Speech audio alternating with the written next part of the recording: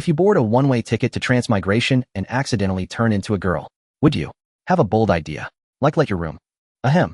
However, a certain transmigrated white-haired lowly just wanted to say to hell with transmigration, to hell with transformation. She wanted to go home. Transmigration was fine and transformation wasn't unacceptable. But the Dragon Ball world, was that something a corporate drone could handle? The planet she lived on was blown up like fireworks, and enemies relentlessly pursued her. This was truly absurd. Princess Bylisi, you can't escape hee. The laughter from behind sounded like it had swallowed several Soul Hall elders. Here it came again. Look, a standard villain sneer. Would anyone who laughs like that be a good person? The white-haired lowly twitched the corner of her mouth. She was now a little white rabbit being chased everywhere by a big bad wolf. Weak, pitiful, and helpless. Am not any princess, nor am I called Bylisi. You've mistaken me for someone else. The white-haired lowly retorted loudly. Haha, mistaken. How could I, the great Jinyu, mistake someone? The laughter came again from behind. The purple humanoid creature calling himself Jinyu had 2 long black horns on his head. He flashed a ferocious smile, raised his right hand, and flung a purple energy sphere. The only white-haired scion on planet Vegeta, Lord Frisia's priority target. I wouldn't mistake anyone but you. The white-haired lowly dodged quickly, the energy sphere whizzing past her ear. Hearing Jinyu's sarcastic voice, if not for her years as a corporate drone in her past life, she would have cursed it out loud. What's wrong with white hair? Did white hair eat your rice? It's not like I chose to be white. I was born this way. What can I do? Just because I have white hair you think I'm a super scion? Come on, are super scions that cheap? Frisia, what did your ancestor tell you? Beware of golden-haired warriors. Highlight golden hair, not white hair. Am a weak, helpless, white-haired lowly, not a muscle-bound gorilla girl. Do I look like a super scion? If you think so, tell me, and it'll change immediately. Boom. A deafening explosion, lifting layers of thick smoke. The purple energy sphere thrown by Jinyu plunged into a mountain range thousands of meters away. The entire mountain range disintegrated in the blast. A huge mushroom cloud slowly rose from the surface as energy continued to release. The spreading shockwave expanded in all directions. Damn it. The white-haired lowly crossed her arms, the key in front of her condensed into a wall to block the incoming explosion storm. Even so, the shockwave slowed her flight speed. Hee, you can't escape now. Taking this chance, Jinyu accelerated his flight, passed over the white-haired lowly, and slowly descended in front of her. Jinyu, over 2 meters tall, looked down at the girl. Meeting his gaze, the white-haired lowless facial muscles tensed. What do you want? She said venomously. I told you I don't know you, and I don't know any scions. Jinyu pulled a photo from the seam of his battle suit, shook it in front of her, and sneered, still trying to deny it now. A combat power of nearly 60,000. If His Majesty hadn't ordered otherwise, I'd really want you to join my Jinyu force. The scout read the number, startling Jinyu. Jinyu had never met Bylisi. The scion Princess Bylisi had always kept a low profile, showing a combat power of only 2,000 to 3,000. But as the only white-haired scion in the race, she was like a shining white spot on a black paper, which led Lord Frisia to order special attention. The photo between Jinyu's fingers was Bylis's recent appearance. Before the genocide of the scions, Frisia had already ordered the rare scion princess to be brought back. Was there a camera in the spaceship? Looking at the photo, Bylisi frowned.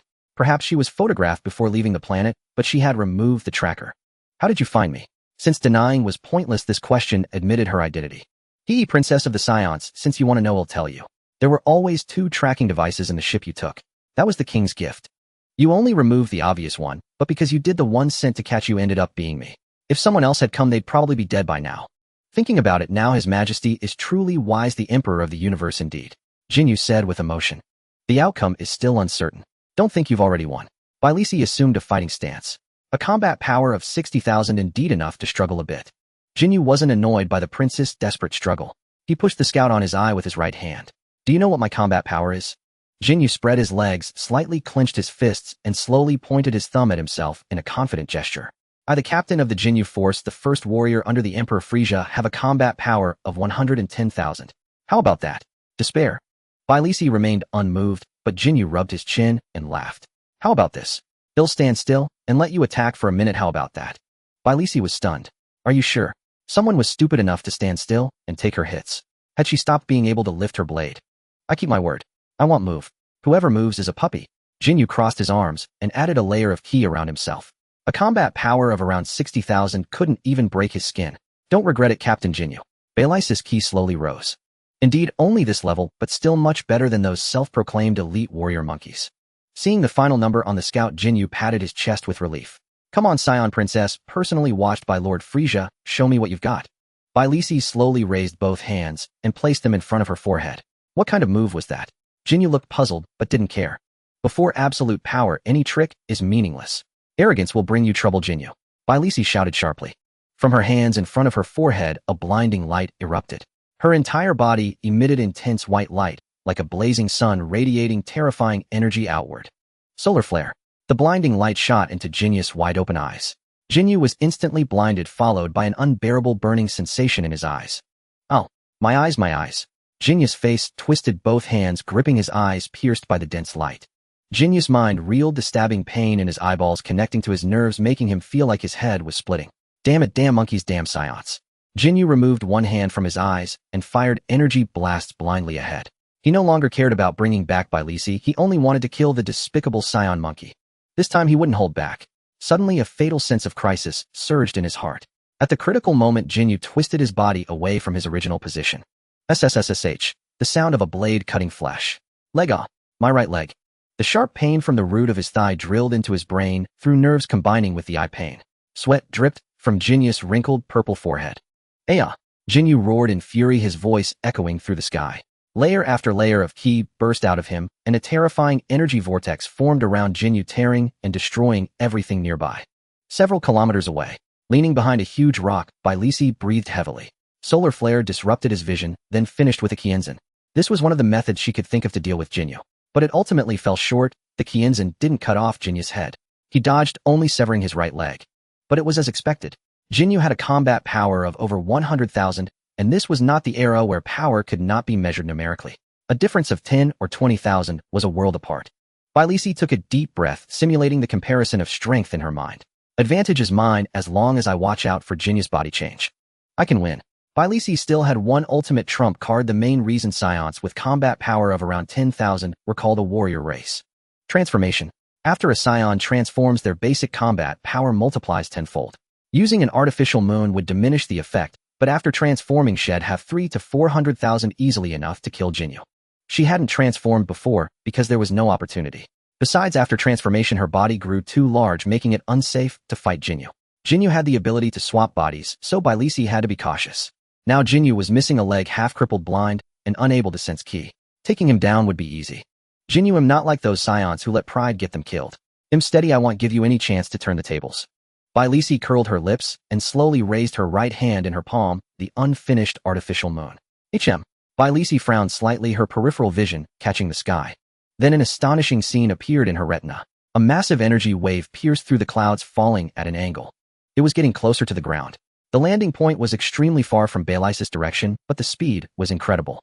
Bylisi couldn't catch up, let alone block it. Bylisi fell silent. She crushed the artificial moon in her right hand into powder. Damn it, Jinyu. You're not honorable. The moment the energy wave hit the horizon, a sky-covering mushroom cloud rose in the region. The destructive power of the explosion, carrying terrifying energy, rapidly spread around. The ground collapsed, visibly the area of collapse growing larger. The planet entered a countdown to destruction. Bylisi had no time to do anything. The energy released by the planet's destruction completely engulfed her body and consciousness. In the final moments before her consciousness faded, Bylisi vaguely heard a sound. Ding! Energy replenished. Chat group loading. The boundless cosmos. A planet teetering on the brink of destruction. Incessant warfare served as the planet's dominant refrain, with flames and smoke of conflict surging in relentless succession. A deity descended in silence. Her arrival drew the final full stop for this irreparable planet. The god of destruction. The deity who destroys planets to maintain cosmic balance. This was the mission the universe bestowed upon her. Destroy. Her tone was utterly devoid of emotion, a youthful voice that echoed through every corner of the planet. The living beings on this planet halted their tasks one after another. Even the most heated battle ceased at this moment, drawing away from the clamor of war. As if by unspoken agreement, they lifted their heads and gazed at the sky. The shattered atmosphere was dyed with a purple halo, forming a magnificent aurora in the heavens. Before long, the earth itself turned purple. Every living creature was cloaked in a thin veil of purple, and an irresistible sense of dread welled up from within. Have we angered the gods? Someone stammered out these words. Perhaps this was the final utterance of the planet's life. The earth began to crumble, and the sky grew dim. As far as the eye could see, purple energy consumed everything around, eroding, disintegrating, and finally reducing all to nothingness. In just a few seconds, no trace of this planet could be found. This kind of work really doesn't sit well with me. In the cosmos, a young girl gazed upon the planet's passing. Her snow-white hair spilled loosely over her shoulders. She wore an Egyptian pharaoh-style garment, lending her an air of solemnity. She slowly lowered her hand, and the purple destruction energy in her palm rapidly receded. Time to leave. With a soft sigh, the girl's figure vanished into the cosmos. The realm of destruction, a special space at the edge of the universe. The girl lay on the grass, stretching her limbs out like a starfish languidly lounging. She was no longer wearing the pharaoh-style work uniform, but a light white suspender-pleated skirt. She looked lazy and carefree like a girl next door. 20 years. The girl counted on her fingers. Having traversed into the Dragon Ball world, becoming the princess of the Scion race, the name Bellis had accompanied her for 20 years. 10 years ago, after her planet exploded, she crossed from the 7th universe to this universe. She was unexpectedly found by the previous god of destruction, taken back to the realm of destruction, and became a candidate god of destruction. 5 years ago, she transitioned from candidate to full-fledged god of destruction, and since then her appearance has never changed. She had long ceased to care about the gender change before and after the traversal. Or rather, she had barely cared about it at all. When you know your home planet will explode in a few years and your life is at stake, would you care about gender? In a high-risk world where a wave of the hand can easily annihilate a planet, gender is insignificant before power. I wonder if Jinyu is still alive. Even after so long, Bellis still vividly remembered Jinyu's shitty behavior of flipping the table when he couldn't win. However, if Jinyu hadn't blown up the planet, the chat group probably wouldn't have awakened. She wouldn't have come to this universe, wouldn't have become a candidate god of destruction, and wouldn't have accidentally become a new god of destruction. At the last moment of the planet's explosion, the chat group system saved Bellis' life, sending her to the current universe. Since then, it had been stuck on a loading screen. From being a candidate god of destruction to becoming a full god of destruction, the chat group had remained in loading status for all these years. I wonder when this will end. Suddenly, a sound echoed in Bellis' mind. Ding! Chat group loaded successfully. Bellis. Bellis sprang up like a rubber ball. What did she just hear? The idle chat group is finally going to work today. The mechanical voice of the chat group sounded again in her mind. Ding, now inviting members. Ding. Old Man Spots has joined the chat group. Ding. Woeful Shrine Maiden has joined the chat group. Ding. I Am Not a Spider has joined the chat group. After 3 consecutive prompts, Bellis noticed the chat group's dynamics. She briefly browsed the group's functions, then shifted her gaze to the members who had been pulled in. All strange nicknames. In the chat group, besides herself, there were 3 avatars lit up. Bellis sent a message to the group. World's first princess, hey anyone there? If yes, say something. I'm the group owner Bellis. My nickname seems weird too. Bellis was about to greet the group, but the message she sent turned out strange. World's first princess. Did that refer to her? In this world, it seemed she was indeed a princess. After a long time, still no one replied. Ding, Old Man Spots has died, Bellis. Faced with the sudden message, Bellis was dumbfounded. However, the next thing left her even more speechless. The chat group continued to scroll messages. Ding, I Am Not a Spider has died. Ding, Woeful Shrine Maiden has died. Bellis. In the realm of destruction, gazing at 3 consecutive death notices, Bellis stared in disbelief, her forehead covered with black lines. 3 people were pulled in, and all died before she could even get to know them. System, aren't you inviting people? You're handing out death notices. Ding, sending the group owner the death replays of members. Bellis looked at a corner of the chat interface. In the previously blank group owner attachments, 3 videos had appeared. System, you're really thoughtful, even providing videos, Bellis quipped. Bellis opened the first death replay. The first thing that came into view was an extremely dim cave. Inside sat a withered old man covered with wrinkles, his graying hair falling to his waist. He wheezed heavily from time to time, looking very weak. Abito, until I am resurrected, you shall be the Uchiha Madara walking the world. The withered old man, sitting cross-legged, stood up shakily and forced out the words with difficulty. With your eyes observe this ninja world full of despair. You will understand more deeply that only the infinite Tsukuyami can save it. Rip. The old man tore off his connection to the demonic statue of the outer path. The tubes that had been supplying him with life force fell to the ground. Cough. Cough, cough, cough. The old man coughed violently. Without the support of the demonic statue, his rapidly aging body slowly collapsed. In his mind, the images of his friends surfaced. 2 youths sitting on a cliff discussing peace and the future. This scene was also recorded in the chat group's replay. The old man's consciousness gradually blurred. Hashirama.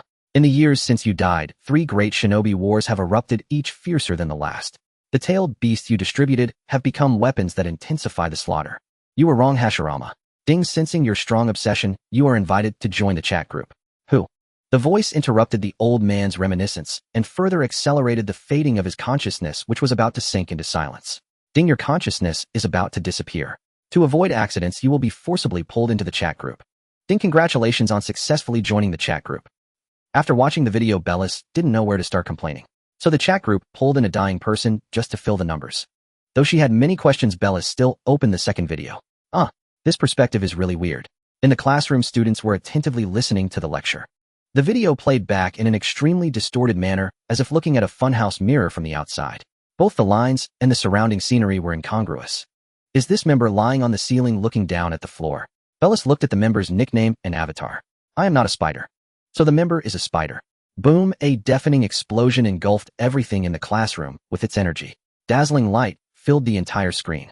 It died a bit hastily, probably blown up, Bellis mused. Such intense energy couldn't be from an ordinary gas pipeline explosion. Hearing the familiar ding sound, Bellis no longer felt like complaining about the system. It must have been pulled in right before death and then died immediately. Bellis directly opened the last death replay. In the video, a woman in a white robe and red skirt dragged her grievously wounded body slowly toward her village. The white robe near her chest was torn by sharp claws, blood continuously seeping from the wound. Most of her clothes were stained crimson. A shrine maiden guarding the Shirkan jewel. Seeing the woman's cool and detached appearance, Bellis guessed her identity. The video played second by second. As the shrine maiden passed away, the replay reached its end. Just as Bellis finished watching, the chat group's sound rang out. Ding detected that all members have died. Activating emergency measures, soul binding for members. Binding successful. Ding, Uchiha Madara, Spider-San, Kikyo have joined the chat group. No. Mr. Madara, I know you are furious right now, but please do not be angry. Our battle was destined from the very beginning. With that in mind, doesn't it feel a little better? Bellis' words nearly drove Uchiha Madara to a frenzy. Destined? You dare say that? Madara laughed in sheer rage. The blue arm of Susanoo gripped the scabbard, and the scabbard's chakra trembled faintly, transforming into a blue katana. He swung the azure blade, slashing fiercely toward Bellis' position. Mr. Madara, still unwilling to give up. A flash of light erupted, and a surge of powerful chakra rippled before Susanoo. Just as the blade was about to cleave Bellis in two, from behind her figure vanished with a whoosh. The next moment, she gently alighted on the edge of the descending sword. Even as Susanoo swung its blade with incredible speed, she remained motionless upon the tip. As expected of the Uchiha clan's hereditary Susanoo, both its offense and its appearance are quite impressive. However, Bellis' voice shifted abruptly. I wonder how it fares in defense. Her figure vanished once more, charging toward the location of Uchiha Madara within the perfect Susanoo. Sensing danger, Madara manipulated Susanoo into a defensive stance. 1/2 slashes. Susanoo's twin blades moved with blinding speed, yet each time they were about to strike Bellis, she nimbly evaded them. She dodged Susanoo's strikes in a perilously close manner, fueling Madara's irritation. Damn it, just a little more. Bellis drew closer to Susanoo's visor. Madara's hands moved rapidly through seals. Fire-style dragon flame. Too slow. The voice came almost simultaneously. It targeted the special visor on Susanoo's forehead, the hardest part meant to protect the user. With a crack, several fissures appeared. Not good. Madara's expression shifted drastically. Abandoning his hand seals, he began draining the power of his Rinnegan eyes to the utmost. Ultra, Shinra Tensei. Channeling his ocular power, he concentrated the repulsive force of the technique into a single direction. With a boom, at that moment, Susanoo's visor shattered. An incredibly powerful shockwave surged forth. Impossible. The repulsive force generated by the Ultra, Shinra Tensei, was instantly overwhelmed by the airwave, offering no resistance. Ugh! Madara spat out a mouthful of blood. A massive hole burst open at the back of the perfect Susanoo's head. Madara's body was sent flying backward. After several seconds in the air, he crashed heavily into the ground. The immense momentum caused his body to grind violently against the earth, tumbling for hundreds of meters before finally halting. The perfect Susanoo, deprived of Madara's ocular power, completely dissipated.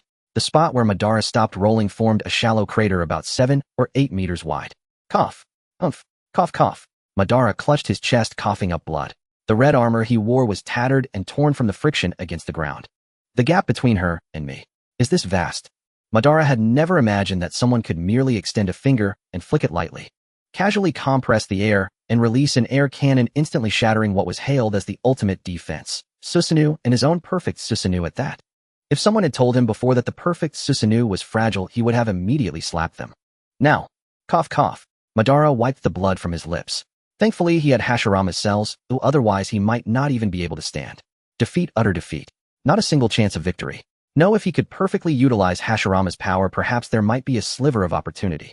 Dying in the arena wouldn't mean true death. This was the information Madara had gleaned from the arena's rules, which was why he hadn't held back from the start. Bellis descended slowly from the sky. She stood at a considerable distance from Madara. Mr. Madara, will you give up? Her voice was calm. Mfi Uchiha Madara, know only failure and success. Never surrender. Madara spat out a mouthful of dark blood and straightened his chest to stand. I have one final move. If you can withstand it, Hedon, I will acknowledge you as the strongest. Is that so? Belly said with a slight smile. I don't particularly care about being the strongest, but since it's a request from you, Mr. Madara, I suppose I can reluctantly oblige. I will stay within your attack range and won't use instant movement to flee. Please, Mr. Madara, feel free to attack. Bellies gave Madara a reassuring look. Very well. Madara responded with a hint of tsundere. Though it was somewhat dishonorable, he had no choice. If Bellies casually performed spatial jumps, all his efforts to unleash his ultimate move would be wasted. Wouldn't that be frustrating? Just like before when he attacked her, she simply refused to engage and stood aside to watch. Susanoo. Madara activated the perfect Susanoo once more. Mr. Madara, are you planning to fall and rise again, reclaiming your pride with Susanoo? Bellies asked with interest. Spare me your sharp tongue. The real show is yet to come. Madara clasped his hands together. Wood-style wood golem technique. The earth trembled violently. Seconds later, a colossal humanoid figure constructed entirely of wood crawled out from the ground. Hashirama, become one with me. Madara roared. Susanoo, beast of hardship. The azure chakra emanating from Susanoo spread methodically over the wood golem, covering its surface and transforming into armor nearly matching the golem's size. Susanoo overlaid on a wood golem. Belly stood on the violently shaking ground, watching Madara's new technique take shape, a hint of amusement on her face. Interesting. Quite creative. However, Mr. Madara, it seems you do not currently know Sage Art. If Bellies remembered correctly, Madara had acquired Sage Art from Hashirama Senju after his reanimation. Madara's appearance. His life force is rapidly depleting. What is he doing? Bellies was puzzled. She had only superficially understood the formation rules of chakra, as she was still unfamiliar with its more intricate applications. Madara's jet black hair visibly turned white. Wrinkles gradually crept across his face. The Susanoo-clad golem was complete. Madara's life force continued to diminish exponentially. This is my ultimate technique, unique to me, Uchiha Madara. The earth trembled incessantly. For thousands of square meters around, the air grew viscous. Madara pressed his hands together, panting heavily. Sage Art, beast of hardship, true, several thousand hands. With the giant wooden figure as a fulcrum, the thousand-armed Buddha rose from the ground. Susanoo's azure armor swiftly enveloped the Buddha's exterior. The Buddha statue, nearly a kilometer tall after being clad in Susanoo's armor, exceeded 1,000 meters, reaching a height of 1,200 meters. Each hand of the Buddha shimmered with a faint scale-like azure luster. The originally somewhat monotonous thousand-armed Buddha now appeared even more majestic. Huff, huff. Uchiha Madara's face showed exhaustion, yet his aged visage and graying hair could not conceal his surging battle spirit. Take this. His slightly hoarse voice roared loudly. True, several thousand hands, great Buddha striking the heavens. The wooden figure began to move, carrying the colossal Buddha beneath it. The entire earth rumbled with a trembling sound, the ground shaking violently. The distance to Bellies grew shorter and shorter. Susanoo draped over the wooden figure. Quite the spectacle and rather intimidating. Bellies let out a rare compliment. Well then, let's toy with that a bit. As she spoke, her open eyes slowly closed, and a faint ethereal sense of profundity emerged. Within Susanoo's mirror armor, Uchiha Madara noticed Bliss movement. To dare close your eyes against the power of Hashirama and me? What sheer arrogance. Cough, cough. Uchiha Madara's laughter was laced with towering rage. Having lost most of his vitality, he nearly choked on his breath, coughing several times before smoothing the air caught in his throat. In that case, he'll claim the position of group leader. The Buddha statue, over a kilometer tall, erupted with a terrifying burst of chakra. The 1,000 arms encircling the Buddha, armed by Susanoo, took on a blue hue, exuding an imposing deterrent force. 1 arm, 2 arms, 3 arms. At the ends of the arms, hands clenched into fists, striking out one after another. Countless fists rained down like bullets. All attacks converged on a single direction, the spot where Belly stood. The first fists to near the ground pounded the surface with a series of resounding thuds. Boom, boom, boom, boom, boom. The arms of the true, several thousand hands continuously drew back and punched, hammering the ground with force. Uchiha Madara, using his Rinnegan, manipulated the true, several thousand hands, attempting to track Bliss movements. Gradually, a few beads of sweat seeped out on Uchiha Madara's aged face. Is this something a human can achieve? The pupils of his Rinnegan contracted almost to a single point. Even so, he could barely catch the faint afterimages of Bliss evasions. A fist hurtled toward the direction of Bliss' head. Belly shifted slightly, dodging by letting the fist brush past her. Then a second fist attacked from the side. Bellies merely leaped lightly, evading the howling strike. Even fists striking from behind were avoided by Bellies, as if she had eyes in the back of her head, with effortless grace. Despite the reinforcement of Susanoo, the dense fists relentlessly pounded the ground. Often a second fist would land on the same spot as the first, causing the 2 arms to collide and damage each other. Such incidents were not uncommon. Within the attack range of the true several thousand hands, countless broken would release arms and debris scattered in all directions. Yet the dense heart-stopping barrage of blade-like wooden shards still proved utterly futile against Bellies. Bellies kept her eyes closed each time, evading attacks in a seemingly inconceivable hair's-breadth manner, as if she had predicted the exact point of impact. Could the Sage of Six Paths perform such a feat? Uchiha Madara doubted. If Bellies had shattered the true several thousand hands with sheer force, he wouldn't have been overly surprised. But Bellies didn't even counterattack. Every dodge, every landing point remained within the attack range of the true several thousand hands. No matter how dense the assault or even its aftershocks, not a single one could touch her. The true several thousand hands persisted for nearly 20 minutes. The arms, unable to bear the strain of the assault, continuously shattered and broke.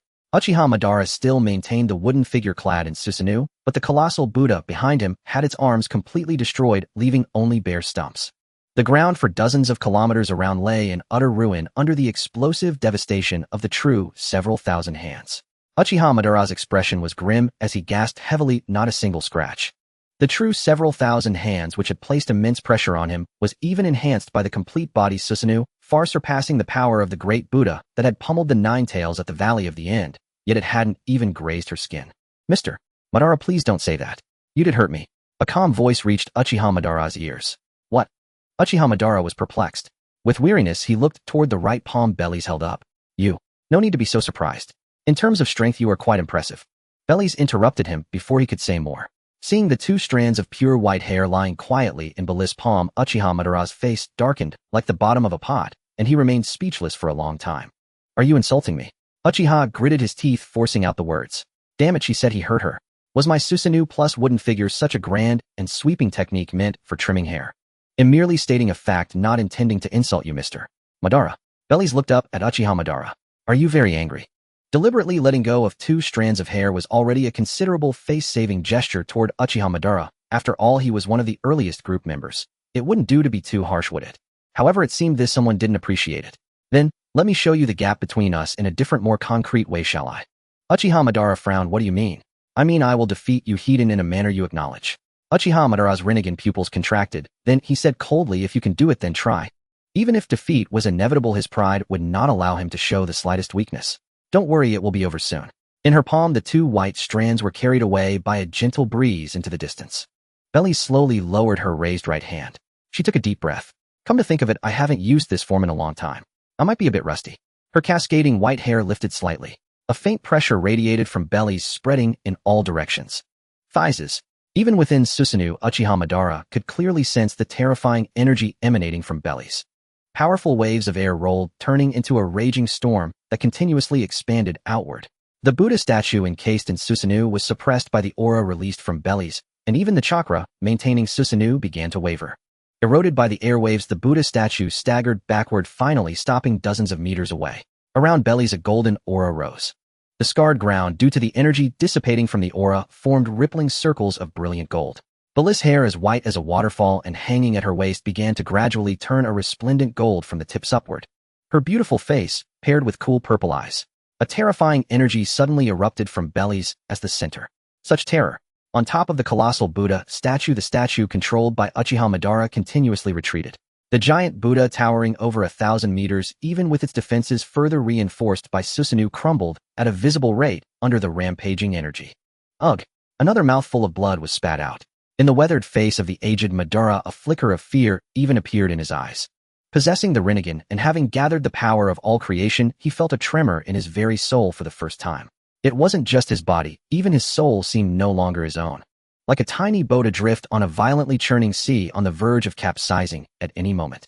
Weak and helpless. Even his consciousness seemed to congeal. Uchiha Madara watched helplessly as the giant Buddha statue encased in Susanoo was pierced by the rampaging, spreading golden energy. Even the combined defenses of Wood Style and Susanoo peeled away and collapsed layer by layer without resistance in the clash of this frenzied golden energy.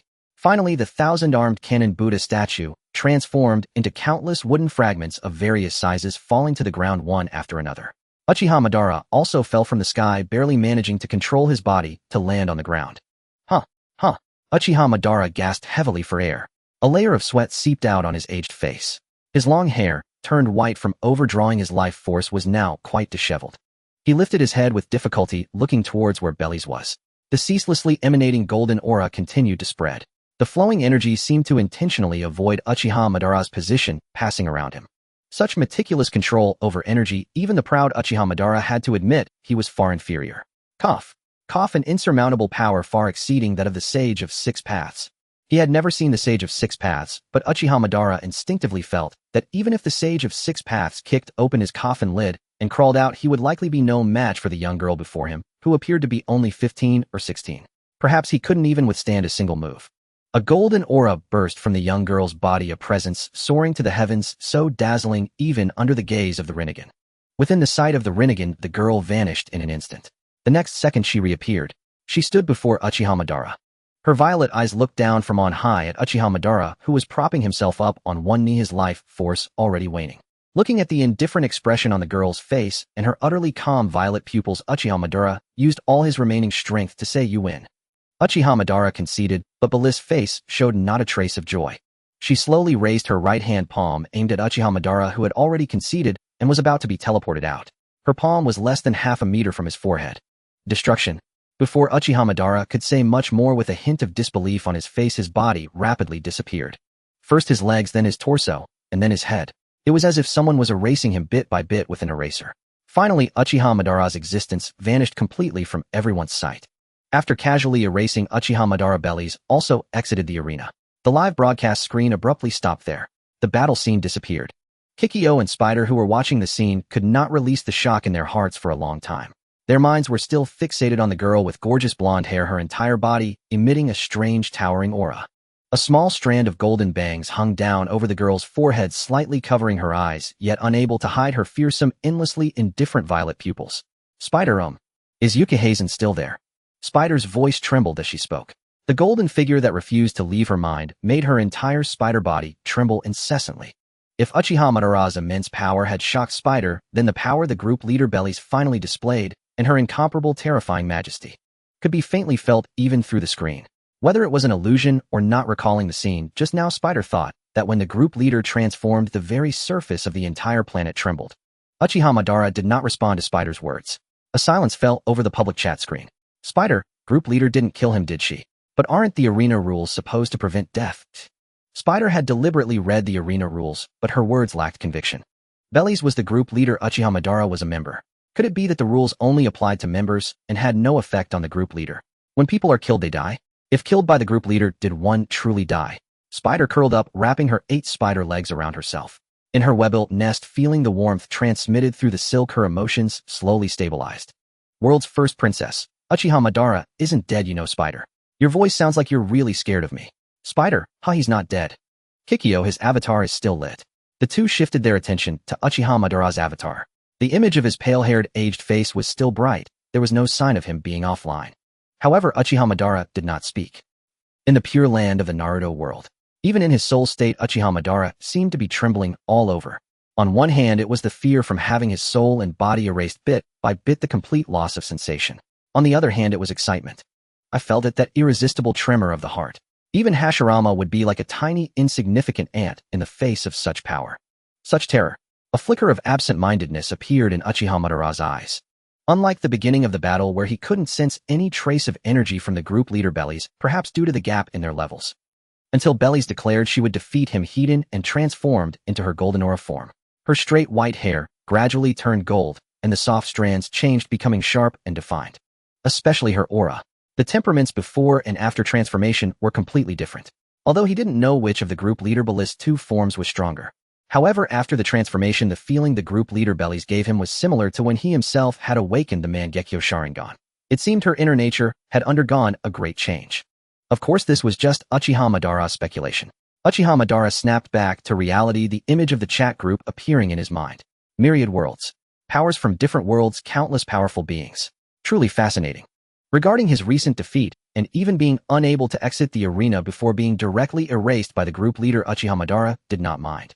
Uchiha Madara was a warrior. He couldn't accept failure, but he could win it back next time. Besides, he wasn't dead yet. Well, no, in any case, he still had consciousness, didn't he? Uchiha Madara typed a message into the group's public chat. Uchiha Madara, I'm still here. Would a certain member please stop mourning?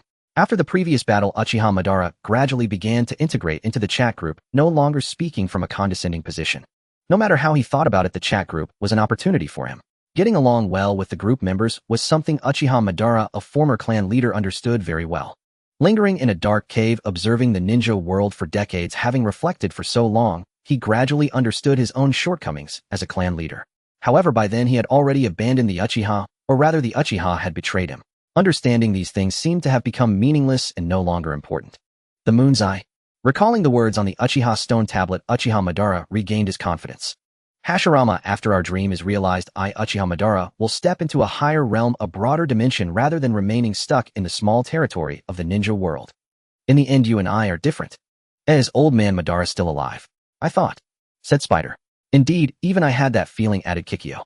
The oppressive sensation from the erasure of Uchiha Madara's presence felt so vivid, as if one were experiencing it firsthand, even through the screen. It's probably due to my transformation. That form affects my personality to a certain extent. Simply put, it's somewhat similar to when Mr. Madara activates his Mangekyo Sharingan, explained the world's first princess. You mean negative emotions? Asked Uchiha Madara. If you want to understand it that way, it's not impossible, replied the world's first princess. Returning from the arena, bliss consciousness re-entered her body. Checking her condition, she found no residual traces of her Super Saiyan transformation, meaning the body she used in that space was not her own. Furthermore, it had no effect on her current self, since becoming an official god of destruction, Bellies had not transformed into a Super Saiyan. The primary reason was that the Saiyan transformation conflicted with the power of destruction inherited from the divine position, causing changes in her personality. Until she fully overcame this, she had no intention of casually attempting a Super Saiyan transformation. Previously, since it was in another space and the body was specially constructed by the chat group, she decided to give it a try. It turned out the consequences of the transformation were more severe than imagined. She originally only wanted to test the strength of the arena space, but after transforming, she ended up killing Uchiha Madara to see if the chat group could bring him back. Although the difference seemed minor, it genuinely affected her personality. Indeed, I am truly incompatible with the warrior race. A message from the chat group pulled Bellies back to reality. Wait. I suddenly have a question, group leader. Was your attack on me just now an attempt to kill me bypassing the chat group's rules? Asked Uchiha Madara. Uchiha Madara was not foolish. Combining the group leader's explanations with the nearly tangible erasure of his body and soul, he couldn't help but deduce a chilling answer. The more Uchiha pondered, the more plausible this deduction became, especially recalling the indifference in Bliss' violet eyes and the expression as if she were looking at trash. Mr. Madara has discovered it. How troublesome. Should I silence you? Said the world's first princess. Replied Uchiha Madara. Replied Kikyo. Replied Spider. Just kidding. Rest assured, Mr. Madara, before the transformation, I absolutely had no intention of killing you, including now. You saw the situation after I transformed. Even under my full attack, you're still alive and kicking, said the world's first princess. Replied Uchiha Madara. I suspect you're quibbling, and I have evidence. Ding. Uchiha Madara has been promoted to group admin. Let's give a warm cheer. Replied Uchiha Madara. Hush money. Isn't this solid proof? Ahem, anyway, what happened earlier was an accident. The current me is the real one. Everyone just forget about the personality during the transformation, said the world's first princess. What do you say, Mr. Madara? Asked the world's first princess. World's first princess, you can just call me by name. Calling me, sir, makes me feel like he'll be sold off by you one day, replied Uchiha Madara. Uchiha Madara chose caution. Faced with a being who could effortlessly crush him, even his arrogance had to yield. He still had dreams and the peace of the ninja world to pursue. What needed to be endured must be endured. As expected of Hashirama, who understood from the start that the essence of a ninja is endurance. All right, what do you say? Uchiha Madara, said the world's first princess. Replied Uchiha Madara. Are you fixated on this? Can't we change the subject? Having obtained the identity of group admin and understood its permissions, Uchiha Madara found it difficult to defy the group leader. After all, the loser has no rights. His earlier provocation of the group leader's authority, even if it led to death in the arena, was his own fault, especially since his soul was still intact. Ahem, I also think the group leader is as easy to get along with as Hashirama, said Uchiha Madara. Damn it, the shinobi of the divine realm could utter such hypocritical words without batting an eye. After the misunderstanding between Bellies and Uchiha Madara was resolved, the chat group became much quieter.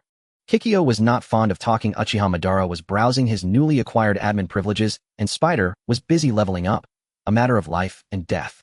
After a considerable period of silence, world's first princess, group leader, do you know what's happening in my world? Asked Uchiha Madara. Are you referring to the Ten Tails or your Moon's Eye plan? Asked the world's first princess. You do know? May I ask how much you know? inquired Uchiha Madara. After you joined the chat group, based on the group leader's authority, I can roughly perceive the predetermined past and future of the world a group member belongs to. By predetermined, I mean what would have happened if you hadn't joined the chat group. Of course, it's only a part, not everything, explained the world's first princess. Bellies did not directly tell Uchiha Madara that their worlds were anime, but instead explained it from the perspective of the chat group's near omniscience. No one wants the world they exist in to be a mere comic. Then did my plan succeed? Did the ninja world achieve eternal peace? Asked Uchiha Madara, his voice trembling with excitement, as peace for the ninja world had become his obsession. It succeeded, and it also failed, replied the world's first princess. Replied Uchiha Madara. Someone betrayed you, and it was the person you trusted most, said the world's first princess.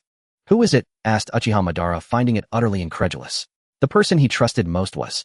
Wouldn't it be boring if I told you the truth now, said the world's first princess. Wouldn't it be better to find out for yourself after you are resurrected? After all, you have a plan for resurrection. Replied Uchiha Madara. This person is so infuriating, but I can't defeat her. In the realm of the gods of destruction, Bellies withdrew her consciousness from the chat group. Peace brought by the infinite Tsukuyami. She shook her head. Who can guarantee that their own world isn't a utopia created by a higher civilization? She did not reveal the truth about the infinite Tsukuyami to Uchiha Madara. Bellies held reservations about Uchiha Madara's so-called infinite Tsukuyami. If a person has lived in a false world since birth, then the imprint they leave in that false world becomes the reality of that world. Truth and falsehood are not always so clearly distinguishable. Take her current world of Dragon Ball. Can she guarantee that it truly exists? Could it be a world created by some unscrupulous author who stuffed her into it? Susanoo is decent, but for me it's somewhat redundant. In her battle against Uchiha Madara, Bellies gleaned numerous inspirations, including the simulation of chakra structure through her own laws. What? How could she achieve this? Honestly, if a deity with a base combat power exceeding 1,000,000,000,000 couldn't even simulate the degraded energy used by a being with less than 1,000 combat power, they'd be better off smashing their head against a tofu block. It's akin to a college student failing a primary school final exam. One would truly have to question whether those decades of life were lived in vain. The yin and yang attributes of chakra are quite similar to the laws of the god of destruction and the supreme Kai. However, it's the result of degradation countless times over. With a casual wave of her hand, Bellies dispelled the complete body Susanoo that towered 1,000 meters above her. She slowly descended to the ground. It's not that I gained nothing, but I can only say it's better than nothing. Bellies felt a shred of comfort. The appearance of the chat group had been somewhat useful after all. She immersed her consciousness into the chat group. Moi. A trace of astonishment flickered across Bellies' face. 2 new members. APTX 4869 researcher. Abyss Princess. As she looked at the displayed avatars of the 2 familiar images surfaced in Bellies' mind. Having lived 20 years in this world, her memory had become much clearer after becoming a deity. Interesting, so it's them. The APTX 4869 researcher, a tea-haired little girl, was a key supporting character from a certain anime about a Shinigami elementary school student. Her original name was Mayano Shiho, and her name after shrinking was Hybra AI. As for the other, a traveler from Genshin Impact, a quest expert from the world of Teyvat. The nickname doesn't match Wade Abyss Princess. Could it be? As Bellies was pondering in Teyvat, a chat group connecting countless worlds. How could such a thing exist in Teyvat? The young girl with blonde hair and a white dress wore a puzzled expression typical of Ing. Systems and chat groups were things only found in novels, weren't they? Having traversed countless worlds, she naturally knew about the so-called golden fingers in certain novels. I don't sense any malice for now, the girl murmured. Sinking her consciousness, she began browsing the chat group's content. The girl's pupils dilated, her face taking on an expression of naive bewilderment. At that moment, an Abyss Mage suddenly appeared. The Abyss Mage slowly prostrated behind the girl, speaking with reverence. Your Highness, regarding the plan for the Wind Dragon of the East, we have encountered an insurmountable obstacle that requires your judgment. Withdrawing her consciousness from the chat group, the naive expression vanished from the girl's face, replaced by a calm countenance tinged with coldness. She cast a sidelong glance at the Abyss Mage behind her. Is it the Anemo Archon? Is he going to don his crown again for this dragon? No, it's not him. That unreliable deity might intervene halfway, but we have countermeasures. The one obstructing our plan is your blood relative. As the Abyss Mage finished speaking, the girl's pupils suddenly dilated. Scenes of moments spent with ether flashed through her mind, even the battle with the heavenly principal sustainer.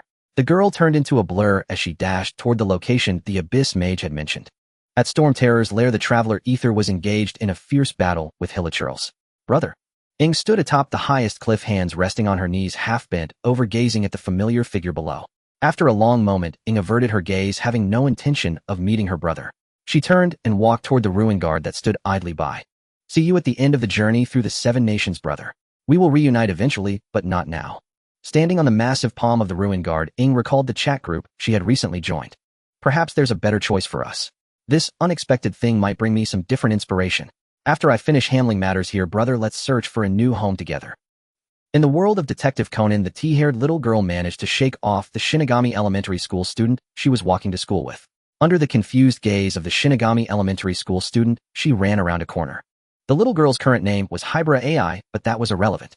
What mattered was the voice that had suddenly appeared in her mind. Do you truly wish to live? Then join us. Yes or no? Just as Hybera AI was bewildered and about to wait a moment to ask the nearby famous detective, the voice from nowhere echoed in her mind again. Ding. Due to prolonged inactivity, the system has defaulted to your decision to join the chat group. Hybera AI. Then she felt a buzzing in her head as strange information poured incessantly into her mind. The memories in her mind grew increasingly clear. This set of memories not her own, yet seemingly etched anew. Made the former scientist Mayano Shiho, now Hybera AI, realize that such a bizarre phenomenon was beyond the capabilities of current technology. She quickly made an excuse to shake off Adagawa Conan beside her, seeking a secluded spot to thoroughly examine the information she had received. Yet the more meticulously she recalled and reviewed, the more unbelievable it seemed. Magic, monsters, chakra. This must be a joke, right? But she knew it was no joke. What's wrong, Hybera? At some point, Conan had appeared beside Hybera AI, a suspicious look on his face. Do you believe in magic? Hybera casually asked a question that left the Shinigami Elementary School student dumbfounded. Conan, what are you talking about, Hybera? I'm a materialist, believe in science. How could something like magic possibly exist? Conan stared with dead fish eyes, having just thought something had happened to Hybera and run over in a panic. And this was it. Could do you think APTX 4869 is scientific? Conan was momentarily stunned. This is a product of technology. Conan found himself unable to refute the fact that he had shrunk after taking the drug. A high schooler weighing over 100 pounds had shrunk into a tiny elementary student and survived without any side effects. It completely defied the law of conservation of energy. Regarding APTX 4869, the original research was actually on the elixir of immortality. How could such a thing? Conan was about to refute Hybera's wild imagination, but when he thought about how he had become an elementary student, which in a sense was a form of immortality, he couldn't continue. What do you think? Hybera tidied the bangs by her ear. Hybera, you've been acting strange since earlier. Conan avoided the topic, knowing that if he acknowledged that the drug he had taken truly had such effects, he would never dare to investigate the Black Organization again. It went without saying that an organization researching such things would be deeper than a whirlpool. Go to school by yourself. I'm feeling unwell today, so I'm heading back first. Leaving Conan with her silhouette, Hybera AI turned and walked away. Hey. Conan, full of confusion, glanced at his watch, showing it was almost time for class. Ultimately, curiosity was defeated by reality. After confirming that Adagawa Conan had gone far away, Hybera AI leaned against a nearby large tree and let out a long sigh. Great detective, I've just told you some rather serious things. In the organization, Jin wasn't the only one working. Their reach spanned nearly the entire world. Hybera AI shook off the random thoughts in her mind and immersed her consciousness into the chat group. From the group administrator, she had just received a piece of information that deeply concerned her. Even if it were a deal with the devil, she wanted to try it. APTX 4869 researcher, Uchiha Madara, about reviving the dead, is what you just said true? Hybera AI's body trembled slightly, and she could feel her heart pounding in her chest. Revival. Sister. Uchiha Madara, the chat group has this function after leveling up. As an administrator, Uchiha Madara had learned quite a bit from the chat group's permissions, including the aspect of revival that he was particularly concerned about. After all, he was currently a dead man with plans for revival, so it was only natural he would care about this. With the group owner bellies offline, Uchiha Madara had no choice but to reluctantly take on the role of welcoming new members. And then naturally, he painted a grand vision for the newcomers. A man who had been a clan leader. Did he even need to learn how to paint a rosy picture? He casually spoke of the chat group's future prospects. Thus, the newcomer with the nickname APTX 4869 researcher easily took the bait, while his capable subordinate Uchiha Madara was diligently working. A certain white-haired slacker group owner quietly came online. She didn't interrupt, silently lurking, perhaps occasionally blowing a few bubbles underwater. Indeed, for a tsundere like Uchiha Madara, as long as you can subdue him, he'll take the initiative himself. While Uchiha Madara was tirelessly educating the new group members, Belize quietly interjected. World's first princess, huh? I was away for just a moment, and two newcomers have joined. World's first princess. Hello there, Belize, the group owner of this chat group. Feel free to ask me anything you don't understand. Shortly after Belize's words faded, a questioner appeared on the screen. APTX 4869 researcher. World's first princess. The admin just mentioned that the chat group can revive the deceased. Is that true? Could you elaborate on how it works? Uchiha Madara had only recently become an admin, and the admin privileges did not extensively describe actions like resurrection. After learning some information from Uchiha Madara, Hybra AI saw the group owner come online and immediately pressed for answers. World's first princess, the person you wish to revive, is it your sister? APTX 4869 researcher, you. How do you know? Hybra AI was astonished. She had indeed mentioned wanting to revive someone, but had never revealed in the group that it was her sister. World's first princess, don't worry, I'm not some black organization. Once you join this chat group, the past and future trajectories of your world will be captured to a certain extent. World's first princess, of course the past and future I refer to are recorded based on your world without your joining the chat group. APTX 4869 researcher, I see. World's first princess, the purpose of this chat group is to better change the predetermined future or even amend past regrets. Of course, you can also obtain powerful strength if you wish. Abyssal princess, strength, huh? World's first princess group owner, are you very powerful? On the continent of Teyvat, as the abyssal princess who commands the abyss, Lumen was deeply eager for formidable power. After all, she was destined for a final battle against the heavenly principles. World's first princess, different worlds have different laws, and the expression of power varies. It's hard to compare without an actual battle. In my own world, I suppose I'm decent enough. Eliza's words were ambiguous, but Lumen did not press further. She still harbored considerable caution toward the chat group. World's first princess. Earlier, a new member asked about resurrection. World's first princess. Let me clarify here, once the chat group reaches level 3, the trading system will be unlocked. The answer you seek lies within. World's first princess. There are 2 ways to upgrade the chat group: member activity and the number of members. World's first princess. APTX 4869. Do you have any more questions? The group chat fell silent for a moment, then a message appeared on the screen. Hybra AI, no more questions, thank you, group owner. At some point, Hybra AI had changed her group nickname to her own name. Resurrection. On the continent of Teyvat, Lumen was also lurking and browsing the chat group's messages. She murmured, in many worlds, topics about resurrection involve forbidden things. Being able to speak of it so freely suggests that the group owner's power might be even greater than the heavenly principles.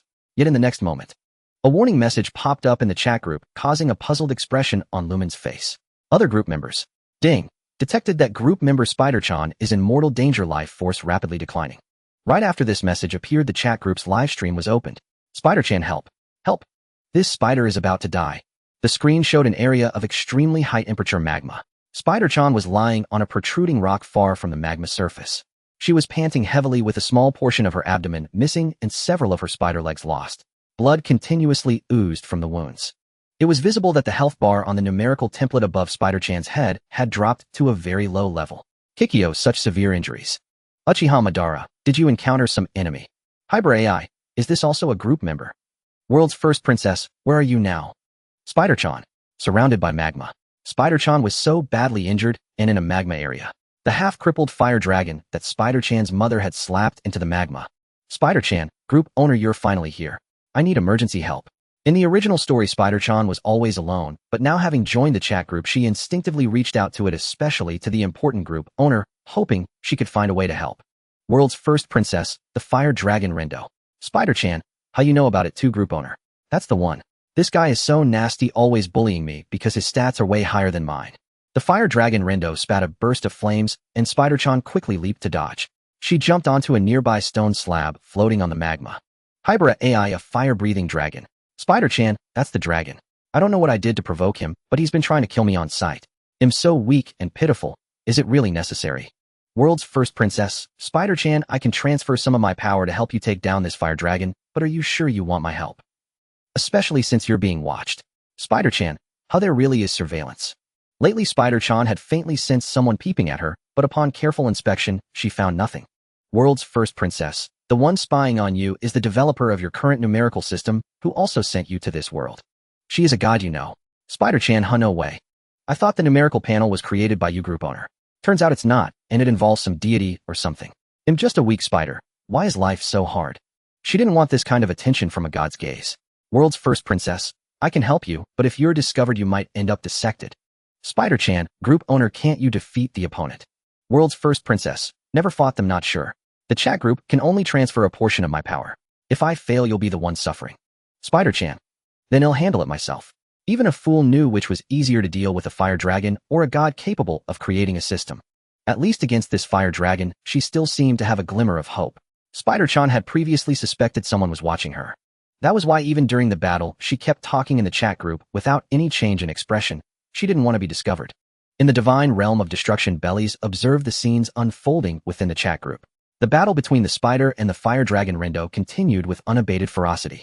The fire dragon, already critically wounded, lost an excessive amount of blood under the spider's relentless assault. As the scorching magma smoked, an aroma reminiscent of roasted meat began to emanate. However, the disparity in attributes between the spider and the fire dragon remained significant.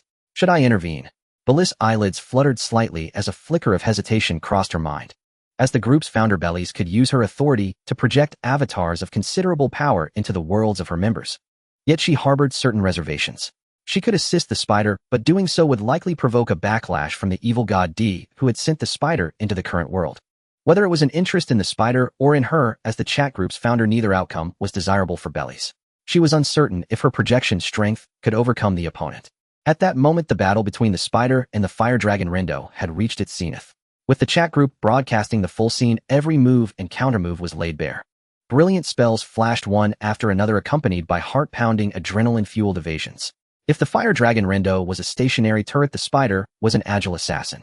Leveraging speed and clever positioning, she continuously drained the dragon's health and mana. Madara Uchiha, an impressive battle sense. Even Madara Uchiha, as proud as he was, couldn't help but offer a word of praise. Kikyo, this fire-breathing dragon possesses strength close to that of a great demon. Kikyo was deeply concerned for the spider's well-being. The two newest members of the group watched intently. AI Hybra observed the battle on screen with focused attention. If I could learn even one such spell, I wouldn't have to fear Jin anymore. She then shook her head. Why entertain such an unrealistic thought? Leaving aside the fact that the spider's world possessed an inexplicable system interface, what even was mana? Did she have any of that? No. So how could she learn?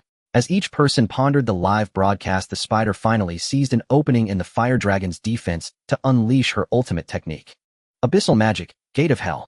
An ancient, decaying square stone gate slowly rose from the magma, soon standing at its center, close to the dragon's position. By the time the fire dragon noticed the perilous gate, it was already too late. The massive gate creaked open, revealing a kaleidoscopic radiance within. With a roar, the fire dragon attempted to stop and destroy this gate of hell, which exuded a lethal menace. Yet the gate's immense gravitational pull not only drew in the surrounding magma, but also devoured the dragon's gathered magic in the blink of an eye. Even the flesh from the dragon's wounds was torn away by the powerful force, blood turning into threads that streamed rapidly into the gate. After several minutes, the open gate slowly closed. The once magma-filled area now lay as a scorched ruin, the ground blackened and charred. The fire dragon's colossal body remained untouched by the gate, but its life force had all but vanished. Abyssal magic. Lumen sat atop Qingyun Peak, contemplating her plan to seal Ojal in Liyue while casually watching the chat group's live stream. The spider's strength surprised Lumen. To her, the dragon named Rindo was not formidable, far inferior to Dvalin. She had even been willing to forsake Dvalin for her brother, so how could a mere dragon impress her? Still, the abyssal magic the spider used intrigued her. When that gate had opened, it faintly exuded a dangerous aura. He'll ask about it later. Utilizing rules from different worlds was always troublesome. Just like the power of the abyss, she had spent considerable time figuring out how to wield it. Getting close to everyone in the group is the best way to reap benefits. Lumen murmured thoughtfully, her heart filled with hope for the future. Heavenly principles, one day, I will trample you beneath my feet. The spider's near-death counterattack against the dragon presented the chat group with a spectacular battle. Madara Uchiha, Spider, you are impressive, reminiscent of my younger days. Spider, old man Madara actually acknowledges me. Madara Uchiha, indeed. In all the battles I've fought, none, save for my clash with Hashirama, can rival yours in splendor. Composure, calmness, and fearlessness in the face of danger. Her grasp of the situation was exceptional in every aspect. It was hard to imagine that the one called Spider had once been an ordinary student in a mundane world. In such a short time, she had transformed into a qualified warrior. Spider, old man Madara wasn't your battle with the group founder. Who is this Hashirama? Madara Uchiha always mentioned Senju Hashirama. Could Hashirama be his girlfriend? Wife? Then the battle he spoke of couldn't possibly be. Ahem. No, I must be overthinking. Madara Uchiha, don't bring that up. That wasn't a real battle. The spider's words immediately darkened Madara's expression. That had been a one-sided beating. How could it be considered a splendid battle? The spider stopped speaking in the chat group, for she had no time left. The abyssal magic she had just used was causing the entire cave to collapse, triggering earthquakes all around. The spider mustered all her strength to drag her prize, the fire dragon, to a safe spot. I wonder if this dragon will taste good, the spider mused, licking her lips. Princess of the Abyss, is dragon meat tasty? I want to try it too. AI Hybra, eat. A dragon. Seeing the spider's expression and hearing the words of another group member who had joined with her, she felt the live stream was becoming increasingly bizarre. Spider, it's delicious. I ate a dragon before. Not as strong as this one, but its taste was exquisite. Madara Uchiha dragons, huh? We don't seem to have any here. But there were two reckless fools who ate a huge fox's meat. Madara recalled information about Kinkaku and Ginkaku brought back by White Zetsu. Just as the spider prepared to savor her meal, a strange space coalesced. A man clad in black armor wearing a helmet with two black horns emerged with a cold, stern visage and crimson eyes. He glanced at the fire dragon's corpse bundled in the spider's webbing, then turned his gaze to her, speaking words she completely failed to understand. Spider, who is this guy? I can't identify him. Do any of you know what he's saying? As she sent the message, the spider didn't expect anyone to reply. Yet the group founder, who was apparently fluent in dragon tongue, decided to translate the foreign language for the members. World's first princess, Spider, this dragon is asking if you are one of Ariel's subordinates and why you attacked his kin. If not, you will die here to atone for his clan's death. Spider, atone. Dragon. This is clearly a human. How is he a dragon? World's first princess, Spider, your focus is rather odd. Spider, huh? I guess that's true. He wants to kill me. The spider belatedly realized the situation, her entire arachnid body trembling uncontrollably. She tapped her front legs together, pleading repeatedly. Oh great dragon, sir, too truly didn't know this fire dragon was your kin. He attacked me first too, was just defending myself. Yes, it was self-defense. In the divine realm of destruction, Bellies heard the spider's begging words to Gili Gili and her identification of him as a dragon and could only sigh in exasperation. What a fool. All her earlier advice had been wasted. She hoped the evil god D hadn't heard. Otherwise, D would likely refuse to save the spider. If D didn't intend to rescue the spider, Bellies would have to act. Given the spider's current level, it was unthinkable that she could survive an administrator's attack. As expected, with the language barrier in place, the administrator Gili Gili could not understand a word the spider said. He raised his hand, ready to deliver a fatal blow to the spider and avenge his kin. Seeing the fierce demeanor of the figure across from him, Spider Child broke into a sweat, flailing his hands and desperately shaking his head. Stop. Stop. Wait, let's talk this over. Spider Child, boss of the group, come save me, someone wants to kill me. The world's #1 princess. All right, Spider Child, I will take action, don't worry. Upon receiving the group leader's response, Spider Child felt a sigh of relief amidst the panic. However, the cold sweat on his forehead continued to trickle down to his chin.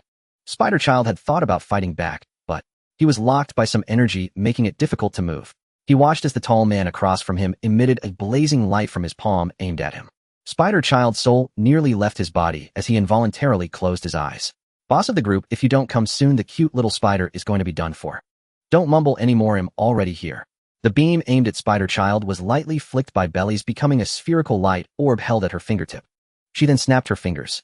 The spherical energy orb transformed into tiny glimmers that floated down.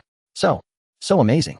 Spider Child opened his eyes just in time to see Bellies effortlessly compressing the beam of light shot by the enemy into a ping-pong ball-sized energy pellet, casually dispelling it. He couldn't help but swallow hard. The attack that posed a deadly threat to him had vanished in an instant. Gua gua gua ee. Chiolai spoke in a language Spider Child couldn't understand, his eyes revealing a wary expression. This is troublesome, the language barrier. Bellies casually pointed a few times in the space ahead. Before long, Spider Child, who originally couldn't understand Chiolai, surprisingly could now comprehend. Boss, what kind of trick is this? Spider Child asked in confusion. It's a small two-way translation device, nothing too remarkable. Bellies did not hide it. Is there such a thing? But boss, you just pointed at the air and did nothing else. Spider Child didn't know where to start with the complaints. Once one's power reaches a certain level, it's easy to create some convenient little gadgets. All right. Spider Child wanted to say something else, but Bellies waved her hand, signaling him to be quiet. Her gaze landed on Chiolai clad in black armor as Bellies smiled slightly. I want to keep this little spider. You don't have any objections, do you? Who are you? Chiolai's expression turned grave. He had not anticipated that he could easily block the attack from this girl in white dress and white hair, and even if it wasn't full strength, it wasn't something the systems on this planet could detect. Friend of Baiji, does that answer satisfy you? Baiji. Chiolai frowned slightly. Is that the name of this spider? Boss, who is Baiji? I'm not Baiji, my name is Rui Jisa. Spider Child felt a bit confused as to why the group leader miscalled her name. Oh, then I forgot, Baiji or Little Bai is your future name. Bellies chuckled, completely unconcerned. No, that can't be. Oh, a future name is indeed interesting, but I'm more curious about your name, outsider. A square screen phone fell to the ground. The moment the sound rang out, Xiao Lai's serious expression shifted slightly. Evidently, he recognized the owner of that voice. Meanwhile, Spider Child was startled by the unexpected sound from the phone. She quickly leaned back behind Bellies. Who, what person? The deity that sent you to this world. Oh, I mentioned it to you before, you should be familiar with it. Edge. Spider Child's 8 legs flailed about in panic. Is it? Is it that deity the group leader said might not be able to defeat? A palm struck Spider Child's forehead and Bellies had a dark expression. Please don't say that so loudly in public. I also have my pride. I'm sorry. Spider Child seemed to realize his mistake and quickly apologized. Long live the boss, invincible across the universe, unifying the world. You better stop talking. I'm worried I might lose control and accidentally kill you. Bellies expressed her exasperation. All right. Spider Child trembled slightly. Bellies extended her finger and gently flicked it. Not far away, the phone on the ground flew over. As she took the red-edged phone, Bellies said softly, "Nice to meet you, the administrator of this universe, Evil God D, or should I say Rui? Our names are just labels, there's no need to take them so seriously." The voice from the phone interrupted Bellies, but she didn't seem inclined to continue her speech. "I want to keep the little spider safe, is that all right?" Bellies replied succinctly. "That's not possible. Oh, I have high hopes for this little spider. Her future name is Bai Ji, right? Then he'll just call her Little Bai. Oh, I have great expectations for Little Bai." The voice from the phone continued in a feminine tone. "Since you know my affairs, you should also be aware of the little spider's identity. So does that mean I have to pay more?" "Exactly, you're an outsider deity, truly sharp-minded." The voice of Evil God D in the phone was calm and unhurried. "She calls you boss. How about pulling me into that group of yours?" Evil God D continued. "I'm very interested in your method of crossing universes. This is not an equal exchange." Belly squinted her eyes. "I can invite you to join, but not now. How about after Bai Ji becomes human?" "Become human? You really dare to dream, or do you see the future and have great confidence in her? Becoming human signifies becoming a deity." Evil God D was well aware of Spider Child's identity, and knowing it well made him somewhat surprised. "Don't you want to see it? You've done quite a bit to send Spider Child over. If it were before, perhaps it would be the case, but now I'm more interested in you." The surrounding space trembled slightly, and then a door of space coalesced. Seeing the girl standing outside the door of space, Bellies chuckled lightly. "If we can't reach an agreement, are you planning to use force? Is that really all right? You should be able to see that I'm merely an energy projection here. Even if you defeat me, what significance would it have? Moreover, you might not even win." To be honest, Bellies didn't care too much about Evil God D. Transferring the life of one planet to another and creating a planetary system was something she could accomplish. But this was the universe where Spider Child lived, and she did not wish to fall out with such a deity. High-ranking deity, Evil God D. After the girl with the cat-faced mask stepped out, Xiao Lai tensed up. No one knew better than him how terrifying this capricious high-ranking deity could be. In Xiao Lai's view, Evil God D acted entirely on whims. He never expected that merely coming to eliminate a small spider that killed his kin would involve not only an unknown mighty deity, but also Evil God D. If I had known this little spider had such a profound background, I would never have stepped into this murky water. Xiao Lai now genuinely feared that Evil God D might directly blow up the planet. Xiao Lai still had deep feelings for the planet of his birth. Even if Evil God D did not blow up the planet, once the two seemingly equal deities started fighting, the planet beneath his feet might also meet an early demise. Why is this girl know this deity wearing a mask? Spitterette cowered behind Bellies, peeking out cautiously, staring at the somewhat familiar figure across from her, her voice filled with confusion. "Because she's your classmate and doesn't want you to recognize her." Spitterette was utterly shocked, her expression as if broken by the revelation. "No, that can't be. A deity going to school. This was as absurd as a billionaire idly begging on the streets." "You? Who are you?" Spitterette tremblingly extended a spider leg, pointing at the other. "Wakaba Iro, are you so curious about my identity?" The voice of Evil God D remained sharp and piercing. "No, not at all." Spitterette, intimidated by Evil God D, immediately withdrew. "All right, stop scaring Shirari. You wouldn't want me to reveal your name, would you?" Belly said helplessly. "It's fine. Compared to Shirari, I'm more interested in you." Evil God D spoke nonchalantly. "Are you sure about this? This is your universe. If it gets damaged accidentally, you'll be the one losing out." As a powerful aura slowly rose from the opposite side, Bellies tossed a ball of white light onto Spitterette, using its energy to protect her. Ugh! Gilly seemed unable to bear the gradually intensifying energy, permeating the entire space, collapsing onto his hands and knees, struggling to support himself. As before, he still couldn't sense the aura of Evil God D. She was on an entirely different plane from him, yet his body involuntarily reacted. Even his proudest dragon scale armor had turned soft and weak under the pressure of Evil God D's presence. "Hey, this dragon is your subordinate. Don't you care at all about his life?" Bellies casually tossed out a ball of light that pierced through the oppressive aura of evil god D and struck Gili directly. Instantly, the crushing weight on him vanished completely. Huff, huff, huff. Gili gasped heavily, looking up wearily at Bellies, his eyes filled with gratitude. Why should I care? After all these years, this fool hasn't improved one bit. I practically spelled out the best way to handle this planet, but he's as dense as a wooden block. Even evil god D deigned to explain to her equal. Don't you know what he's afraid of? Bellies rolled her eyes. Honestly, with your awful personality, how could an honest dragon like Gili dare to defy you even one step further? He's just stupid. Evil god D pouted. So that's why you dragged unrelated people from other planets into this. Based on the original situation, Bellies roughly deduced evil god D's intentions. That's my kindness, evil god D said. I gave them a chance to live, didn't I? And if they're strong enough, they might even return to their original world. You really dare to say that? You don't even believe Spitteret can achieve it, let alone others. I've given them the chance. Evil god D paused. Aren't you the same? Evil god D could sense that the other's power was very similar to her own. They were both planet cleansers under the cosmic laws. You're right. I suppose I have no right to judge you. Belly shrugged. Although the cosmic laws differed between universes, the nature of their work was essentially the same.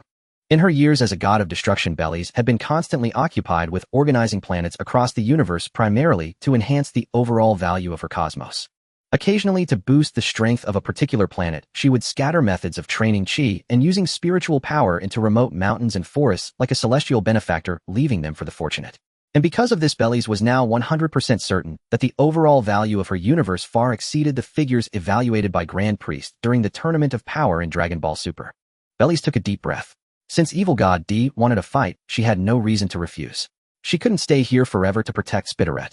A purple destructive force surged from Bellies as its epicenter. The immense energy instantly repelled the oppressive aura released by evil god D. Evil god D took 2 steps back. Her cat mask revealed no expression, but her tone was filled with surprise. I didn't expect there to be a powerhouse of your caliber in another universe. At the same time, her body was wrapped in a layer of gray energy. Slowly, the opposing forces pushed against each other, meeting in the middle. Bang! Crackle! The clash of auras caused the ground at the center where they stood to split open, forming a terrifying spatial rift. The spatial rift voraciously devoured everything around it. However, under the constraints of both their laws, its range of destruction was limited, preventing it from engulfing the entire space. Spitteret, protected by the energy, trembled with her hands over her head.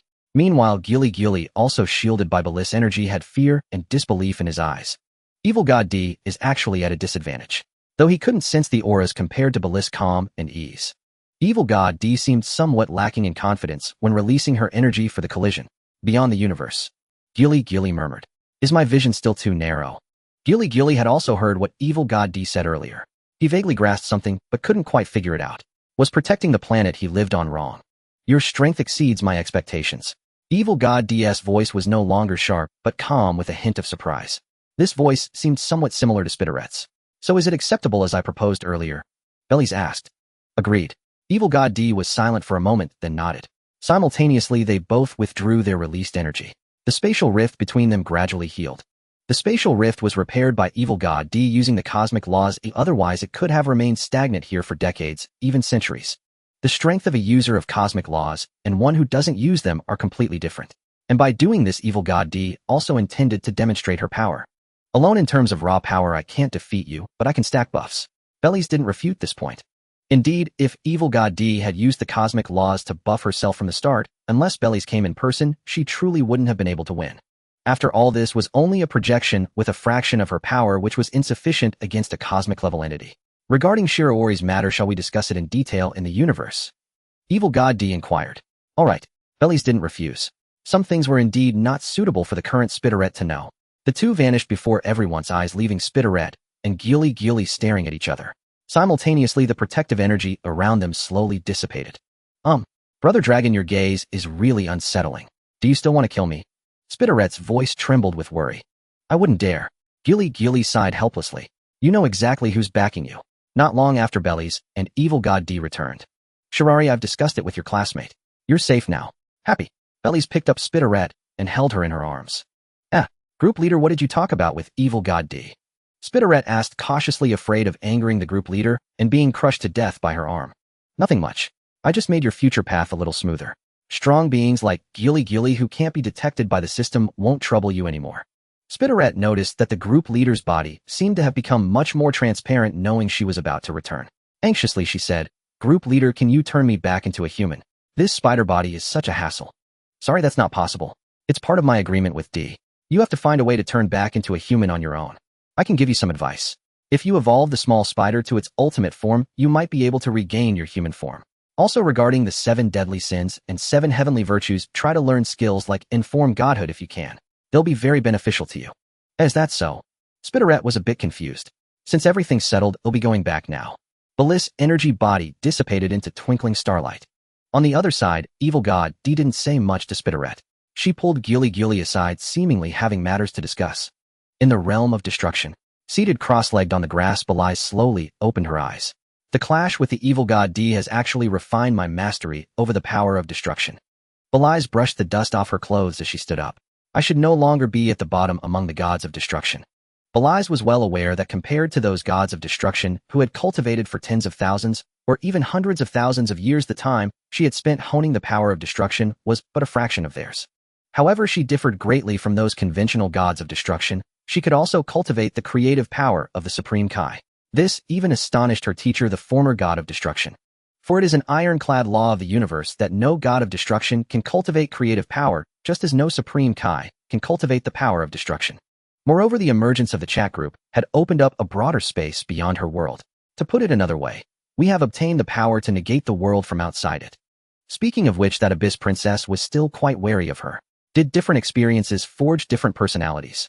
It made sense. An Abyss Princess who could wield the power of the Abyss and a golden-haired traveler who was easily fooled. If they had the same personality, the Abyss would truly be pitiful. With great power comes great responsibility. As the leader of a faction, it was understandable to be cautious. Belize shifted her focus to the chat group. "World's first princess, why is it so quiet?" Though there were few members in the group, it shouldn't have been this silent for so long. Belize scrolled through the chat history. Most of the conversations had stopped shortly after the spider's live broadcast ended. The main topics discussed were a few: how strong the group leader was, what gods were, and what cosmic administrators were. However, there seemed to be no answers, so the topics fizzled out. "Spider, the group leader is online. Great, we have so many questions to ask. World's first princess, what do you want to ask?" "I can answer whatever I can. But Spider, how did you handle that dragon?" "Spider, huh? Isn't it for eating? Do you want some, group leader?" "World's first princess, no, I was just asking. Dragon meat wasn't something she hadn't tasted before, it was just so-so. Besides, she wasn't like those 2 gluttons from the 6th and 7th universes who would fight over a pack of instant noodles. She, Belize, was a proper god." "Spider, sorry I accidentally ate it all. I don't know how to send this dragon meat to you all." Spider tried to find a way to transfer items in the chat group, but found nothing. Unable to do so, she had to reluctantly enjoy the feast alone. But the more she ate, the more addictive it became, and it even gave her experience points. How could she stop? Sticking to the principle of dying from overeating rather than starvation, Spider devoured a giant fire dragon down to its skeleton in no time. "Spider, dragon meat is so delicious. If I could eat a dragon every day, I'd wake up laughing in my sleep." Belize was speechless at Spider's delusion of eating a dragon daily. "World's first princess, Spider, aren't you afraid of becoming a fried spider? Do you know what that dragon named Kirikiri is called?" "Spider, a title. World's first princess. He is the dragon god of the dragon race. If he heard what you just said." "Spider, a dragon god. Shouting about eating dragon meat in front of the dragon god." Spider slapped her forehead. The image was too terrifying to imagine. She might end up as a small spider body skewered on a grill instead of getting dragon meat. "World's first princess, I have an agreement with the evil god D that no one, including Kirikiri, can casually attack you. But the situation is, Spider, don't be too cocky, like eating a dragon every day." "World's first princess, of course you can eat if you want. At most, Kirikiri won't kill you, pal. Just pull off a few spider legs and hang them up as smoked meat." "Spider, so harsh. Belize, don't you think your desire to eat a dragon every day is harsher? And how, being so small, did you manage to devour a giant dragon hundreds or thousands of times your size in such a short time? Is your stomach a fourth-dimensional pocket?" Despite her teasing, Belize noticed someone else sending a message in the public chat. Ing. Changing her nickname to her real name. Was that a sign of lowered vigilance? Ing. World's first princess, I'd like to ask the group leader some questions. What is your understanding of gods? Having traveled across countless worlds with her brother Kong, she had seen many things, but she still didn't fully grasp the concept of gods, as different worlds define them differently. World's first princess. Ing, I didn't expect you to be the one to ask first. I thought it would be Uchiha Madara. Uchiha Madara. I don't want to ask, but I didn't know where to start. Besides, the spider's live broadcast earlier had revealed too many things I didn't understand. Can you answer? If not, world's first princess, there's nothing wrong with it. Actually, I'm a bit surprised to explain the concept of God so soon. But since the evil god D has appeared, it's fine to say it in advance. World's first princess. You and your brother have traveled through many worlds, right, and encountered some gods. In fact, you yourself could be considered a god. In the Pure Land, Uchiha Madara narrowed his eyes at the chat messages. The Abyss Princess. Gods. Was that blonde girl also in existence more powerful than him? Having witnessed the clash between the evil god D and Belize, Madara had completely set aside his arrogance. His own strength seemed insignificant. He hadn't expected that one of the two new members was a god. What kind of place is the Abyss mentioned in the Abyss Princess profile? Madara curiously clicked on Ying's avatar, and below, it was some introduction to her world. It wasn't very informative, only mentioning the Abyss, which should not be gazed upon. World's first princess. Uchiha Madara, are you checking Ying's profile and doubting your own strength? Uchiha Madara. No, I, Uchiha Madara, fear nothing. World's first princess. Oh, if you say so. Uchiha Madara. You clearly don't believe me, don't think I don't know. World's first princess. Actually, in the ninja world, you, Uchiha Madara, could be considered a god to ordinary ninjas. Hybrid AI. Does the group leader mean that gods are people with extraordinary power? In other words, possessing strength beyond the reach of ordinary people. Although the world of Conan seemed to lack supernatural beings, as a brilliant scientist, Hybrid AI quickly grasped the key point from the group leader's words. World's first princess. If you want to understand it that way, it's not wrong. The definition of gods varies across different worlds, making it hard to explain clearly. World's first princess. It's usually related to power and lifespan. For example, a vibrant young lady who looks at least 500 years old is already at the level of a god, or an adeptus to ordinary people in Teyvat. At Xingyan Peak, a vein bulged on Ying's forehead. Vibrant young lady was fine, but why at least 500 years old? Was that implying she was old enough to be a grandmother? Uchiha Madara, 500 years old. She doesn't look it at all. Hybrid AI. Unbelievable that someone can live that long. However, surviving for so long even without immense power would lead ordinary people to call them a living fossil. There was one thing Hybrid AI didn't say: someone who lived at least 500 years without enough strength to protect themselves would more likely end up soaked in a laboratory, constantly dissected by others. Ying panicked. Even as the princess of the Abyss, she was still quite sensitive about her advanced age being teased. First princess of the world, sorry, I'm 20 this year. Ying liar. Uchiha Madara, impossible. Hybrid AI 20 to the power of n months, where n equals positive infinity. Spider-chan, I might always believe the group leader. Spider-chan's speech was halting, as if she was being cautious. First princess of the world, I had an excellent teacher, and I trained diligently, so I became a god at a young age. I achieved greatness early in life. Isn't that incredible? Kikyo, first princess of the world, everyone is more curious about the information on gods, so. It was now apparent that the group leader seemed a bit narcissistic. First princess of the world, I was just joking. Don't worry, he'll tell you everything you want to know. First princess of the world, but what I said is also true. I'm only 20, unlike some young lady. Why did she have to drag me into this? Still, after teasing herself, the unreliable group leader finally remembered to get back to business. First princess of the world, my position as the god of destruction came from my teacher. I inherited his divine seat. Uchiha Madara, god of destruction. Inherited. First princess of the world, simply put, gods are roughly divided into two types. One type are powerful beings with immense strength and long lifespans, honored as gods by others. The other type are those with certain restrictions or bound by the rules of a divine seat. First princess of the world, for example, in Kikyo's world, the gods, sustained by faith and offerings, often draw power from their believers. Sometimes they must fulfill their followers' wishes to maintain their power through faith. First princess of the world, or like the 7 archons of Teyvat who are governed by the celestial nails in Ying's world. First princess of the world, there is no absolute boundary between the strength of the two types. I see. I roughly understand. One type has no restrictions, the other has limitations. Spider-chan, Thythan. Which type of god is the group leader? First princess of the world, you guess. Spider-chan, the mighty group leader, must be the first type. First princess of the world, sorry, wrong guess. Spider-chan. Hybrid AI, the group leader, should be the second type. From the previous conversation between the group leader and the evil god D, both mentioned doing similar things. That might imply some restriction on the group leader.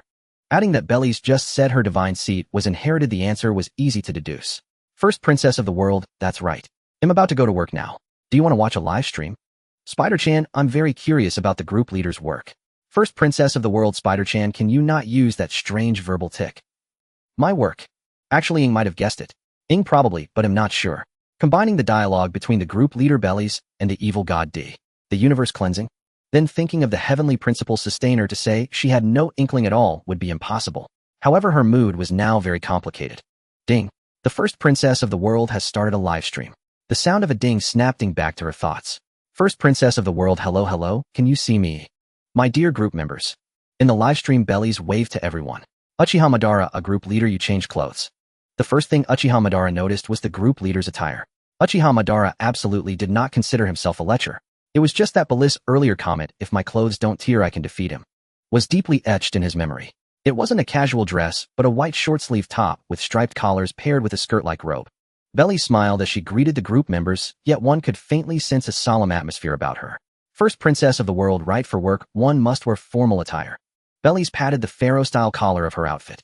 Although the god of destruction's attire had no overly strict requirements during work, she had to wear the garb of an ancient Egyptian pharaoh to show respect for life.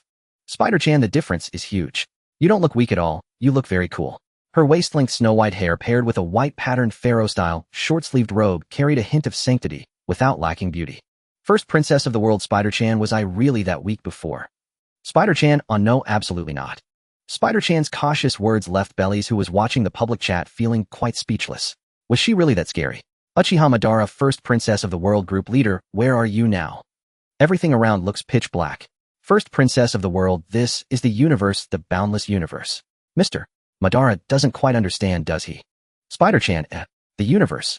Group leader, you're in outer space. First princess of the world, yes. They'll switch the live stream to panoramic view and brighten it a bit so you can see the surroundings clearly. Not long after the screen the group members saw shifted to a third-person perspective. The originally dim universe also became much brighter. Hybera AI, what a beautiful starry sky. Even through the screen she was deeply awed by the sight of the cosmos up close. Spider-Chan, first princess of the world, the mighty group leader can fly in the universe and doesn't need to breathe. The universe was a vacuum after all, no air, filled with radiation. It seemed incredibly dangerous no matter how she thought about it. Shouldn't one wear a spacesuit at a time like this? Seeing Spider-Chan's words on the public screen, Bellies was honestly quite speechless. Was there something wrong with Spider-Chan's train of thought? Am a god now, is it strange to have the ability to fly in the universe? First princess of the world, Spider-Chan, as long as one's strength is sufficient, flying in the universe isn't difficult. Spider-Chan, is that so? I guess that makes sense. Thinking that Bellies was a god and had some special abilities, it wasn't strange anymore. Uchiha Madara, first princess of the world, what is the universe? First princess of the world, how should I put it? Bellies used instantaneous movement to arrive beside a massive planet. First princess of the world, see this planet. The shinobi world you live in is similar to a planet like this. In the universe such planets are countless and my work. Bellies slowly raised her hand, and a purple energy sphere appeared in her palm. Whoosh! The energy sphere flew swiftly toward the planet. Boom! On the planet's surface a deafening explosion resounded. The light released from the planet's destruction illuminated the surrounding area for several light years. After the explosion, the once solid planet had turned into cosmic dust. Then Bellies typed a message into the public chat. First princess of the world, was the fireworks display beautiful? Quite spectacular, wasn't it? In the world of Naruto, a pure land. The soul of Uchiha Madara, already in a spiritual state, twitched slightly at the corner of his mouth. The group leader must be very ill. He was still pondering the concept of planets mentioned by the group leader when suddenly an energy blast obliterated a planet. It was indeed spectacular, yet it left Uchiha Madara dumbfounded. Uchiha Madara, world's first princess group leader, are you showing off your strength? I know you are powerful, but must you use the example of casually destroying our ninja world for comparison? World's first princess, am I showing off? I'm merely describing my job. Uchiha Madara, yay, world's first princess group leader, is your job to clean up planets in the universe? Ye asked a question that several group members were curious about. Although they saw the answer, most found it hard to believe. World's first princess, yes, that's my job. As a god of destruction, it's clear from the name that I'm not a benevolent deity. Yay, you make a good point. Ooh, I'm left speechless. Ayaka, world's first princess, may I ask if there is any life on the planets destroyed by the group leader's bombs? In the world of Detective Conan, which is an ordinary world, seeing someone casually obliterating a planet not smaller than their own is quite terrifying. World's first princess, no, if there were life on those planets, I wouldn't have destroyed them so casually. World's first princess, actually I have cleaned several planets with life. Those were all substandard planets. In other words, planets deemed substandard by the universe grading system must be eliminated. Uchiha Madara, what do you mean by substandard planets? World's first princess, well, let me give you an example. Do you remember the evil god D? She and I do similar work. The planet where Spider is currently located is one that evil god D intends to clean up. Spider, world's first princess group leader, please don't scare me. Are we really talking about a planet where life exists being eliminated by a deity, with the one acting being the evil god D? World's first princess, if it weren't for Chilya becoming a god and hoping to save your planet, evil god D would have cleaned up your current planet long ago. Spider, in no way. World's first princess, Spider, once the taboo reaches max level you'll know the answer. For now we'll keep it a bit mysterious. Spider, teasing others' curiosity without giving clear answers, group leader, how cruel. World's first princess, is it? I don't think so at all. Spider, it definitely is. Spider's words made Bellies, who was traversing the universe and keeping an eye on the chat group, feel a hint of resentment. World's first princess, if it can make little by grit her teeth, that's truly delightful. Spider. Spider stopped talking and went to level up to vent her frustration while Bellies glanced at the quiet chat group. World's first princess, the job of a god of destruction, I believe you all have a general idea, is to eliminate substandard, even overly aberrant planets. The goal is to maintain balance and stability in the universe. Bellies continued flying through the universe, the purple aura trailing behind her like a long tail of a meteor. Before long, Bellies arrived near a massive planet. The planet before me is the target of my work this time. Bellies did not speak in the group, but whispered to the empty sky. Since it was a live broadcast, even if she didn't speak in the group, they could still hear her. Uchiha Madara, are we going to destroy this planet? You'll find out as you watch. Bellies did not answer Uchiha Madara's question and then dove towards the planet's atmosphere.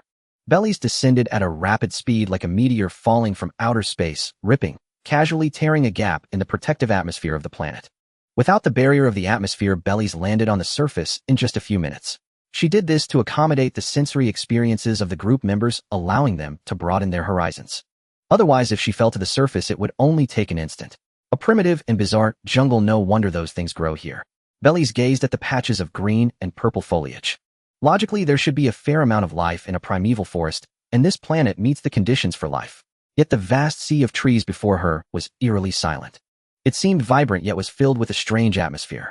Each tree in the thicket appeared to be a monster with its mouth wide open waiting to devour a person, while every seemingly fragrant flower on the ground resembled a rose with thorns. Yay, group leader, this place seems a bit off.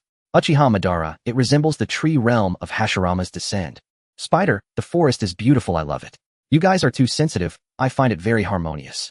After practicing underground every day, never seeing the sunlight, Spider revealed a look of longing upon seeing the lush forest. Ayaka, it's too quiet, it doesn't conform to the existence patterns of a primeval forest. Kikyo, exactly, it feels like a monster waiting for prey. Group leader, please be careful. Although she knew Bellies was unlikely to be in danger, she still voiced her concern. Bellies retracted her sensory perception, fully grasping the overall situation of the planet. I see a quarter of the entire planet is parasitized, no wonder the universe issued a warning. Succubus vines. A special plant that feeds on the planet's core? No, it is more like an animal than a plant. Once it matures, the entire planet becomes its root system. Additionally, it will grow a giant bud on the planet's surface. Its growth pattern is quite similar to that of a spiritual tree, both using the planet's energy as nourishment.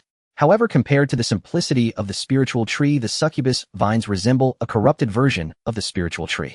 The succubus vines do not bear fruit. Their buds bloom into vibrant flowers with the pollen dispersing into the universe beyond the planet. These drifting pollen will become seeds of another succubus vine, parasitizing on passing planets. Fortunately, I arrived in time, otherwise the workload would increase again. Belly sighed inwardly. If the succubus vines spread, they might not just parasitize 1 or 2 planets, but an entire star system. Belliss' muttering was fully heard by the group members. Yay, world's first princess group leader, do you know about this plant? World's first princess. Yay, I've been to many worlds, so this plant before me may not be unfamiliar. Of course, since world rules vary, the forms and abilities of such plants may differ as well.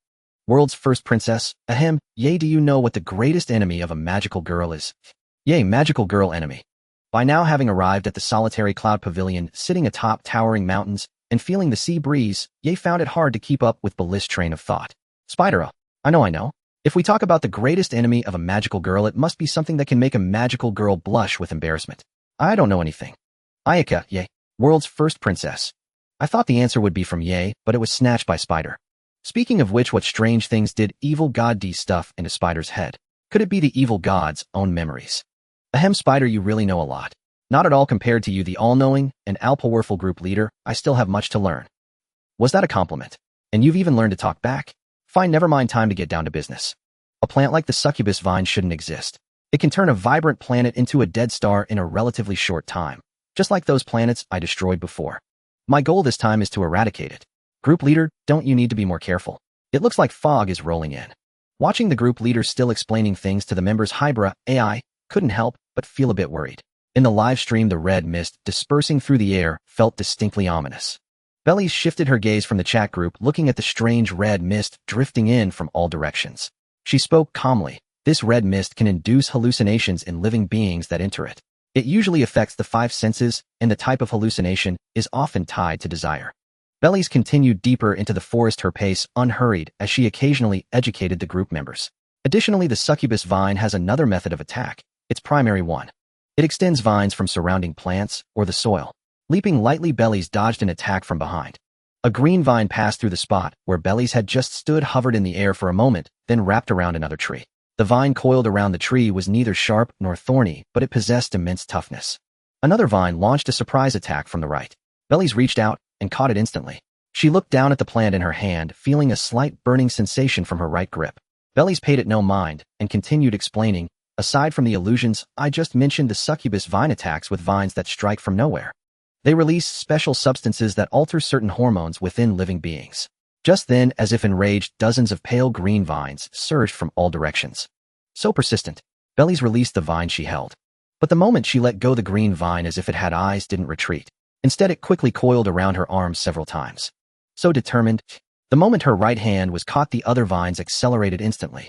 With a series of sizzling sounds, they struck from all sides. Huh, group leader, are you okay? This doesn't look good.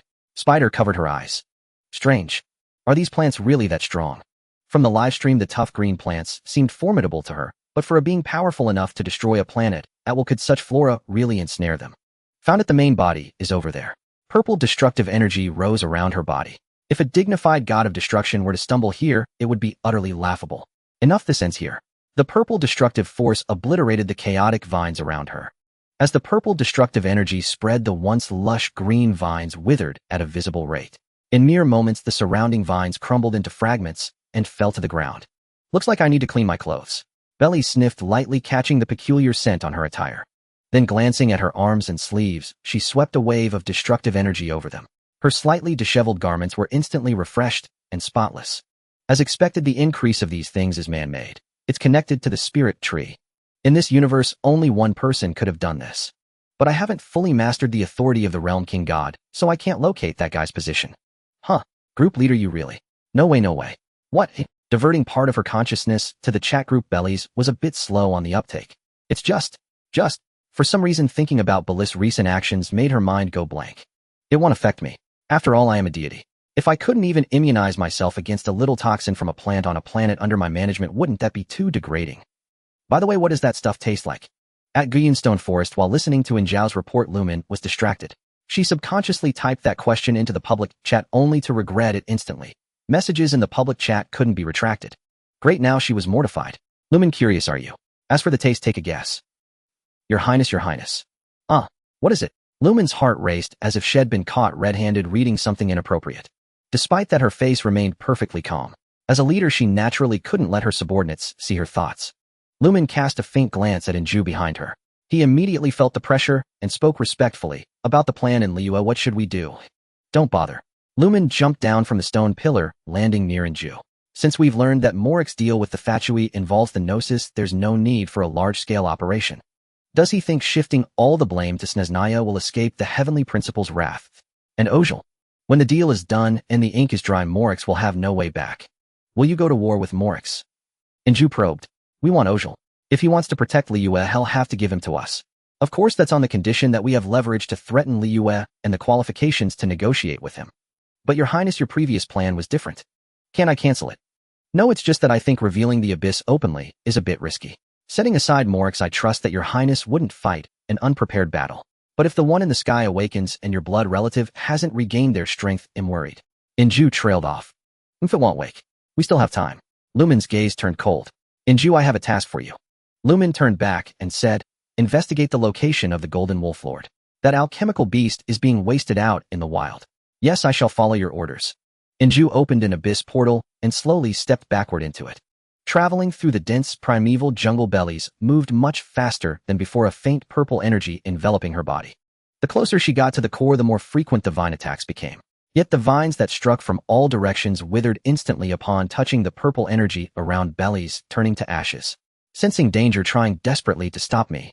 As she flew through the forest, the surrounding mist grew thicker until she could barely see her hand in front of her. Perhaps it would be easier to simply destroy this planet. Belly sighed inwardly, having reached the very core of the region. She had also locked onto the control core of the plant's root system. Removing the control area connected to the core would halt the forest's expansion. Belly slowly extended her hand and placed it on a giant tree. This massive trunk, 10 meters in diameter, radiated an eerie energy. It also stood taller than the surrounding trees. As her hand pressed against the trunk, the colossal tree rapidly withered and turned yellow. The dense leaves on its branches fell one by one like maple leaves descending in the deep autumn.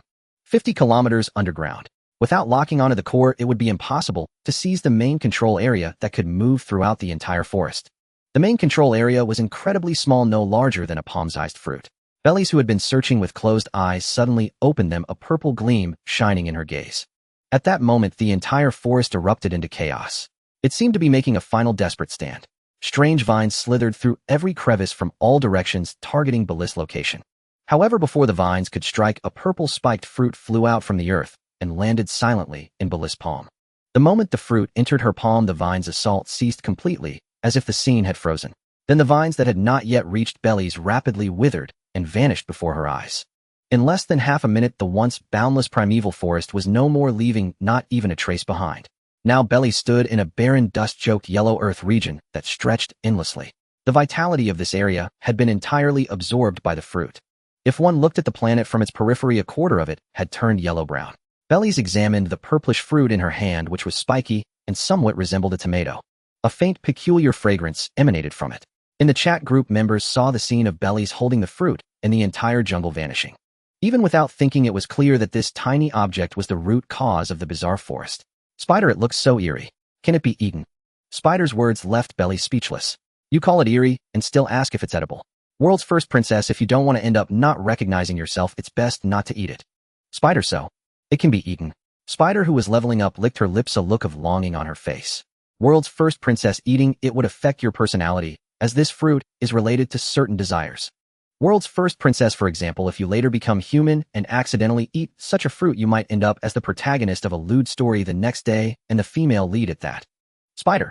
And ignoring the chat group's discussion, Bellies carefully examined the succubus fruit in her palm. The fruit was bluish-purple, covered with spikes.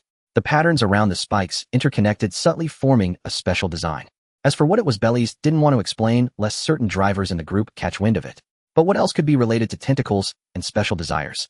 Bellies cast aside the distracting thoughts in her mind and took a deep breath. That guy has resorted to any means to boost his power. Or does he think his actions can fool the Great Priest or even the Omni King? Using demon realm energy to modify the fruit of the spirit tree was forbidden by the gods. Bellies, from her predecessor Angel, who was also another teacher of hers, knew a hidden secret. Among the 18 universes under the Omni King, 6 had been erased for angering him. Having seen the plot of Dragon Ball Super, Bellies naturally knew this. However, the true reason they angered the Omni King was not because of his whimsical temper, as the original story claimed. The real reason was that the gods of destruction and supreme kais of those 6 universes had participated in the spirit tree modification plan and implemented it extensively in their own universes. Although it greatly improved their universe's comprehensive rating in the short term, making them the strongest among the 18, it drastically shortened their universe's lifespans. As for why it caused the universe's lifespan to decay, Bellies still didn't know. She only knew the subsequent outcome. All 6 universes were erased, including every living being, the supreme kais and gods of destruction included. And the 6 angels who had tacitly allowed the gods of destruction and supreme kais actions without intervening were forcibly put to sleep by the Omni King. Many gods of destruction, including Beerus, were unaware of this. Perhaps only the angels, the Great Priest, and the supreme being above the 18 universes, the Omni King, who carried out this sentence, knew the truth. His teacher, the former god of destruction, had died in an accident 5 years ago. When a god of destruction dies, the angel falls asleep. Before sleeping, the angel told her the necessary things and revealed truths that were hard for a god of destruction to know. She also instructed Bellies to seize the authority of the Supreme Kai within the transition period and then go to the Omni King's palace to receive the appointment letter. The transition period for the new and old gods of destruction was 10 years. Now there were 5 years left. In other words, Bellies was currently a formal god of destruction, but as a successor, she hadn't received official certification. 5 years, neither too long nor too short for a god of destruction, it was just a nap. Teacher, within 5 years I will seize the Supreme Kai's authority and avenge you. A look of determination appeared on Bellies' face. Even if a deity has passed away, resurrection is not impossible. The super dragon might be able to accomplish this. However, it was still too early to discuss that. Destruction energy covered the purple fruit. The next second the fruit had vanished from Bellies' palm. Bellies slowly crouched down and placed her right hand on the yellow earth. She closed her eyes gently. 1 second, 2 seconds, 3 seconds. A pale white light emanated from her palm. Revive. A soft, ethereal chant. Ripples spread outward rapidly from the hand pressed against the ground. A tiny green sprout pushed through the weight of a rock, poking out its emerald head. Then came a second, a third. Grass petal stamens. In just a moment, the once barren yellow land was sparsely dotted with saplings and flowers. A gentle breeze wafted through, carrying the delicate fragrance of blossoms. Bellies lifted her hand from the ground and slowly stood up. She opened her eyes, gazing at the land that was beginning to teem with life. It took quite a bit of time.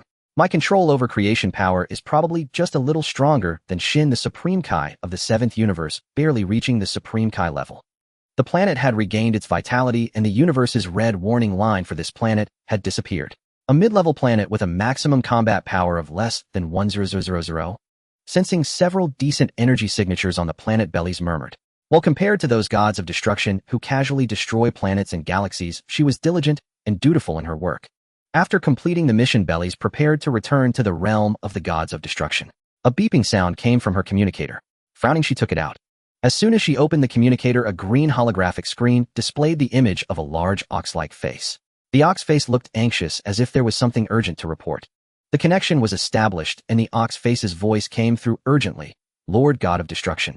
Something terrible has happened. The underworld is in chaos. King Yama, he has been killed. What is happening? Yama is dead. Killed even in the underworld. Who killed Yama? Bellies' brow furrowed deeply. Only a deity of a higher dimension could slay Yama in the underworld.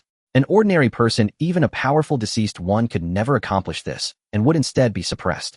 Unless one could break the boundary between soul and body through their own power, reaching the divine level. Not the makeshift divine level of Vegeta and Son Goku from the original story. That was fundamentally pseudo-divine. It was Lord Ko. He wanted Lord Yama to do something, but Lord Yama refused, and then... Ko? What Ko? Upon hearing the words of the ox-head demon opposite her, Bellies' voice trembled with anger. Didn't I tell you to send me a message immediately if you saw him? Why didn't Yama send me a message? That guy, where is he now? I don't know. Lord Ko seemed to have gone to hell. The ox-head demon's voice quivered. There is no Ko.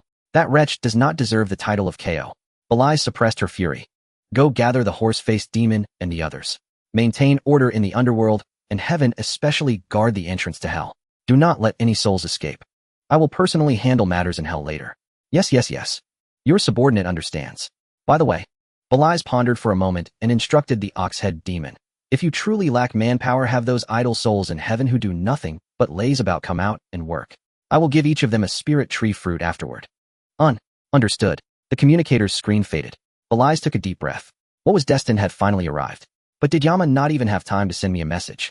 Suddenly a thought struck Bellies. She turned her gaze to the chat group. World's first princess, sorry something came up on my end.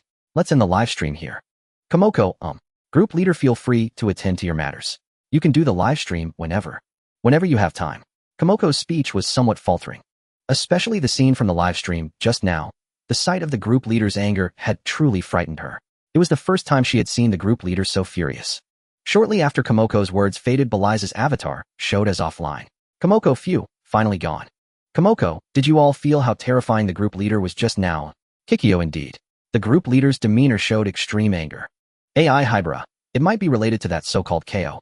After the group leader heard the word KO, her tone changed significantly compared to before, as if, Lumen, that was hatred.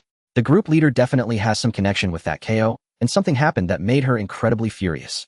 As the Abyss Princess who once ruled the Abyss and experienced the fall of Kinria 500 years ago, Lumen felt a resonance with that deep-seated emotion even through the screen. Komoko, then, what do you think it could be? Lumen, we don't know much about the group leader. The only thing I can think of is one matter, but am not certain. Lumen, the group leader mentioned before that her divine throne was inherited. The way she spoke then made me feel that the previous god of destruction, Madara Uchiha. Lumen, stop discussing this. Don't speculate. If the group leader wants us to know, she will tell us herself. When it came to matters of grudges and vendettas, it was best for outsiders not to interfere. Having once orchestrated Obito's descent into darkness, Madara Uchiha had a certain grasp of human nature. The group leader was a god, which made it even more dangerous. Kamoko, then let's drop the topic. Kamoko, Kamoko, Kamoko, Kamoko, Kamoko, Madara Uchiha. Madara Uchiha, Kamoko, what are you doing? What was the point of spamming ellipses? Kamoko, I want to scroll the chat history up, so as long as the group leader doesn't check the earlier messages, she won't know what we were just talking about. AI Hybera, that only makes it more obvious. Lumen, Kamoko, little spider, you're not that timid, are you? Kamoko, this is pure survival instinct, not timidity. Ding. The trash which has joined the chat group. Ding. The cursed grand sorcerer has joined the chat group. Two strange system notifications suddenly interrupted, bringing the group's discussion to a halt. Kikyo, there are new members. AI Hybera. Their nicknames don't seem to be from an everyday world. Kamoko, welcome newbies. You're adorable, Kamoko. Madara Uchiha. Welcome to the group, newcomers. Please carefully review the member guidelines. Detailed information has been transmitted to you upon joining. Madara Uchiha. Oh, by the way, in the group admin. The group leader is away. If you have any questions, feel free to ask me. Having handled the welcome once before, Madara Uchiha was now well-versed. A moment of silence fell over the chat group. Trash witch, how interesting. I thought it was magic, but it's not. Cursed grand sorcerer. Are there any incredibly powerful beings here? That's wonderful. May I ask, can any of you kill me? Madara Uchiha. Lumen. Kamoko. Others. The new member's very first words stunned the entire group. Kamoko, let me ask carefully, no offense, cursed grand sorcerer, but do you have some kind of illness? Kamoko was speechless. She was constantly leveling up and improving herself, thinking about how to survive when the evil god D destroyed the planet, and now this heavyweight newcomer showed up. The newcomer's first sentence was asking who could kill him. Cursed grand sorcerer. I have lived too long and only bring misfortune to others. I hope someone can end my life. Madara Uchiha, this is the first time I've encountered such a request. Madara Uchiha was momentarily at a loss for how to respond. He himself was a dead man still scheming to return to life, yet here was someone who felt they had lived too long and grown weary of existence. It was like the well-fed not understanding the starving. Kamoko, cursed grand sorcerer, may I ask one more question? Sir, how old are you? Could he be an immortal who had lived for tens of thousands of years and now sought an end out of boredom? Cursed grand sorcerer, I don't recall the exact time, but roughly 400 years old. Kamoko, what? Only 400 years old, and you want to die? I thought you were at least several thousand. It was only 400 years. Not counting other worlds, even in her own world, beings like the dragon god Jiri Jiri and the evil god D had lived far longer. Especially that evil god D. Counting in thousands of years would be an underestimate. Kamoko, cursed grand sorcerer, you're actually still very young. Don't give up. Among our members, there's at least one who's 500 years old or more. Maybe when the group grows, 400 years won't even make the list. Lumen. Damn, this spider was getting cocky. Don't think I don't know you're talking about me just because you didn't say my name. Madara Uchiha. Cursed grand sorcerer, Kamoko is right. 400 years is still very young. In the past, Madara Uchiha might have been astonished, but now, 400 years. Madara Uchiha might be able to live that long too. Cursed grand sorcerer. I only bring misfortune to others because I violated a taboo and was cursed by a deity. He shared his story with the group members. Honestly, he had no reason to be wary of them. After all, he wanted them to kill him. Lumen, you touched the taboo of life and death, leading to a curse of immortality from a deity. The more you cherish life, the more life around you withers. Zirif, that's right. Over these centuries, I have unintentionally killed many people. Zirif changed his group nickname to his real name. Elena, Mr. Zirif, your magic must be very powerful. Could you teach me? Seeing Zirif change his nickname, Elena also changed hers from Trash, which to her real name. Bellis was unaware of the new member in the chat group. She had no mind to attend to such matters now. In an instant, she teleported to the underworld. The sudden appearance startled the vigilant underworld denizens. Fortunately, someone recognized the white-haired maiden with flowing locks and a chilling gaze. Lord of Destruction. A creature with a human body and horse head scrambled over. Horse face, report the situation. And where is Ox head? Bellis spoke without preamble. Yes. The red-faced humanoid wiped the cold sweat from his brow. Most matters are settled. Heaven and the underworld are generally stable now. Horseface paused, then continued, Brother Oxhead is handling hell. He led most of Heaven's experts to guard the entrance of hell. The last message we received was grim. None of the experts who descended to probe hell have returned alive. I see. After Horseface finished, Bellis transformed into a streak of violet light and sped toward hell's entrance. Seeing Bellis leave without reprimand, Horseface collapsed onto a stone chair. Thank goodness that's over. A lackey tugged at his robe. Boss, who was that? You seem terrified. Horseface shuddered, shaking off the lackey's hand with a glare. That is the mightiest deity in the entire cosmos. Show her respect in the future. The mightiest deity. Isn't that Lord Yama? The lackey asked in astonishment. Lord Yama isn't fit to polish her shoes. He said so himself years ago. Fearing the lackey might not understand, Horseface added. Before Lord of Destruction, Lord Yama couldn't even muster a hint of defiance. Lord of Destruction is the true supreme deity of the universe.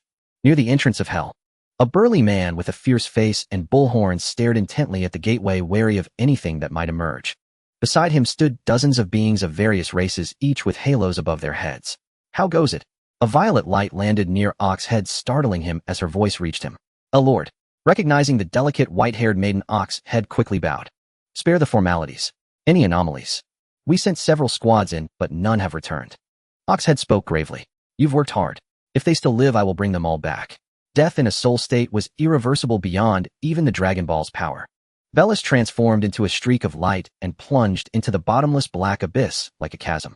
Lord Ox's head, who was that? An elderly haloed figure asked with concern. The Lord of Destruction, Ox's head replied. The most powerful and greatest deity in the universe. If even she fails, hell is doomed, and perhaps the entire underworld. From hell's entrance came the faint, agonized roars of demonic beasts. Even Ox's head, a veteran of the underworld, felt a primal dread, a disparity in rank. The Kaioshin. Ox's head had met the Kaioshin, the one deposed by the Lord of Destruction. To him that being was but two words, cold and aloof. He was nothing like a true Kaioshin. Most importantly, he bore an innate arrogance toward all living things, a pride etched into his very bones. Ox's head sighed deeply. Lord Yama. He suspected Yama had tried to stabilize the Kaioshin while summoning the Lord of Destruction, but his intent was discovered, leading to his demise. In hell, the entire space was filled with a pale red mist. The prison cells that once held souls now stood open, empty. Come out. I know you're here. Clap, clap, clap. Applause echoed in the silence. Long time no see, Bellis. No, the current Lord of Destruction. A man emerged from the shadows. He had a verdant green face, a crest of gray hair like a rooster's comb, and wore the purple-gray robes of a Kaioshin. A scumbag who could murder his own teacher. I take no pleasure in being addressed by such filth, Bellis said coldly. Isn't that right, Zamasu, the teacher slayer? No, no, no. Anyone can say that, but not you. Zamasu wagged a finger, a smirk curling his lips. You should thank me, human. If not for me, you would never have become the Lord of Destruction, or at least not so soon. I'm not as heartless as you. Heh. Humans love to hide their true selves, but as a god, I see through everything.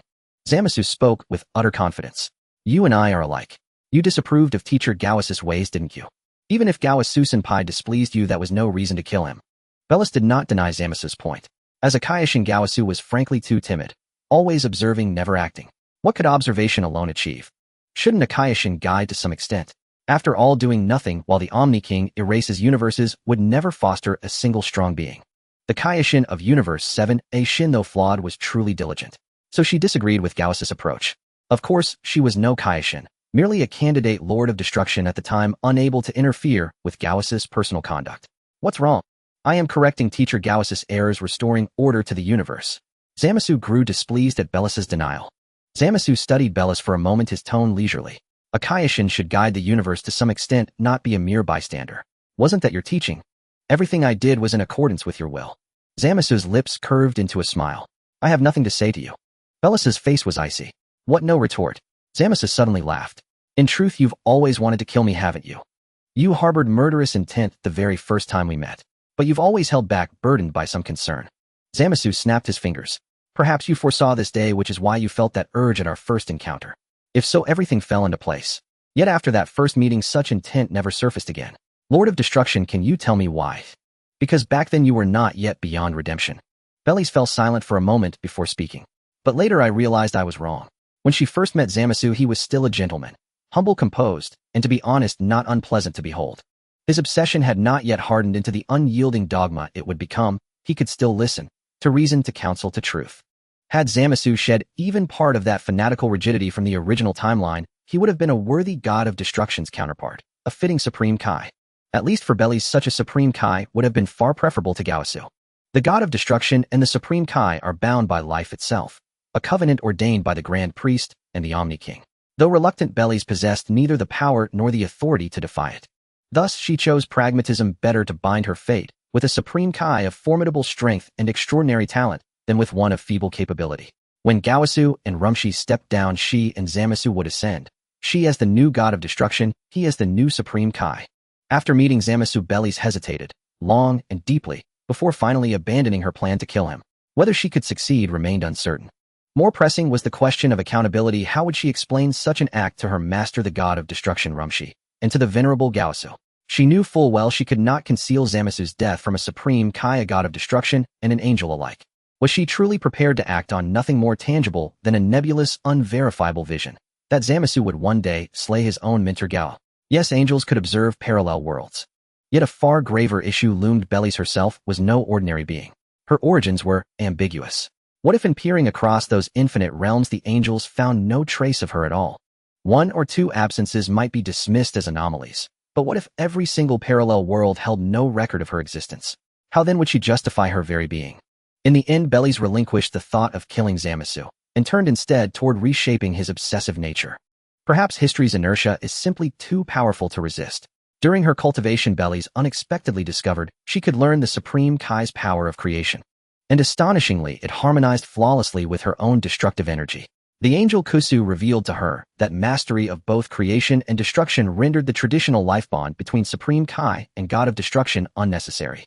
Such a bond existed primarily to temper the volatile chaotic energies surging within a God of Destruction, using the Supreme Kai's serene, stabilizing creative force as an anchor. That was the true origin of their fated linkage, the delicate equilibrium between annihilation and genesis. Kusu's revelation ignited Bellies' profound fascination with creation itself. After all, who would willingly bind their life to another's?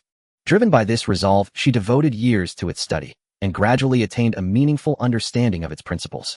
Still, Kusu instructed her to speak of this ability to no one but Rumshi, not even to other Supreme Kais. The reason, however, remained unspoken. Thereafter, Bellies neglected Zamasu's moral guidance almost entirely, her focus consumed by mastering creation. Under Gaosu's earnest tutelage, Zamasu descended irrevocably into darkness. This fall occurred decades earlier than foretold in the original chronology, so early that Bellies only became fully aware of it shortly before Kusu entered her long slumber. One small mercy remained because Zamasu failed to meet Gaosu's ethical standards. Gaosu never entrusted him with knowledge of the time rings. While sorting through Gaosu's final possessions, Bellies discovered the ornate box containing the time rings and brought it back to the realm of destruction for safekeeping. Zamasu, this time you will not escape me. I shall avenge Master Rumshi and Elder Gaosu. Waist-length white hair stirred gently in the still air as a subtle chilling pressure emanated from Bellies, pressing down upon Zamasu across the void. Escape, eh? Sensing Bellies' aura, Zamasu's expression flickered, then steadied. His voice rang with cold confidence. I never intended to flee. Humanity has no rightful place in any universe. 1 year from today will be your funeral day. Slowly, Zamasu spread his arms wide. Around him, crimson mist coalesced, swirling, thickening, until a faint, dim halo began to form behind his head. Behold, this is the true posture of divinity. The emergence of the divine halo intensified his celestial aura, transforming its fragile shimmer into something vast, overwhelming. It surged forward, so powerfully that it momentarily eclipsed even Bellies' own presence. Transform, just as you did 5 years ago. Assume that golden-haired form. I shall crush you utterly, with absolute supremacy, and erase the humiliation seared into my soul these past 5 years. 5 years prior, Zamasu had slain Supreme Kai Gaosu. Gaosu's death triggered the fatal link. Rumshi, bound to him in life, perished instantly, and Angel Kusu fell into deep slumber. Following fragmented clues, Bellies tracked Zamasu to his lair. Their battle erupted. Bellies unleashed a technique she had never once employed during their sparring: transformation. In an instant, her snow-white tresses blazed into radiant gold. The sheer terrifying ferocity of that transformed aura still haunted Zamasu's memory. More crucially, his strength paled before hers. He was utterly outmatched. Only because he had mastered instant transmission, as a candidate Supreme Kai, did he survive escaping again and again through desperate split-second vanishing acts. I have no interest in how you choose to die, nor any obligation to comply. Transformation. Did Zamasu truly believe she remained the unrefined, unstable candidate God of Destruction she'd been 5 years ago? A fully ascended God of Destruction stood on an entirely different plane from any mere candidate. You wretch, you shall pay dearly for your arrogance. Zamasu's face contorted with fury. Do not presume that becoming a God of Destruction grants you license to act without restraint. I am a deity myself, a Supreme Kai, capable of judging even you. The dull halo behind his head pulsed with crushing oppressive force. The air trembled. The ground shuddered violently, until the entire netherworld seemed to writhe and moan beneath their feet. Zamasu, would you dare utter such words before the Omni King or the Grand Priest? Bellies had expected fury upon seeing him again, but watching his theatrical rage, she felt only weary disdain. To waste anger on another's folly was to poison one's own heart. You, Zamas choked, his pride unable to deny that for all his self-regard, he dared not challenge either the Grand Priest or the Omni King. Enough empty rhetoric. Have you decided how you wish to die human? Where have you taken the souls of hell and heaven? Bellies offered no reply. Moments earlier her divine sense had swept across hell in its entirety, yet not a single soul remained. Huh, huh, huh, huh, huh. Zamasu threw back his head and laughed, a sound jagged with malice. To serve as fuel for the birth of a new god. That is honor enough for these damned souls trapped in hell. Heaven too was purged. Humanity's presence in any realm governed by deities is a crime, an affront to the natural order. I see. So they are all gone. Bellies' violet eyes narrowed slightly. Zamasu, those demonic vines spreading across the cosmos, were they also your work? Bellies suppressed her immediate urge to obliterate him. As god of destruction, she bore responsibility, not just for vengeance, but for clarity, for truth, especially where unexplained phenomena arose, shrouded in mystery, defying investigation. Indeed, human greed, lust, pride, all are sins that must be governed by divine authority. Zamasu spoke without hesitation, his conviction absolute. Only thus can the cosmos achieve true harmony. Do not cloak your cruelty in noble language. Your deeds serve only your private obsessions, and your ultimate goal to descend into hell absorb desire into yourself and forge that sordid halo above your head. Sordid? You dare call a god sordid? Zamasu's features twisted, then softened briefly into mocking recollection. Is power inherently righteous or corrupt? Was it not you who told me that long ago? How laughable your hypocrisy now sounds.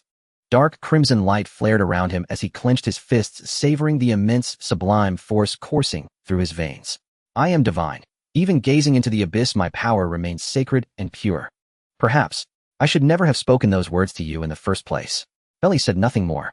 Violet destructive energy rose steadily around her, silent, inexorable, absolute. Whether power is just or unjust depends entirely on the wielder's intent. And at the time she had been merely a candidate god of destruction, observing Zamasu's growing fixation on Gawasu's teachings, seeking only to correct it. Nor had she spoken falsely. She believed those words with her whole heart, making them in truth her most sincere counsel to the man Zamasu once was.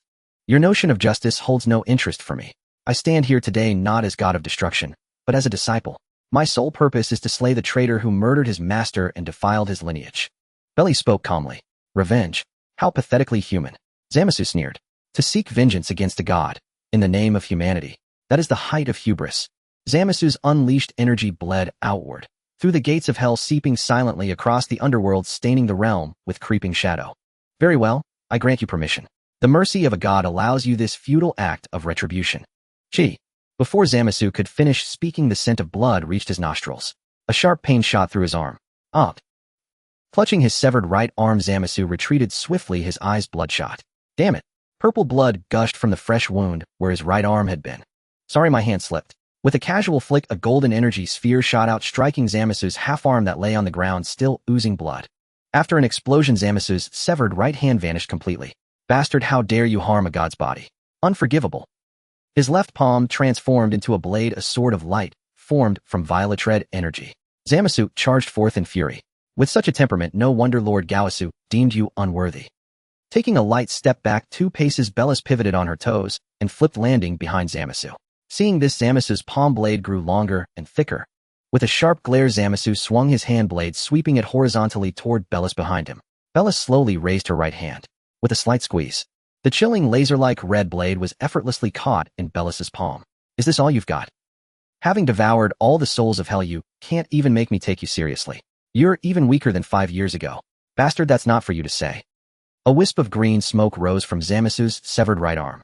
Then, like a lizard's tail, his right arm regenerated. Died. He raised a dark red energy sphere in his right hand and hurled it at Bellis's forehead.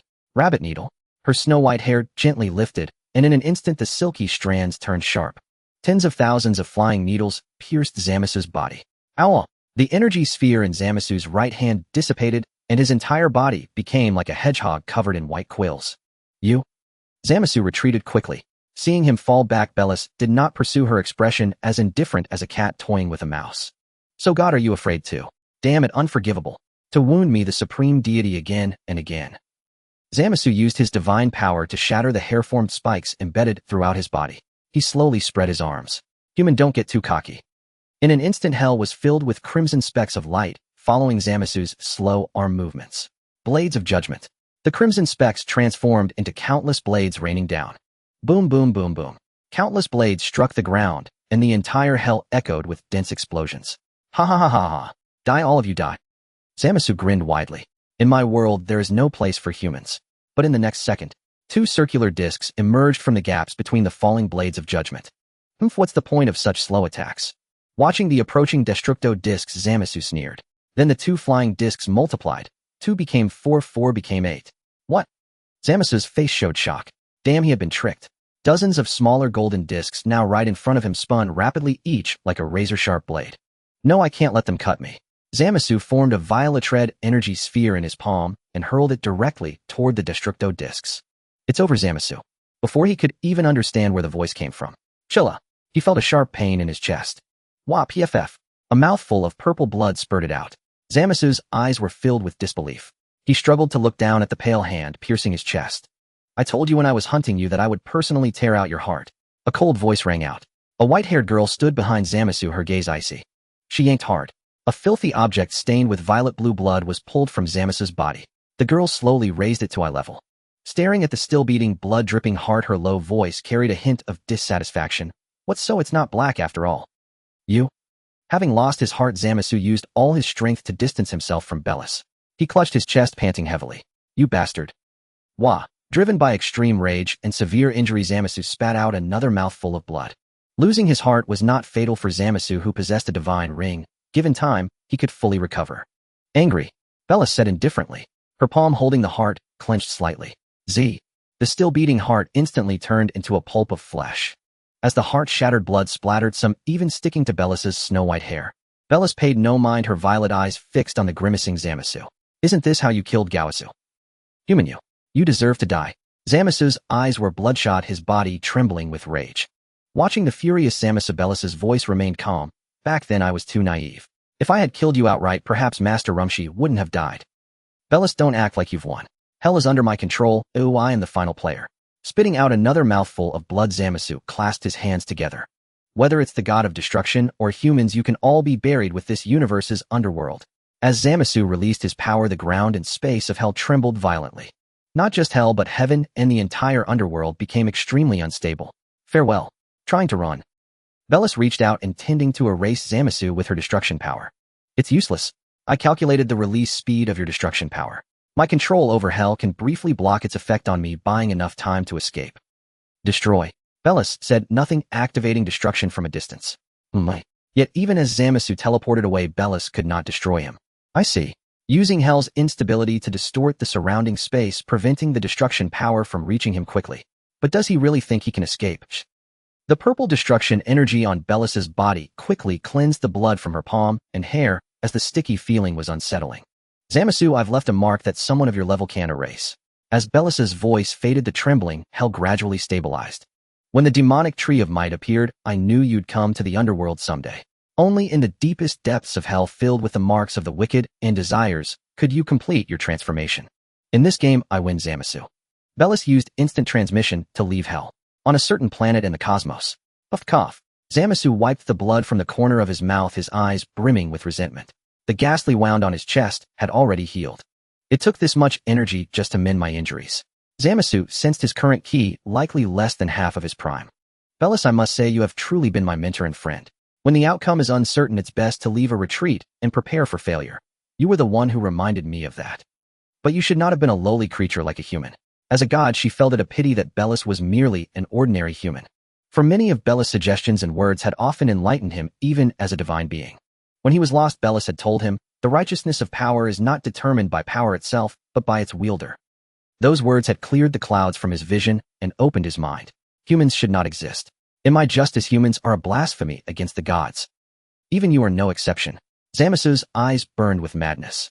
My dear friend, for the sake of my justice and the justice of the entire universe, please die in peace. When we meet next, I will hold the grandest funeral for you and use your blood to ignite the beacon of my justice. Sorry, but I have no interest in your justice, and I do not acknowledge you as my dear friend, because I don't want to die young. No grand philosophies, just such raw simplicity. A girl with snow-white hair clad in pharaoh-style attire stood not far from Zamasu. You? Zamasu opened his mouth momentarily speechless. After a long pause, he came to his senses. He recalled how Bellis had suddenly appeared behind him in hell. So it was instant transmission. A talent only a Supreme Kai can learn, and you mastered it. Does that mean you've also grasped the Supreme Kai's power of creation? Does it matter? Bellis replied calmly. Heh. Zamasu gave a dry laugh, then shook his head. Indeed, it no longer matters. Have you come to kill me? Though he didn't know what she had done to him since she could find him with instant transmission, given his current state escape, was unlikely. Do it. Dying by your hand is not a bad fate. Why not call me a god? Are you still mocking me even now? Zamasu's voice carried a hint of anger. No, I am not mocking you. Bellis said, I came for another reason, to tell you about Gawasu. He never blamed you. What? Zamasu was taken aback. Zamasu, I once hinted to Gawasu that you might have thoughts of killing him. Bellis paused for a moment. Do you know what Gawasu said in response? What did he say? Zamasu's body trembled slightly. Gawasu's exact words were, Zamasu is a talented and opinionated child. If one day he truly commits the act of killing his master, the greatest possibility is that I failed to understand him. If my death can bring that child back to the right path, I believe it would be worth it. Bellis couldn't help but recall in the original story how Gawasu of Universe 10, even knowing that the future Zamasu would kill his future self, still sought to move him with genuine emotion. Bellis would not judge such an approach, but she knew she could never do the same. She was a rather selfish person. Gawasu, Master. Zamasu's voice was low and trembling. No wonder. When he had driven his hand through Gawasu's chest, Gawasu's face bore regret and helplessness, but not a trace of hatred for him. He had known all along. Zamasu, humans have emotions, and so do gods. Drawing power from desire, you might sense those souls to some extent. Even the most heinous person has a pure harbor in their heart. Bellis paused for a moment before continuing. Whether it's modifying and strengthening the tree of desire to enhance power, or using souls from hell to perfect yourself. If I weren't a god of destruction, I wouldn't care at all. Not in that position, not planning that policy. Zamasu recalled a saying Bellis had once used. Exactly. Bellis nodded. You really don't hide anything. I've seen in the memories of those hell souls how they often cloak their selfish desires in so-called righteousness. Zamasu remarked. No need, and I don't want to become that kind of person. Bellis replied calmly. Wielding both the power of destruction and creation, Bellis, you might become an excellent deity. Zamasu smiled with relief as if a dying man's words were kind. You're right. Gods and humans alike have selfish desires and cravings. Even I, a god who prides myself on purity, am only acting for my own selfish ends. What right do I have to judge humans who do the same? Can you answer one question? The madness in Zamasu's eyes had faded. He asked Bellis, why did you want to kill me the first time we met? Was it, as I said before, because you had foreseen the future? Hearing this, Bellis was silent for a long moment before softly replying, I can see it. Only 3 words. Bellis had never considered implanting the Dragon Ball plot into Zamasu's mind. Call her cautious or paranoid, but even now she didn't trust Zamasu. Who knew if this Zamasu might revive like in Dragon Ball Heroes? In any case, it was better to be careful. I see. Zamasu sensed Bellis was hiding something, but didn't mind. Do it. A god of destruction's work is busy. Is it fine to chat here with a sinner like me? Zamasu suddenly said. Bellis replied slowly, raising her hand palm aimed at Zamasu. A whispered destruction. Zamasu's body began to fade slowly. Not just his body, but his soul would be erased as well. Are we still friends? With half his body already erased, Zamasu's voice came through. Yet as the sensation of his body and soul faded bit by bit, Zamasu never received Bellis' reply. Thank you. Before vanishing, Zamasu left his final 2 words. A gentle breeze stirred Bellis, snow-white hair slightly veiling her eyes. Her purple irises had turned black again. I didn't deny it. Brushing aside the bangs covering her eyes, she gazed at the red sun sinking below the horizon. Bellis murmured, perhaps everyone has their own shining point. In a sense, her ability to learn the Supreme Kai's power of creation was largely due to observing Zamasu's Supreme Kai training. If she hadn't connected with Zamasu and Gawasu, mastering the Supreme Kai's power would not have been so easy. Of course, her initial purpose in freeloading at the Supreme Kai realm was to properly discipline Zamasu to keep him from becoming too obsessive, at least to prevent him from killing the Supreme Kai. The goal wasn't achieved, but in the end she became the beneficiary. It sounded a bit ironic. After handling the affairs of the underworld, Bellis returned to the realm of destruction, first paying homage to the cenotaph of the god of destruction Rumsey. Then Bellis made her way to the realm of the Supreme Kais. The last time she visited here was 5 years ago. It felt like quite a long time. Before the cenotaph of the Supreme Kai Gawasu. Zamasu is dead. Even if I say this, I doubt you would be pleased. After all, he was your disciple, and you held great expectations for him. Gazing at the cenotaph marked with a cross, Bellis murmured softly. Senior Gawasu, if you have anything you wish to say, wait until you are revived. If possible, I will listen to your earnest teachings then. Reviving the god of destruction Rumsey was something Bellies would definitely attempt. Whether she could succeed was another matter. Gawasu was merely a secondary concern. It would be best if he could be revived, but if not, it did not matter. There was a distinction between close and distant ties. The god of destruction of the 10th universe had picked her up from her cosmic drift and taken her as a disciple. Although the system protected her body, allowing her to drift endlessly through the cosmos. Had Rumsey not found her, no one knew what might have happened. Perhaps one day, waking from slumber, she would find herself trapped in some laboratory vessel. This debt of gratitude Bellies held close to her heart. Moreover, after taking her as a disciple, Rumsey had taught her with great dedication. How to put it? If she had not been in the realm of destruction at her current age, whether she could even become a Super Saiyan was uncertain, let alone reaching the pinnacle of the universe. Do not assume becoming a Super Saiyan is easy. In the original story, characters like Trunks and Son Goten benefited from the lineage of Vegeta and Son Goku. It was a matter of blood inheritance. For ordinary Saiyans, especially those of the 7th universe, a Super Saiyan was not a legend that appeared once in a millennium. For example, when she transmigrated to planet Vegeta from birth until Frieza destroyed the planet, her battle power was merely 58,000. To be honest, at that time she was utterly disheartened. From age 7 to 10, increasing her battle power by 1,000 each year, she had no hope of even surviving. Fortunately, amid various accidents, she not only leaped from the 7th universe to the 10th, but was also picked up by the passing god of destruction Rumsey and the angel Kusu. Speaking of which, it has been 10 years since I arrived in the 10th universe. How many decades does one have in a lifetime? She wondered how the 7th universe was faring. Crossing universes required the angel's permission. To visit the 7th universe, she would need to obtain her official appointment at the palace of the Omni King and awaken the angel Kusu. After paying her respects to Gawasu, Bellies returned to the realm of destruction. Having not opened the chat group for many days, Bellies was curious about its state. Had it descended into chaos? Projecting her consciousness into it, the offline status on the chat group avatar shifted to online. Bellies wanted to scroll through the previous chat records. The thought of peeking was rather thrilling. A livestream, and it's lumens. The button to enter the livestream video appeared at the bottom right of the chat group. How strange. Had Lumen grown familiar with everyone? She was even hosting a livestream. However, Bellies did not immediately enter the livestream. Instead, she noticed the number of group members had increased by 2. Zeref, the Black Mage from Fairy Tail, and Elena, the protagonist from The Journey of Elena. 2 more fascinating magical worlds. Bellies glanced at their profiles, then entered Lumen's livestream. The broadcast revealed a scene that left Bellies stunned. A golden dragon hundreds of meters long, while a dragon with a wolf's head, oh perhaps it counted as a dragon.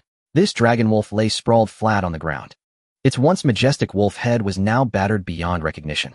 Its eyes and snout were swollen into large lumps, especially the eye sockets, which were dark and bruised like a panda's eyes, clashing with the creature's imposing demeanor. The dragon wolf's mouth opened and closed, seemingly emitting sounds, abba abba. Bellies' mouth twitched. What was Lumen doing?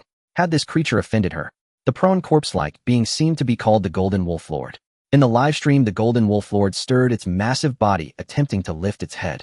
The Golden Wolf Lord was about to rise. Bang! Its head took another blow, and the barely raised head crashed heavily to the ground. From its mouth came another round of abba abba babbling. This? So pitiful, Bellies commented in exasperation. The clear sword imprint on the Golden Wolf Lord's forehead was unmistakably the result of someone using a sword as a brick to strike it. Have you had enough? If you submit, come home with me. If not, well, keep at it. Lumen said, lightly flicking her exclusive 6-star divine weapon, casting a sidelong glance at the massive creature beside her. Spider, poor dragon, it's been beaten for 2 days and nights. Zeref, the Golden Wolf Lord, is an artificial creation. It seems even more powerful than me. I wonder if it could kill me. I'm curious about the kind of person who created it. The battle between Lumen and the Golden Wolf Lord astonished Zeref, the Great Mage. First, he marveled at the creation of the Golden Wolf Lord. Having created living demons himself, he understood well how difficult it was to bring such a powerful alchemical being to life. Even he could hardly achieve such a feat. As for Lumen, this seemingly delicate young girl who was actually over 500 years old, that fact was irrelevant. What mattered was that this girl named Lumen, let's call her a girl for now.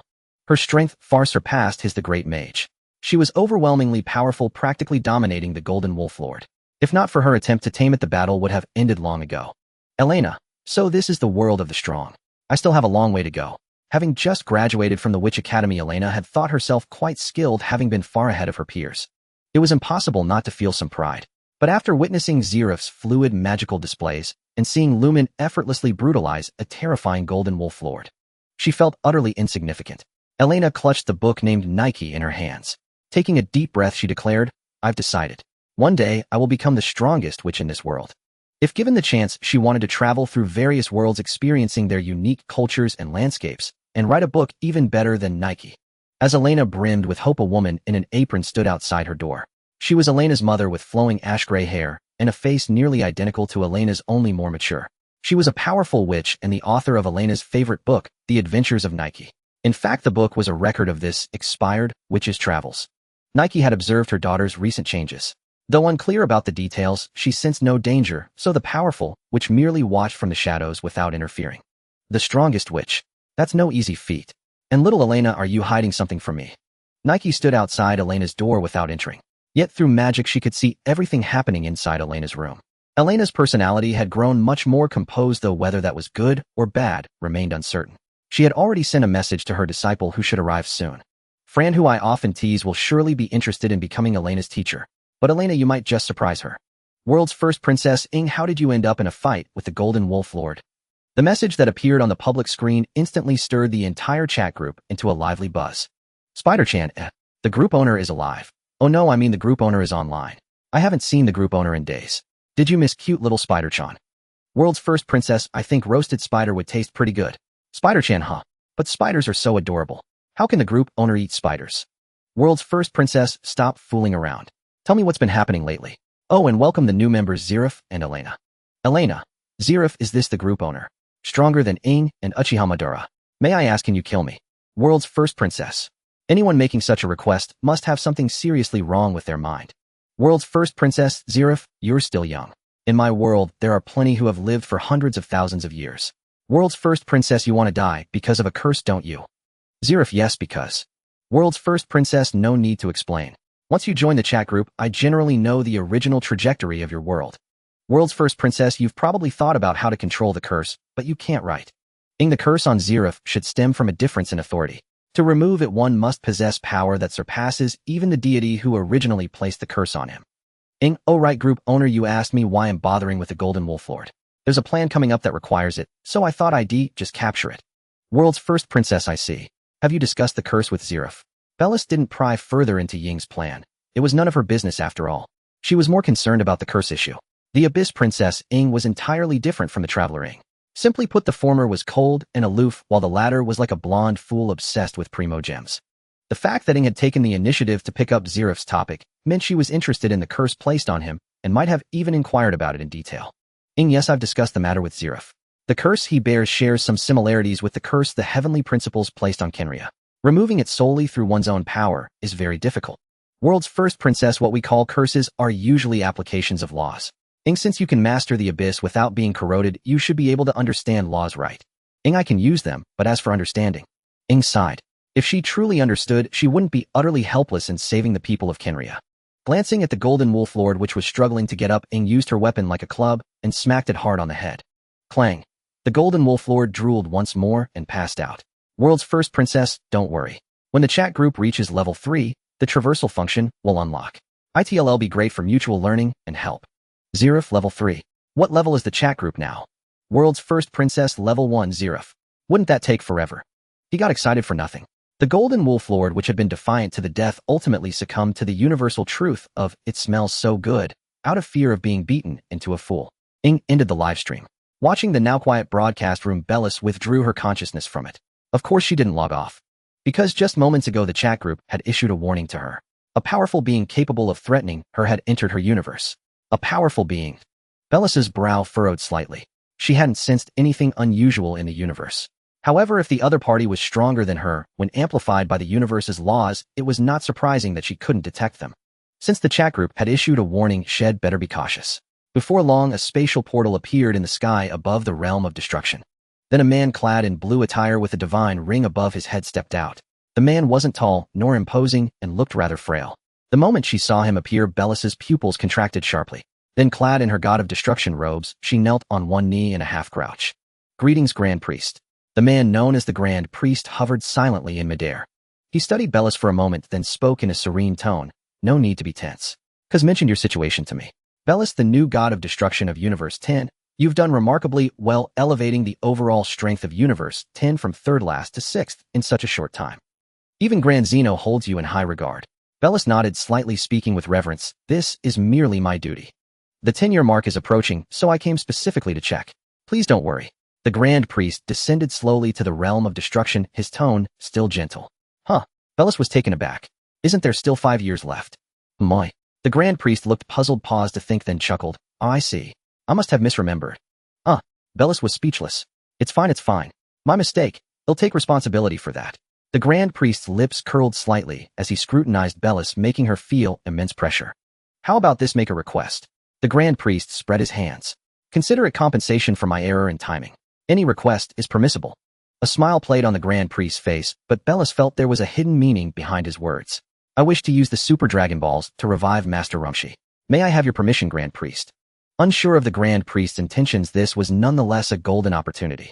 Using the Super Dragon Balls required crossing multiple universes. If she could obtain official permission from the Grand Priest, she wouldn't have to worry about trouble even if she encountered the gods of destruction and angels of those 2 universes later. Moreover, going to Universe 7 held some personal motives for Bellis. The Super Dragon Balls created by the dragon god Zalama, you mean? The Grand Priest didn't answer immediately. He turned around, seeming to ponder for a moment, then looked back at Bellis and said, if I recall correctly, you were originally from Universe 7. Yes. Bellis nodded. Since he had seen through her, there was no point in denying it. Persistent denial might only displease the Grand Priest. I see. That does align with the rules. The Grand Priest then took out a token inlaid with gold edges from his pocket. The token bore the character Grand engraved in its center. Take this to gather the Dragon Balls. Universes 6 and 7 should not give you trouble. Thank you very much, Grand Priest. Bellis's voice trembled with excitement as she accepted the token he offered. The Grand Priest nodded, stepped back a few paces, and a spatial portal materialized behind him. By the way, after you make your wish, come to Grand Zena's palace promptly. No issues, I trust. Yes. Bellis. The Grand Priest smiled faintly. The wishes granted by the Super Dragon Balls are exceedingly precious. Don't waste them carelessly. With that, the Grand Priest retreated into the portal without giving Bellis time to ponder. As the portal slowly faded, Bellis stood up, gazing at the somewhat ancient token in her hand, murmuring, don't waste the wish. What does he mean? A faint sense of unease stirred within Bellis's heart. The Grand Priest is truly terrifyingly powerful. Holding the token engraved with the character Grand, Bellis' chest heaved. It took a long while before she calmed her restless heart. Through the power of the chat group, Bellis barely managed to sense the Grand Priest's strength. From beginning to end, the Grand Priest never displayed an iota of arrogance, yet merely standing beside him felt like being at the center of all cosmic laws. Fortunately, even the Grand Priest failed to detect the existence of the system. With that, Bellis' anxious heart eased slightly. Bellis took a deep breath and called out to the chat group system, check if this token has any hidden traps. A few seconds later, ding, the token is crafted from a special material and is not connected to any causal threads. Is it merely symbolic? Bellis recalled the Grand Priest's earlier words. Perhaps I'm overthinking it. Bellis shook her head. She had to be cautious, for the Grand Priest's power could erase her with a thought. Regardless, I owe a debt of gratitude. No matter what the Grand Priest was plotting, she had to visit the 6th and 7th universes once. In the palace of the Omni King. On the high platform, the Omni King sat upright. The Grand Priest bowed slightly, pondering how to begin. So you didn't bring back the new god of destruction? The Omni King, whose head resembled a boiled egg, grew curious when the Grand Priest remained silent after returning. The transition period for the old and new gods of destruction hasn't arrived yet, and the flow of time in the 10th universe seems a bit off. The Grand Priest replied after a moment of contemplation. The same as 20 years ago, the Omni King asked an unrelated question. Uncertain. The Grand Priest shook his head. Before I returned, I observed all existing parallel universes. There is no god of destruction named Bellis, and even on planet Vegeta in the 7th universe, no Scion princess by the name of Bellis exists. I see. So our universe is special then. 20 years ago, a major event occurred in the Omni King's universe. The Omni King's universe, and even many places including the Dragon Realm, were cleansed by a mysterious force. Investigations concluded that their universe would no longer spawn parallel worlds. So, Grand Priest. The Omni King jumped down from his seat and stood beside the Grand Priest. No other findings. She is very mysterious. I don't know if that Scion princess is aware of her own circumstances. The Grand Priest answered after a moment of thought. Whenever I harbor ill intent towards her, an overwhelming sense of invincibility rises in my heart.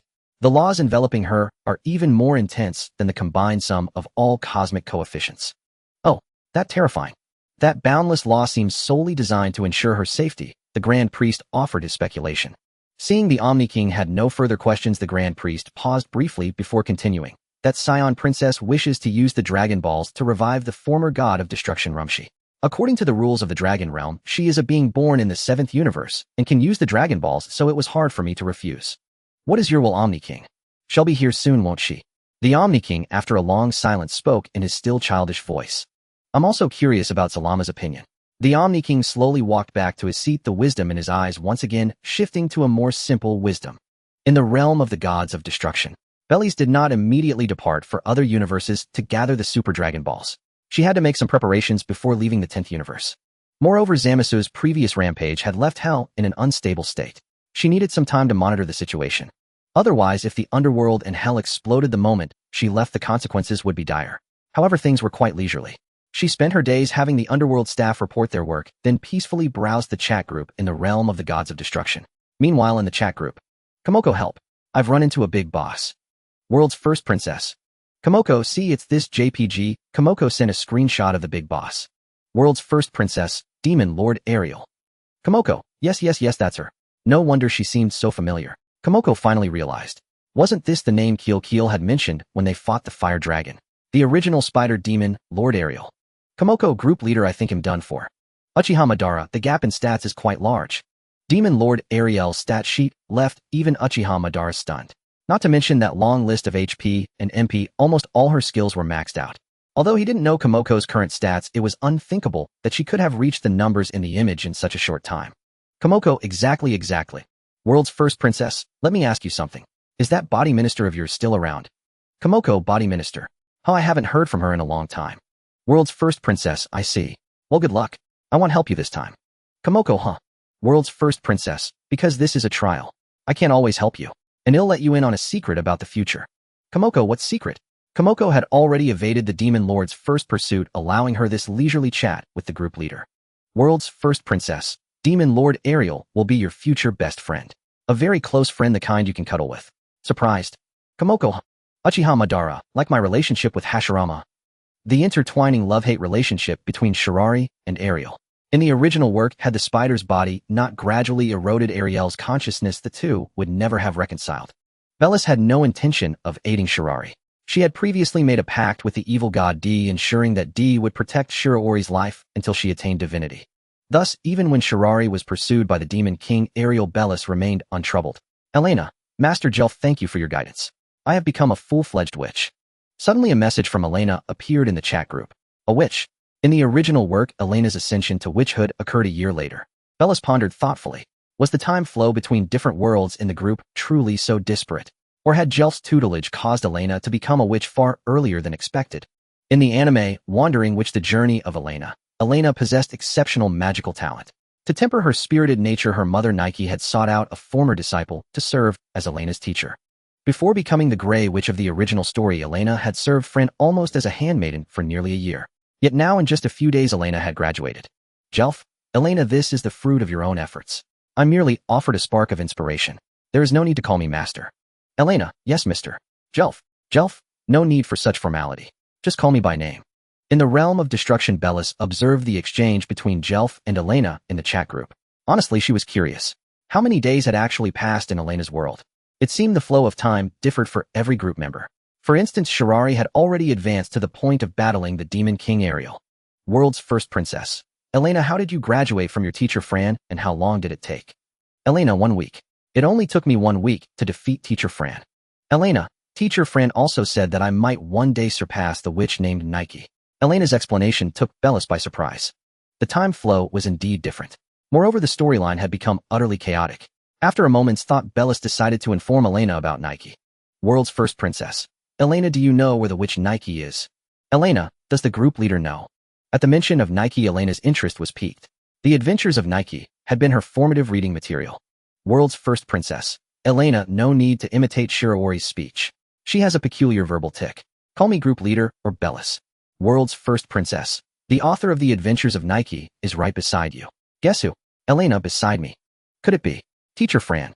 The only witch around her seemed to be teacher Fran. World's first princess. Your teacher Fran is Nike's disciple. Elena, really?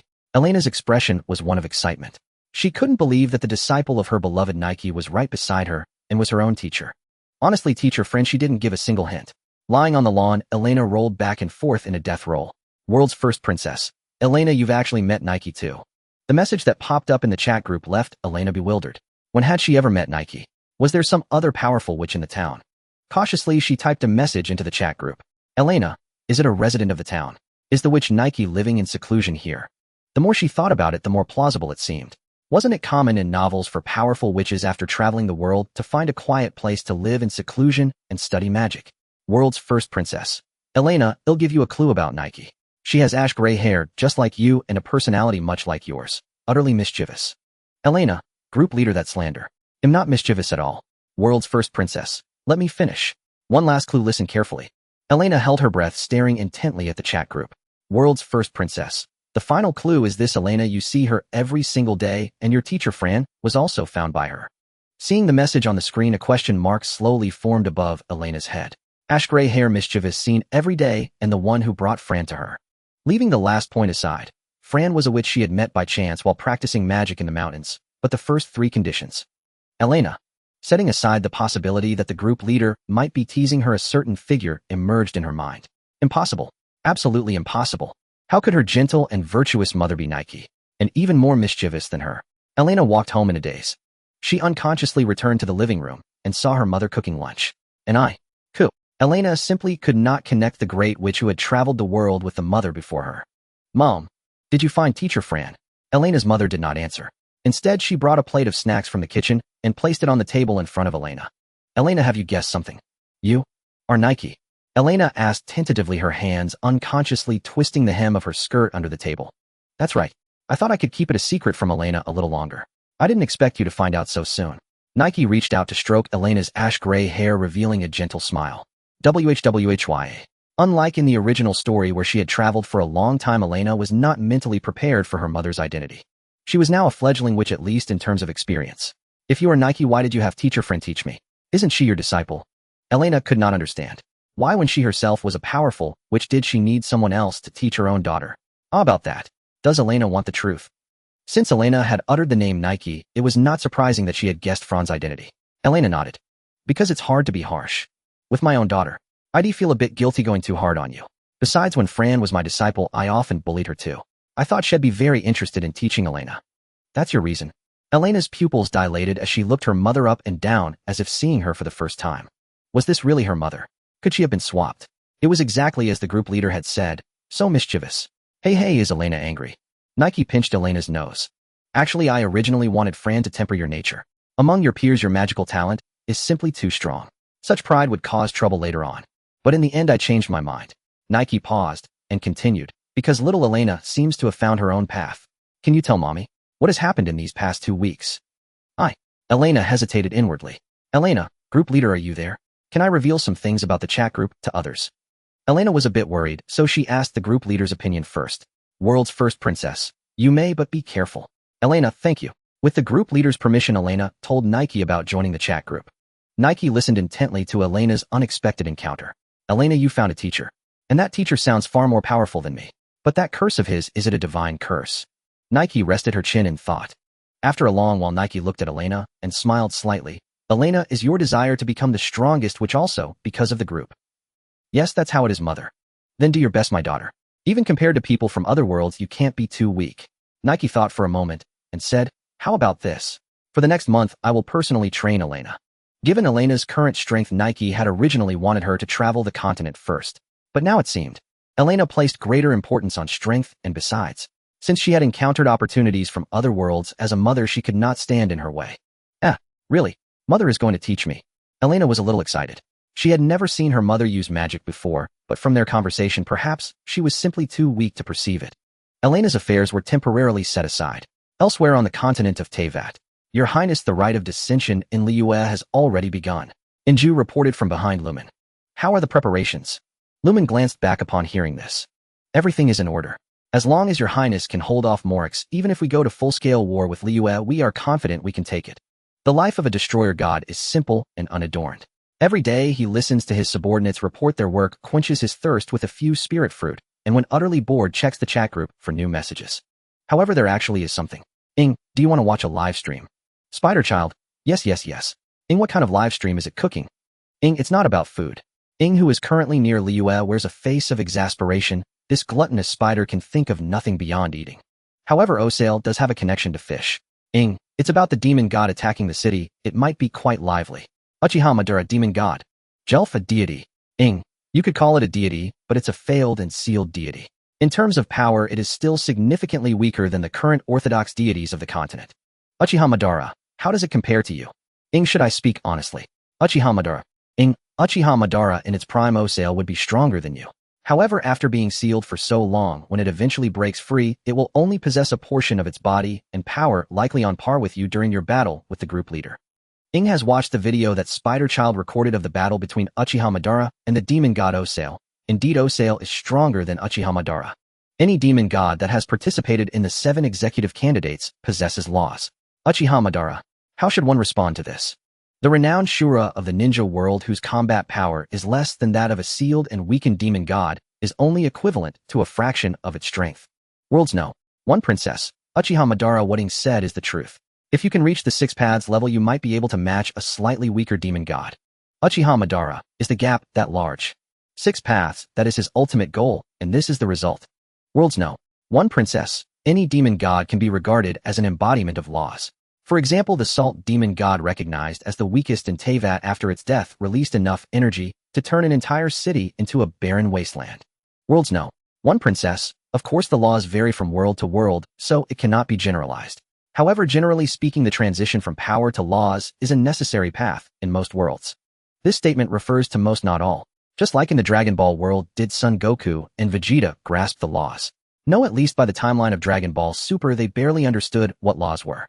Scions are a warrior race, and they memorize their strength through their bodies. Laws. What are those? Is there enough food to fill you up?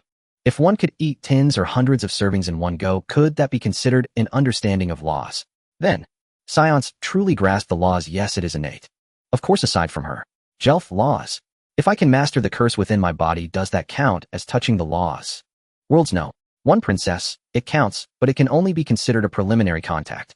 The vast majority of beings, depending on their different races, sometimes carry innate talents, which can also be vaguely considered an understanding of laws.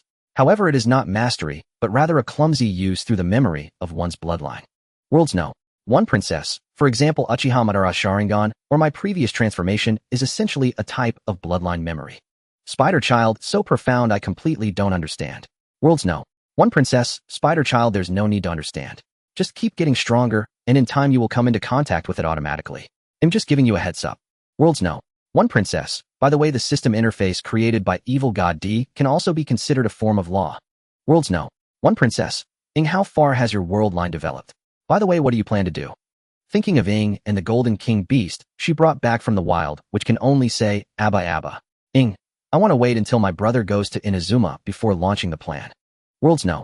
One princess, the one that shakes the sky island. Yes, Osale, I must acquire it. Worlds know. One princess, Morix will not just stand by. Are you confident? A guy who is silent under the wear and tear of heavenly principles probably doesn't even have the strength he had during the Demon God War. Ying's words caused Bellies to fall into contemplation. Is there a hint of dislike in her tone towards Morix? Worlds know. One princess, what will you do about those immortals? Lius seems to have many birds and beasts, and although they cannot compare to Morix, they are still ancient beings that have lived for thousands of years. Their strength is just like that. At most they can cooperate to deal with some weaker demon gods. Even the immortals who only barely understand the laws have traversed countless worlds, and the Prime does not care. Moreover, the power of the Abyss can counter them. Worlds know. One princess, bringing the Abyss to the surface. Have you considered the consequences? It's not necessarily going to escalate. Morix has his own calculations. The wear and tear imposed by heavenly principles on the gods, if it were not for the inability to resist, who would willingly endure it? Worlds know. One princess, as long as there's a plan, it's good. If anything unexpected happens, I can help you once, but it's limited to saving people, not defeating enemies. Bellies indeed quite likes perhaps it's a remnant of playing Genshin before the transition. However, she cannot offer unlimited assistance. Moreover, Bellies wants to observe the laws of Teyvat up close. In this way, it may help her own strength a bit. Thank you. Spider Child. Wuwu, the group leader, is so biased. A little spider is on the verge of dying, and the group leader doesn't even acknowledge me. Wuwu. Worlds know. One princess, where are you dead? I see you're quite idle, and still want to watch Ying's live stream. Spider Child, no, I'm just referencing it. Spider Child, group leader, did you know? I've escaped from the Demon King's pursuit for the second time, and I was still dismembered, so terrifying. If it weren't for the system skills, the group leader might never have seen the adorable spider child again. Woo. Worlds no. One princess, so it was dismemberment with your head flying off and drifting everywhere. Spider child, group leader, you're still making fun of me. Worlds no. One princess, not at all. I have high hopes for you. Keep it up a few more times, and the Demon King won't be able to resist reconciling. Spider child, feeling that before reconciliation she had already been eaten by the Demon King literally. Thinking of the Demon King's skill set, one that can consume anything. The spider child shuddered. Ding. Ing has started the live stream. Outside Liyue Harbor, toward the direction of Guyun Stone Forest, turbulent waves surged. The oppressive aura of an ancient god pressed slowly upon all of Liyue. Madara Uchiha. Is that five-headed water serpent Ojal? Through the live broadcast, Madara Uchiha could directly see the colossal creature. Its azure body and the massive tornado-like whirlpools that connected sky and sea stirred by its very presence. The entire sky was shrouded in dark clouds as a torrential downpour began. Elena, how terrifying. How is one supposed to deal with something like that? Elena sat on the sofa at home, projecting the chat group's feed onto the wall, watching the horrifying scene of the ancient god Ojal alongside her mother Nicole. Zeref, impressive. It seems even more fearsome than the Golden Wolf Lord. Zeref couldn't help but compare it to the Black Dragon from his own world. He faintly felt that even that Black Dragon might not be a match for the ancient god before him. Lumen, this isn't Ojal's full power. This is merely a body formed from the power that leaked out when the seal was broken. AI Hybra, this is getting more and more fantastical. As a scientist, AI Hybra truly felt at a loss.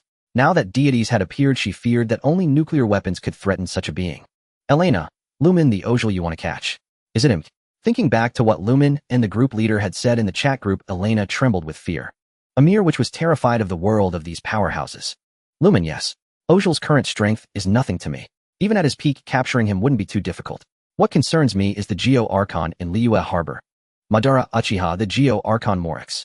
Is he powerful? Lumen, before being chosen as the Geo Archon by the Celestial Island, his title was the Martial God. The Vortex God before us was sealed by him. As Lumen spoke with the others in the group, Ojal rapidly advanced towards Liyue. Furthermore, the range of his law's radiation began to spread. The thick clouds and torrential rain began to encroach upon Liyue Harbor as well. Spider, what is that flying thing? Spider had sharp eyes. In the panoramic video, she noticed a building moving towards the Vortex God, resembling an airship. Lumen, that's the Jade Chamber. It seems to be a structure built from floating stones that can hover. I'm not entirely sure of the details myself. Spider, I want it so badly. I want to live in such a magnificent house too. Lumen. She truly couldn't understand Spider's train of thought. Nevertheless, Lumen paid it no mind. The group was full of strange individuals, and besides Spider, wasn't even human yet. High in the sky, hidden by a barrier, Lumen noticed a familiar figure on the Jade Chamber. Brother. Why is she there? Lumen frowned slightly.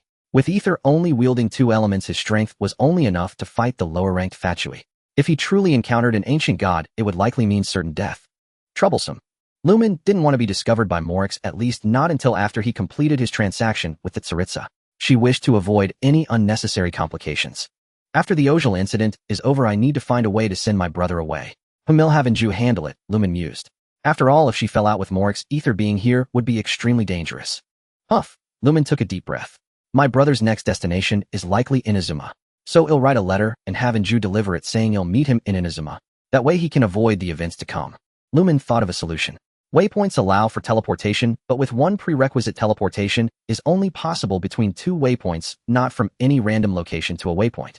All she had to do was stall Ether on the way to Inazuma, or keep him there until after he unlocked the waypoints, giving her time to finish her business. On the Jade Chamber, the Adepti followed the plan and landed on the Guizhong ballistas, activating a special formation to begin their decisive battle against Ojal.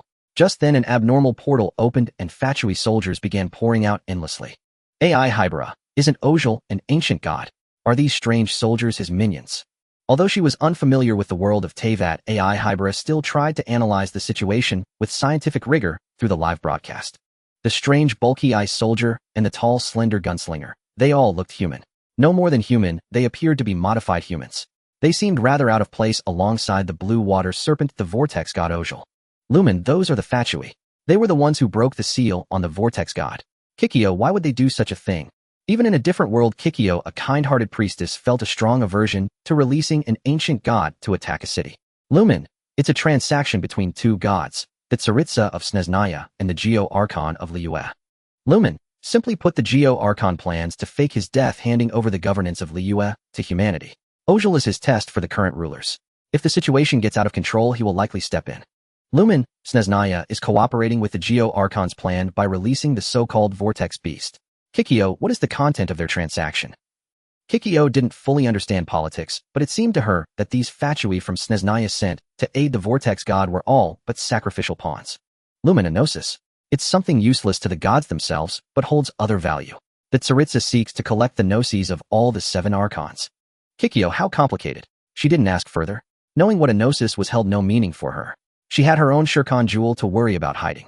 Spider, are those cranes and such the adepti? They all look incredibly powerful. Spider was deeply impressed, continuing to watch the scene unfold like a blockbuster movie. From Lumen's vantage point, she could clearly see the battle between the adepti on the Jade Chamber and the Vortex God.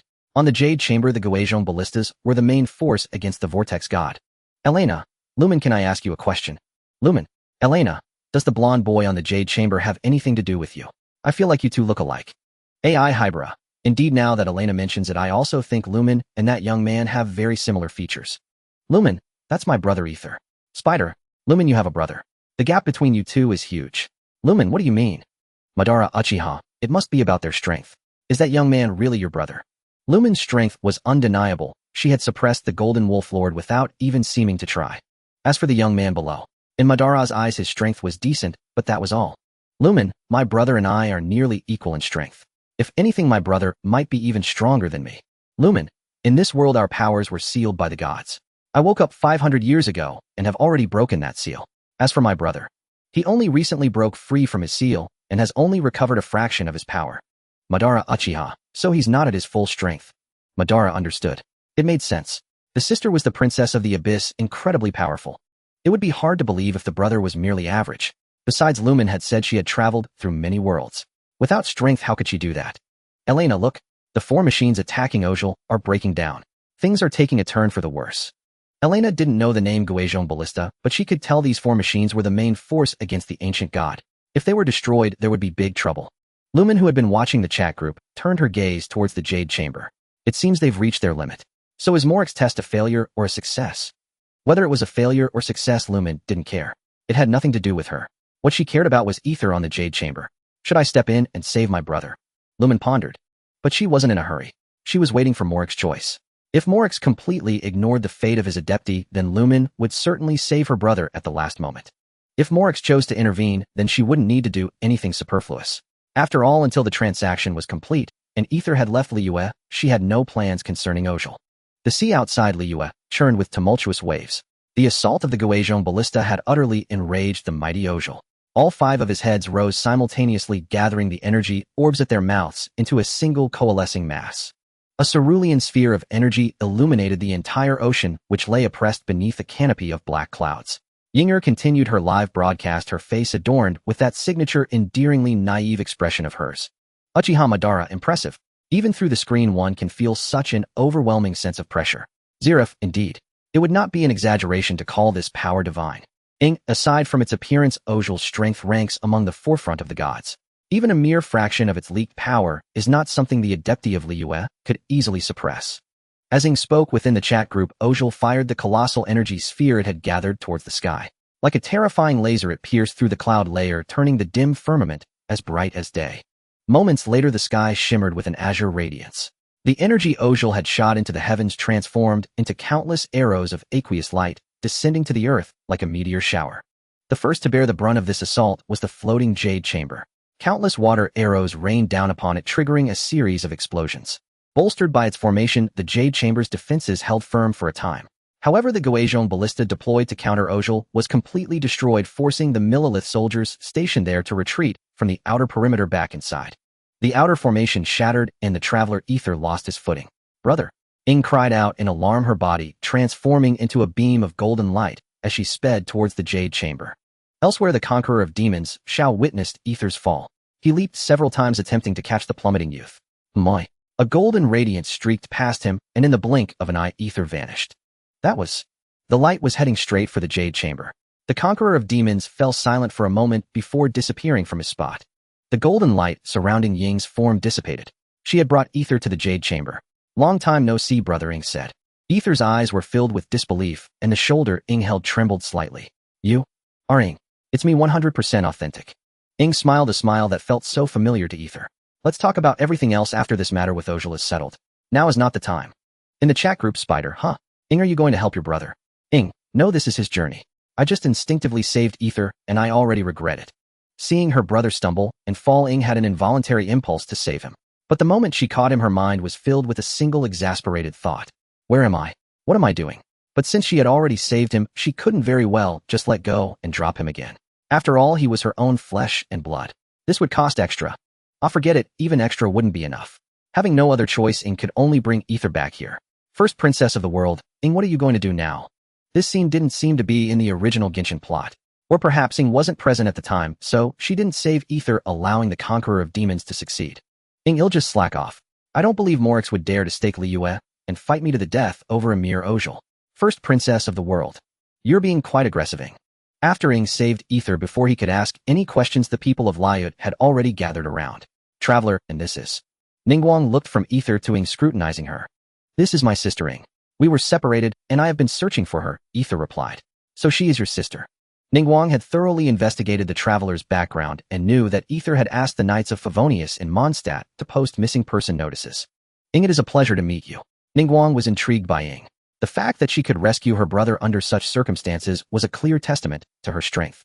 Seeing Ing nod without speaking, Ningguang decided not to press the conversation. She knew this was not the time for idle chatter. No matter how curious she was, the immediate priority was dealing with Ojal, who was besieging them. Ing had no intention of interfering in the affairs between Ether and Liyue. After saving Ether, she turned and flew down from the Jade Chamber under everyone's gaze, departing without a trace, like a passing cloud. Ojal let out a long, resonant dragon's roar, emitting a piercing sonic wave that hurt the ears. Seemingly spotting the solitary, Ing, one of Ojal's serpentine heads opened its maw. A beam of aquamarine energy shot straight down, following Ying's trajectory. Ing! Ether cried out in alarm. But Ing had already flown too far. Even if he wanted to save her, there was nothing he could do. Ing sighed. Do you really want to be caught that badly? A slender sword adorned with golden patterns materialized in her hand. With a casual flick of her wrist towards the incoming beam, she dispersed Ojal's attack in an instant.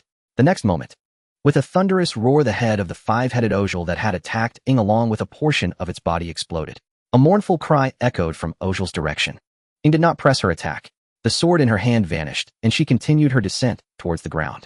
This entire scene was witnessed by everyone on the Jade Chamber. That weapon. Has Ing regained her full strength? Ether murmured, his voice trembling slightly. He also had a vague feeling that Ying's current power might even surpass what she possessed when she fought against the sustainer of heavenly principles. A casual strike, yet it possesses such overwhelming force. A flicker of astonishment passed through the conqueror of demons' eyes. When he had gone to save Ether, he had sensed the aura of the traveler's sister up close. That suffocating pressure was something he had only ever felt in the presence of the Geo Archon. Before the crowd could recover from the shock of Ying's terrifying power, Ojal launched its attack. Having one of its heads obliterated, enraged it completely. Unable to find Ing, it vented its fury on the conspicuous Jade Chamber floating in the sky. Esteemed Adepti, this is no time for distraction. Seeing Ojal's fury, Ningguang spoke, drawing everyone's attention back. Ningguang continued to explain her plan to the group, the Divine Sky Jade Strike. Having lost one head, Ojal was now weaker than in the original account. After their preparations were complete, the Jade Chamber descended with a thunderous crash accompanied by Ojal's final mournful cry. A colossal mushroom cloud slowly rose from the sea. Ojal was sealed once more. With the matter resolved, everyone returned to Liyue Harbor. Brother, you've worked hard, Ing said to Ether upon his return. Now that they had met, there was no need to use the original plan to avoid each other. Ing, if there's anything you want to say, wait until you've finished your journey through the 7 nations. He'll be watching you. Ing cut Ether off. Well then, farewell. An elliptical portal materialized behind Ing. Waiting. Ether reached out his hand, trying to grasp Ing as she stepped towards the portal. We will meet again, but not now. Ying's figure disappeared, and the portal began to fade. Ether's outstretched hand passed right through it. He ran to the other side, but could not enter the portal. Today's livestream ends here. See you next time. I'll go catch Ojal then. Anyone interested, I'll start another stream. Ying's practiced routine of starting and ending her stream drew a round of teasing from bellies. Well, whatever. Wasn't it better for the group members to enjoy themselves? Far better than a bunch scheming against each other. In some chat group novels, the group leader would twist words to deceive members, playing the sly fox to swindle food, drink, and skills. Some even tricked people themselves, hypocritically claiming concern for the members' well-being. Concern? You just covet their body, how low? Bellies considered herself a refreshing exception. At least aside from not revealing everything about the members' plot lines, she was truthful in all else. She stood up, dusting off her clothes. Nothing's happened for days. Guess the underworld won't have surprises either. Time to collect the Dragon Balls. Crossing universes wasn't difficult for a god of destruction. Even Zamasu in the original story had traveled from Universe 10 to Universe 7, let alone her now. Universe 6. The moment Bellies entered, she sensed faint probing gazes. This was feedback from the chat group system. An angel, or a god of destruction. As Bellies pondered, a woman holding a staff with a gray-white ponytail departed from the realm of the gods of destruction. Greetings. Which universe's god of destruction are you? By regulation, without an angel's prior reservation and permission, gods of destruction cannot casually visit each other. Please state your purpose, or I must expel you. The woman's voice carried a serene, noble, spring breeze-like quality. A pleasure to meet you, Lady Vados. I am Bellies, the new god of destruction of Universe 10. I wish to gather the Dragon Balls in Universes 6 and 7 to make a wish. This is the Grand Minister's writ. Bellies did not bow to Vados. Gods of destruction and angels were equals with no such formalities. Oh. Vados examined the token Bellies handed over, gazing at the grand character for a moment before nodding. Indeed, it is the Grand Minister's writ. I understand your intent. Vados paused, then said, I can tell you the location of Universe SIXS Dragon Balls, but Universe 7 is beyond my jurisdiction. For those, you must see Universe 7's angel. Universe 7's angel is my brother. I will contact him shortly and explain in detail. Lady Bellies, once in Universe 7, you may go directly to the realm of the gods of destruction. My deepest thanks, Lady Vados. Bellies took back the token from Vados and, following her directions, began her search for the Dragon Balls. After a thorough search, that completes the collection of Universe SIXS Dragon Balls. Gazing at the three orbs, each larger than an average planet with their immense stars, Bellies felt a swell of emotion. Next, Universe 7. Bellies held no favorable impression of Universe 7's god of destruction, Beerus. The reason was simple: she was the scion princess of planet Vegeta. Planet Vegeta's destruction had been ordered by Beerus, carried out by Frieza. Forget it, that can wait. Debts of gratitude must be repaid and vengeance exacted. That was all. Carrying the 3 Dragon Balls, Bellies arrived in Universe 7. She found a random spot to set them down. With each orb as vast as a planet, few could move them even without effort, but to be safe, Bellies added an illusion. Using the coordinates from Vados, she located Universe 7's realm of the gods of destruction. Whoosh! Instant transmission activated. Bellies appeared in the realm. Oh my, a rare guest. Universe 7's angel Whis was already waiting, strolling over slowly upon seeing Bellies. A pleasure to meet you, Lord Whis. Bellies spoke. The new god of destruction of Universe 10. May I ask, how is Lord Rumshi related to you? Whis examined the token Bellies handed over. Regardless, proper procedures for using the Dragon Balls had to be followed. He was my teacher, but he passed away in an accident. Bellies' voice dropped with sorrow. Is that so? That is indeed regrettable. Whis returned the token to Bellies. The locations of the Dragon Balls are marked on this. He pointed to a special map. Thank you, Lord Whis. Bellies accepted the map sincerely. After a brief chat, she excused herself to collect the Dragon Balls and left the realm.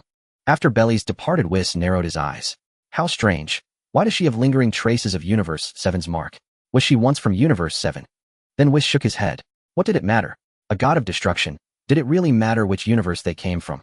After leaving the realm, Bellies wasn't in a rush to search for the Dragon Balls. Instead, she headed toward their locations, sightseeing leisurely as if on a tour. Perhaps she was also searching for something.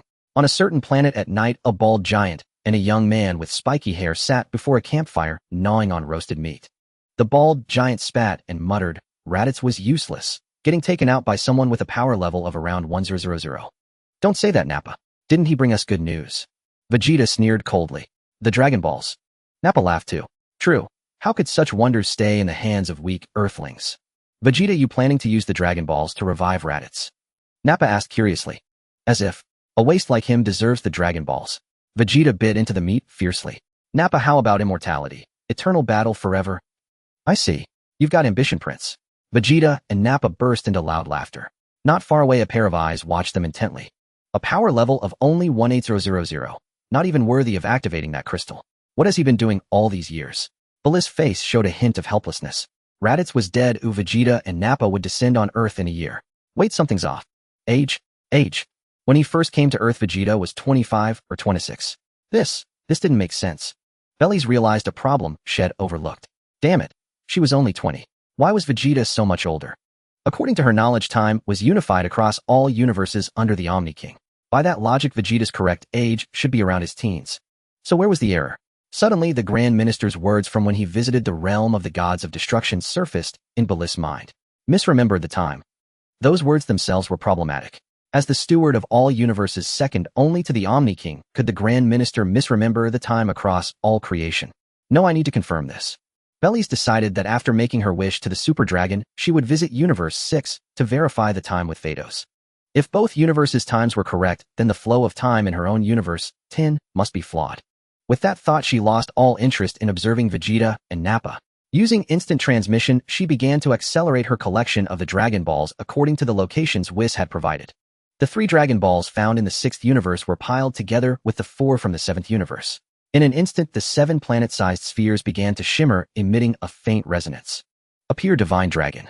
Belris called out in the divine tongue.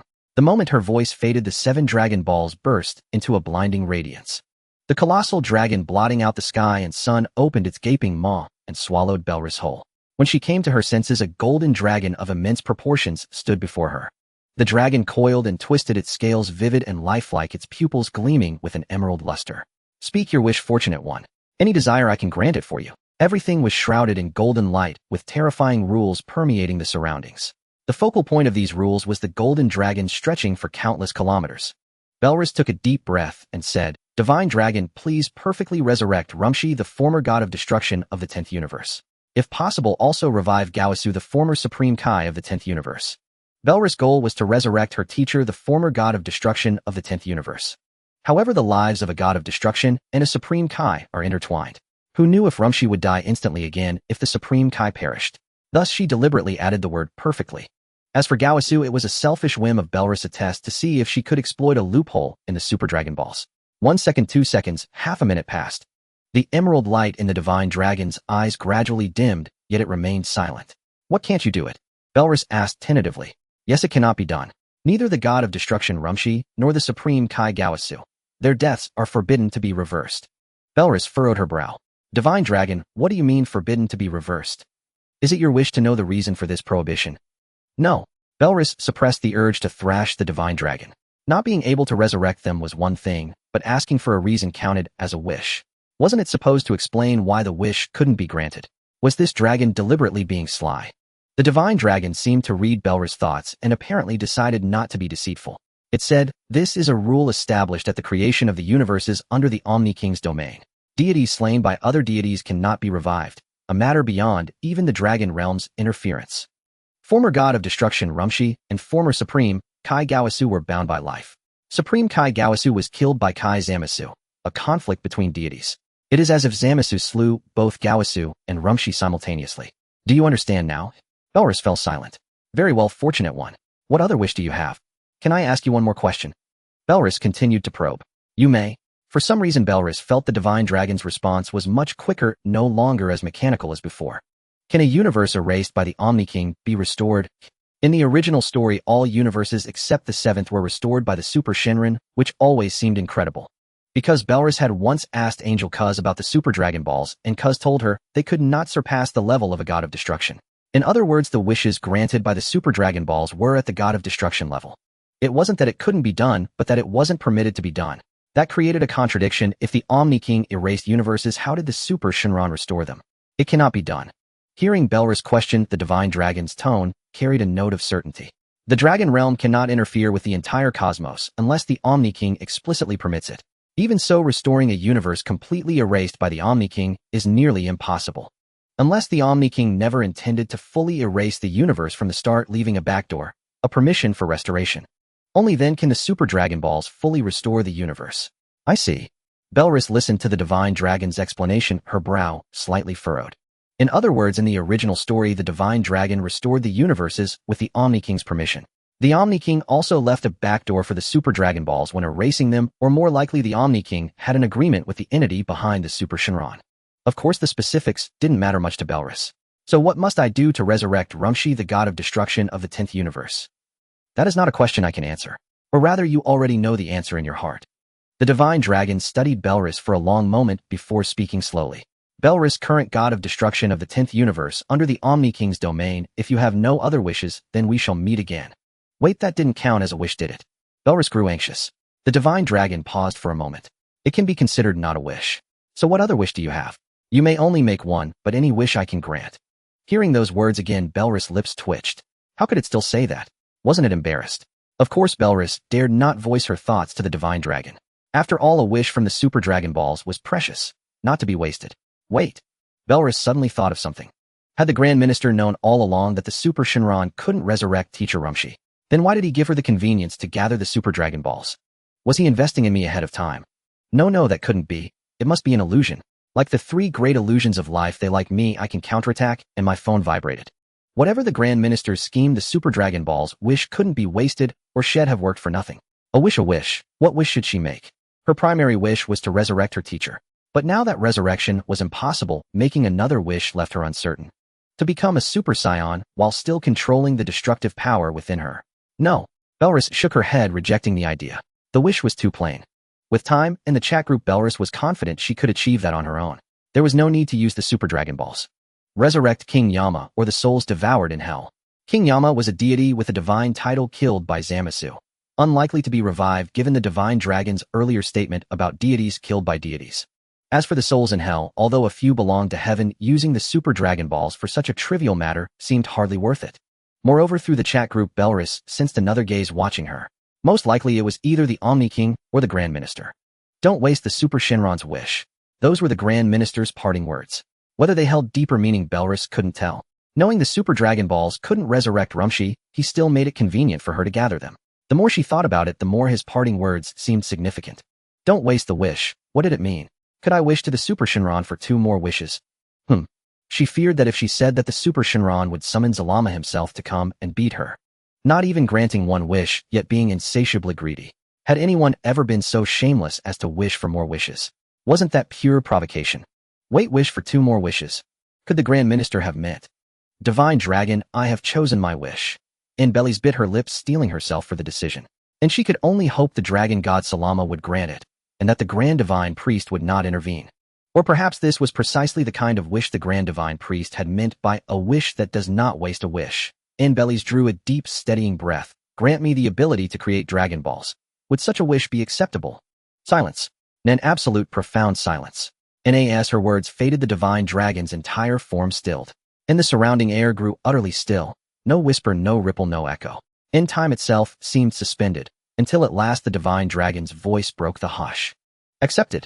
This wish is simple. In the Super Dragon's eyes, emerald pupils blazing with searing white light, cast their radiance downward, slowly enveloping Bellis in its luminous glow. The process lasted nearly 10 minutes. Bellis sensed a new presence awakening within her. Not merely destructive or creative energy, but an unfamiliar sovereign principle woven into her very being. Your wish has been fulfilled. Your capacity to forge Dragon Balls will deepen in proportion to your own comprehension of dragon energy. The Super Dragon paused, then added, before you depart, accept this counsel. The dragon energy bestowed upon you is not the power of the Dragon God. It is yours alone. Every cause and consequence born from your wishes shall rest solely upon your shoulders. Might you elaborate? Freshly imbued with dragon energy, Bellis stood momentarily stunned. The Dragon Balls you craft differ fundamentally from those of Namek. The Super Dragon intoned, each wish granted by Namekian Dragon Balls generates negative energy, but the Dragon God Salama's own divine law purges it automatically. The dragon energy you now wield is wholly your own. All karmic repercussions, dark, volatile, or unforeseen, shall bind themselves to you, the Creator. And yet, you stand beyond the jurisdiction of the Dragon Realm. Should your mastery of dragon energy one day ascend to the level of the Dragon God, you shall become a Dragon God in your own right. Have I made myself clear? Do you have further questions? The Super Dragon spoke serenely. Thank you. I shall honor this power with wisdom and restraint, Bellis said, bowing deeply before the Divine Dragon. Whether she now addressed the dragon itself, or Salama its maker, remained uncertain. Prudence dictated reverence. Besides, she had just received an extraordinary boon. Farewell, newly ascended Destroyer God. The Dragon Realm looks forward to your destiny. Golden light erupted from the Divine Dragon's form, and as it vanished, the 7 Dragon Balls shot forth like radiant comets, scattering across the cosmos. When the final wish dissolved into silence, the universe settled into quietude. Bellis exhaled, a long, slow release of pent-up breath. The watchful gaze has lifted. Did this mean her wish aligned with the Grand Divine Priest's intent, or even the Omni King's own expectation? At the very least, it had not squandered the Super Dragon's sacred boon. Truly, the gods are all layers upon layers of calculation. No god slain by another god cannot be resurrected. To revive her mentor Master Rumshi would require nothing less than the Omni King's personal sanction. Then I must grow stronger, swiftly. Into the Omni King a destroyer god was expendable. And to claim even a sliver of influence, she would need to ascend to the rank of an angel. Sigh, and let it not take too long. And within her body now pulsed a new sovereign principle. In dragon energy of force akin to causality itself, rare and irrevocable. So Dragon Balls generate negative energy, just as in the evil dragon arc of GT. Because Salama's law governs them, the Namekians forge Dragon Balls without fear of corruption, yet they know well such artifacts must never be wielded recklessly. The Destroyer Realm of Universe 10. Indeed, the flow of time in Universe 10 moves far more slowly than in other universes. Returning from Universe 6, Bellies confirmed at last the universe under her stewardship suffered a subtle temporal anomaly. Though the distortion was gradually correcting itself, its origin remained elusive. She estimated, with cautious precision, that within half a year Universe 10's temporal rhythm would harmonize fully with the rest of creation. Enough. If the cause eludes me, let it be. It is no crisis. Belly shrugged, then shifted her focus away from time towards something far more urgent. A visit to the Omni King's palace, to formally meet the Omni King himself. And she was no Son Goku, unburdened, fearless, conversing with divinity, as if over tea. And that was either blissful innocence, or bluntly put a touch unhinged. Bellies raked fingers through her silver hair, and flung herself onto the grass in a sprawling star shape. And I truly do not want to go. What if I'm detained the moment I step inside? What if the Omni King and the Grand Divine Priest harbor unusual proclivities, in like turning her into a plush ball? Oh, the very thought sent shivers down her spine. He is the Omni King, not some internet memes Omniball, the supreme deity who commands 12, not 18 universes, and she rolled wildly across the lawn for half an hour. Reluctantly, Bellies rose, and with destruction energy swept away stray grass and dust clinging to her destroyer robes. And, even with my chronic procrastination, I must go, to receive my official appointment decree. She slapped her cheeks twice, murmuring, fearless. I am fearless. I am a destroyer god. I've weathered cataclysms no mortal can fathom. It's just the Omni King's residence. Could he possibly devour me? And she inhaled deeply, calming her turbulent heart, then activated instant transmission and vanished from the destroyer realm. In the blink of an eye, she stood before the gates of the Omni King's palace, named fittingly for its sovereign. In the grand entrance bore a single immense character, all. It conveyed little majesty, more cartoonish than cosmic. And no sooner had Bellies paused before it than a man appeared beside her, likewise arriving via instant transmission. I greet the Grand Divine Priest. And no formalities required here, the Grand Divine Priest replied, waving gently for her to rise. Yes, sir. And guided by the Grand Divine Priest, Bellies passed through the gates, traversing a corridor mapped like a celestial star chart, until she beheld the Omni King himself, three-colored banners for hair hands clasped behind his back. He stood motionless, awaiting her arrival. And I greet the Omni King, Bellies said, offering a respectful bow. Bellies, disciple of Rumshi, former destroyer god of Universe 10, now its appointed destroyer god, the Omni King declared, his voice crystalline and clear. His tone held no malice, yet Bellies felt a chill crawl up her spine. And, compared to destroyer gods of other universes, you have performed your duties exceptionally well. His voice remained serene. And, it is my solemn duty, Bellies replied, cautious, deferential, unsure of his true intent. The Grand Divine Priest and I both witnessed it. You received dragon energy from Salama, did you not? And yes. She offered no evasion. Why conceal what he already knew? Do not misuse it. Such power, if left unchecked, could destabilize the very fabric of reality. And, yes, your majesty, I swear it. Grand Divine Priest, bring it forth. The Omni King turned his gaze toward his attendant. The Grand Divine Priest nodded, stepped forward, and placed a single white slip into Bellies' hands. What is this? An artifact to awaken your angel. Angels are bound to the destroyer realm.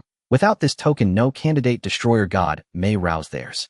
After handing her the slip, the Omni King descended from his throne and engaged Bellies in light, whimsical conversation. Curious tales, curious flavors, before courteously dismissing her. All of it left Bellies disoriented, unreal, almost dreamlike. In what truly had the Omni King intended? In asking about amusements and delicacies in Universe 10. He even asked her to bring some next time. And was that all? No deeper inquiry, no tests, no warnings, just a swift appointment and departure. And had all her meticulous preparations crumbled into nothingness? Of course, she possessed no delusions. Once the Omni King released her, she would not dare return to challenge him. Why didn't you ask anything meaningful? You sent me back with nothing but a slip of paper, after all the strategies I'd forged. To utter such words would likely erase her from existence in the next breath. After Bellies departed, the Grand Divine Priest stood silently behind the Omni King, awaiting his sovereign's first word. That child is fascinating.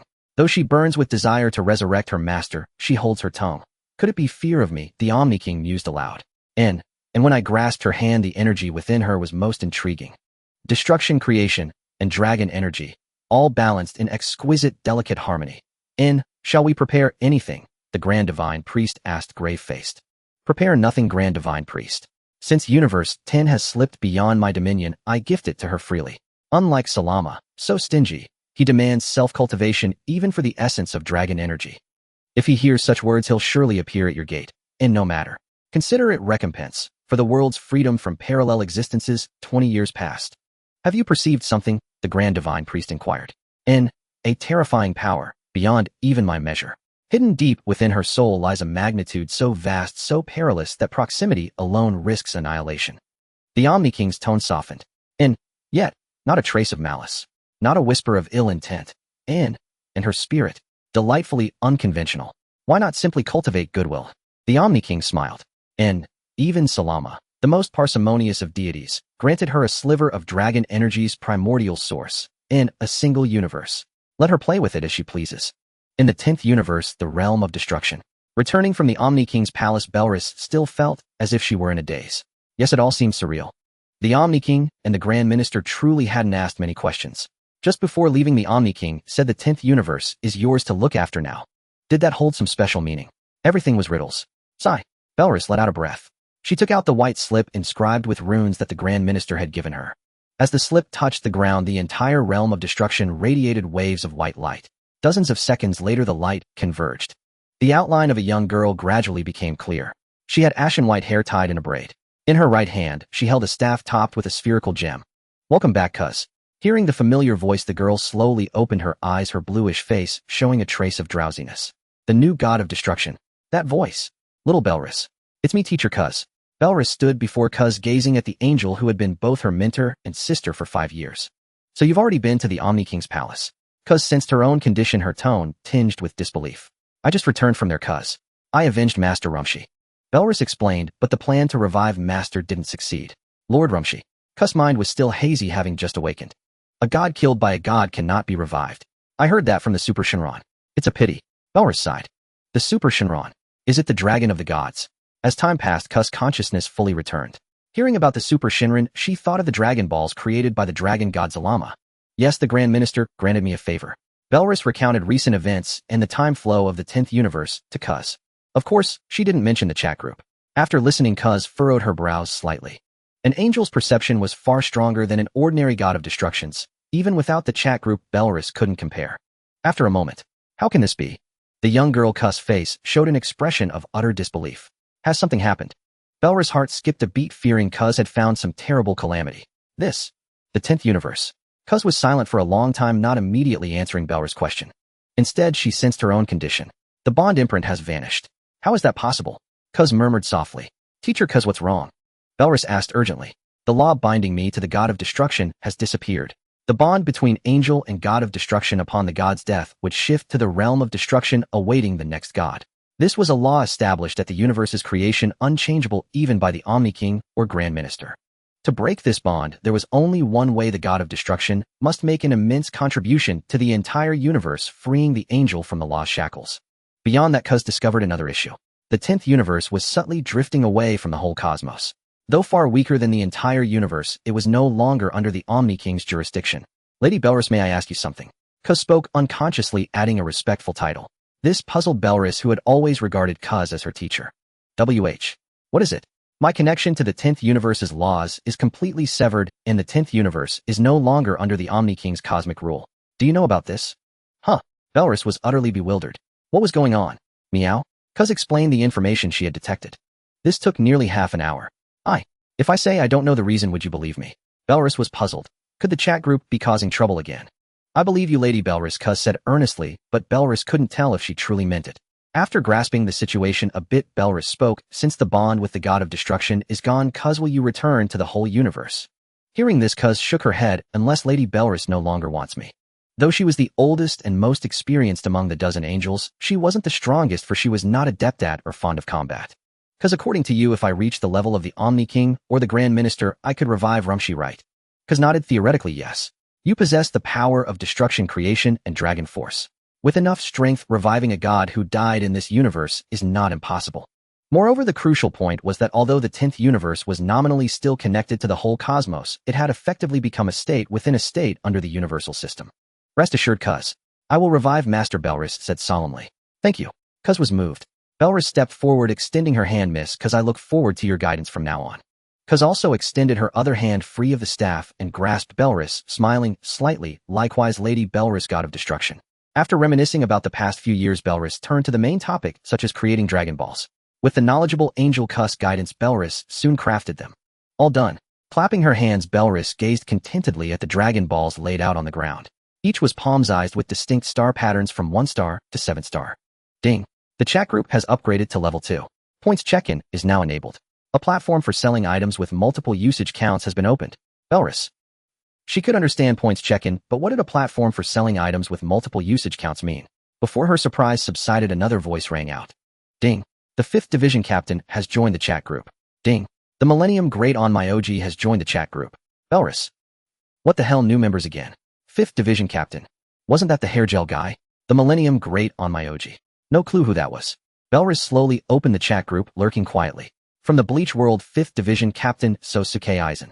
From the Shaman King world, the Great on my OG Hao Asakura. Seeing these introductions, Belris felt a headache coming on. Both were major villains, far more troublesome than a simpleton like Uchiha Madara. Uchiha Madara. That arrogant guy and nesting doll boss who once defeated would open his heart to you. In terms of villainy, he couldn't compare to the 2 new members. Belris continued to lurk, saying nothing. With a good employee like Uchiha Madara, why would the boss need to act personally? Well, I guess I'm just one to enjoy the spectacle. A chime announced Uchiha Madara's entry into the arena. Another chime followed, heralding the arrival of the Great on my OG of 1,000 years. Belais stared at the chat group messages in utter bewilderment. What on earth?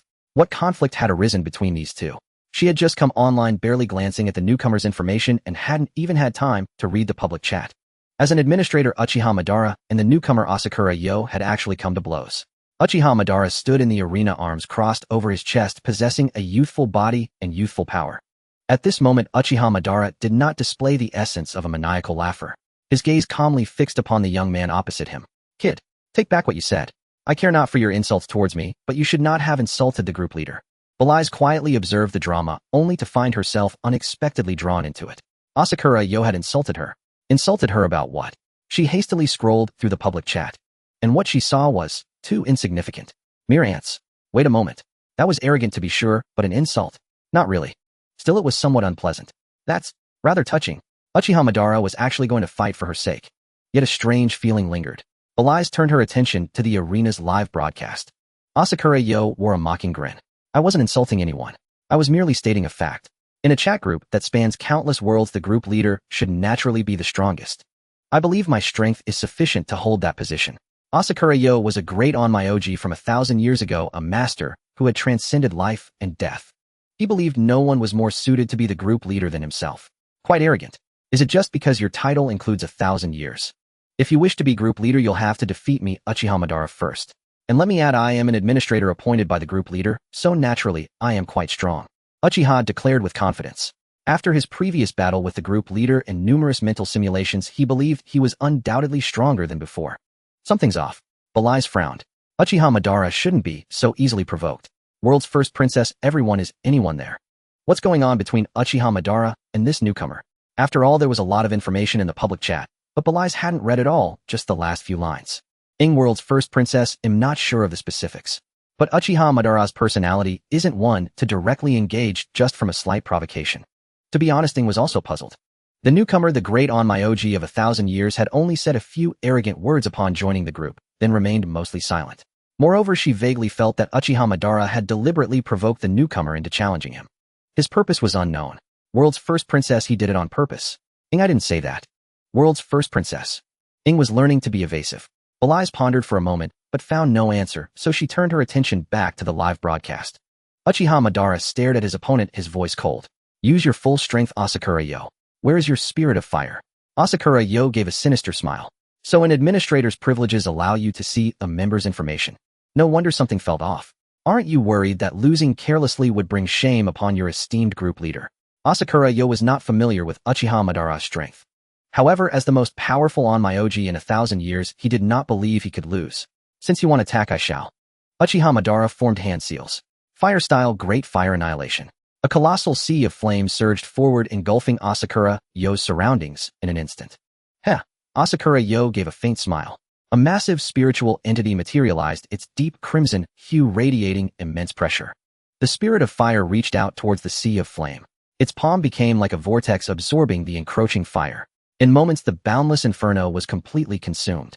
The spirit's body swelled larger than before. Just as I thought. A spirit entity of natural forces. Uchiha Madara noticed Asakura Yo standing on the spirit's shoulder. He'll likely have to apologize to the group leader after this. Uchiha Madara cast aside his thoughts, his pitch-black irises rapidly transforming, skipping the eternal Mangekyo and shifting directly into the Rinnegan. Oh, Asakura Yo's face showed a flicker of surprise at Uchiha Madara's changing eyes. Impressive. It's not just empty talk. Sensing the immense pressure emanating from Uchiha Madara, Asakura Yo felt a tension he hadn't experienced in a millennium. Those eyes. They can bridge life and death. As a great onmyoji who had transcended life and death, he quickly noted the peculiarity of Uchiha Madara's eyes. Interesting. For a fight to be worthwhile, it must be evenly matched. I wonder if you possess such skill. Asakura Yo shouted, "Spirit of fire, let's go." His Furyoku of 1.2 million placed him at the pinnacle of his world. He never expected that stumbling into this strange chat group today would provide him with an opponent who ignited his fighting spirit. The spirit of fire dispersed in an instant only to reconstitute behind Uchiha Madara. Standing on the spirit's shoulder, Asakura Yo declared, "He'll take your soul." The spirit reached out to seize Uchiha Madara. Limbo border jail. Uchiha murmured softly. Just as the spirit was about to grasp him, a resounding boom echoed. The spirit was struck a heavy blow, and both it and Asakura Yo were sent flying backward. What happened? Asakura Yo manipulated the spirit to halt its retreat, his gaze sharpening. He noticed cracked lines forming on the right side of the spirit's chest. An invisible attack. He could sense it, but not see it, meaning it exists outside this space. Asakura Yo extended 2 fingers, gently tracing them before his eyes. A strange luster then shimmered in his gaze. I see them. 2 entities resembling clones identical in appearance to Uchiha Madara looked like shadows. So these were what kicked the spirit. Honestly, that had been merely a preliminary probe. The ease with which they had sent the spirit flying was quite surprising. Uchiha Madara did not press the attack. Through the tactile feedback from his limbo clones, he analyzed the spirit's composition. A soul. Natural forces. I can comprehend it, but replicating it would be exceedingly difficult. Uchiha murmured to himself. In the chat group, Belize observed the clash between Uchiha Madara and Asakura Yo. I see. So that's why Uchiha Madara wanted to fight Asakura Yo. It's because of the spirit of fire. That guy Uchiha Madara was so hungry for power. Was it because of witnessing Ying's battle against Ojal? Whether that was the case or not, Belize couldn't be sure, but she had a good guess at Uchiha Madara's goal. The spirit of fire was a product of nature, in other words, constructed from natural forces. Uchiha Madara's objective was to learn Senjutsu and comprehend the power of nature. Twirling a strand of her snow-white hair, Belize murmured softly, "Indeed, most villains have goals, dreams, and the determination to strive for them." Her gaze then fell upon Asakura Yo. What was his reason for provoking this fight? She couldn't believe that a great onmyoji who had reincarnated and survived a millennium, the future Shaman King, would be so devoid of cunning as to act like a fool, constantly provoking others upon entering the chat group. So he has his own agenda too. Troublesome.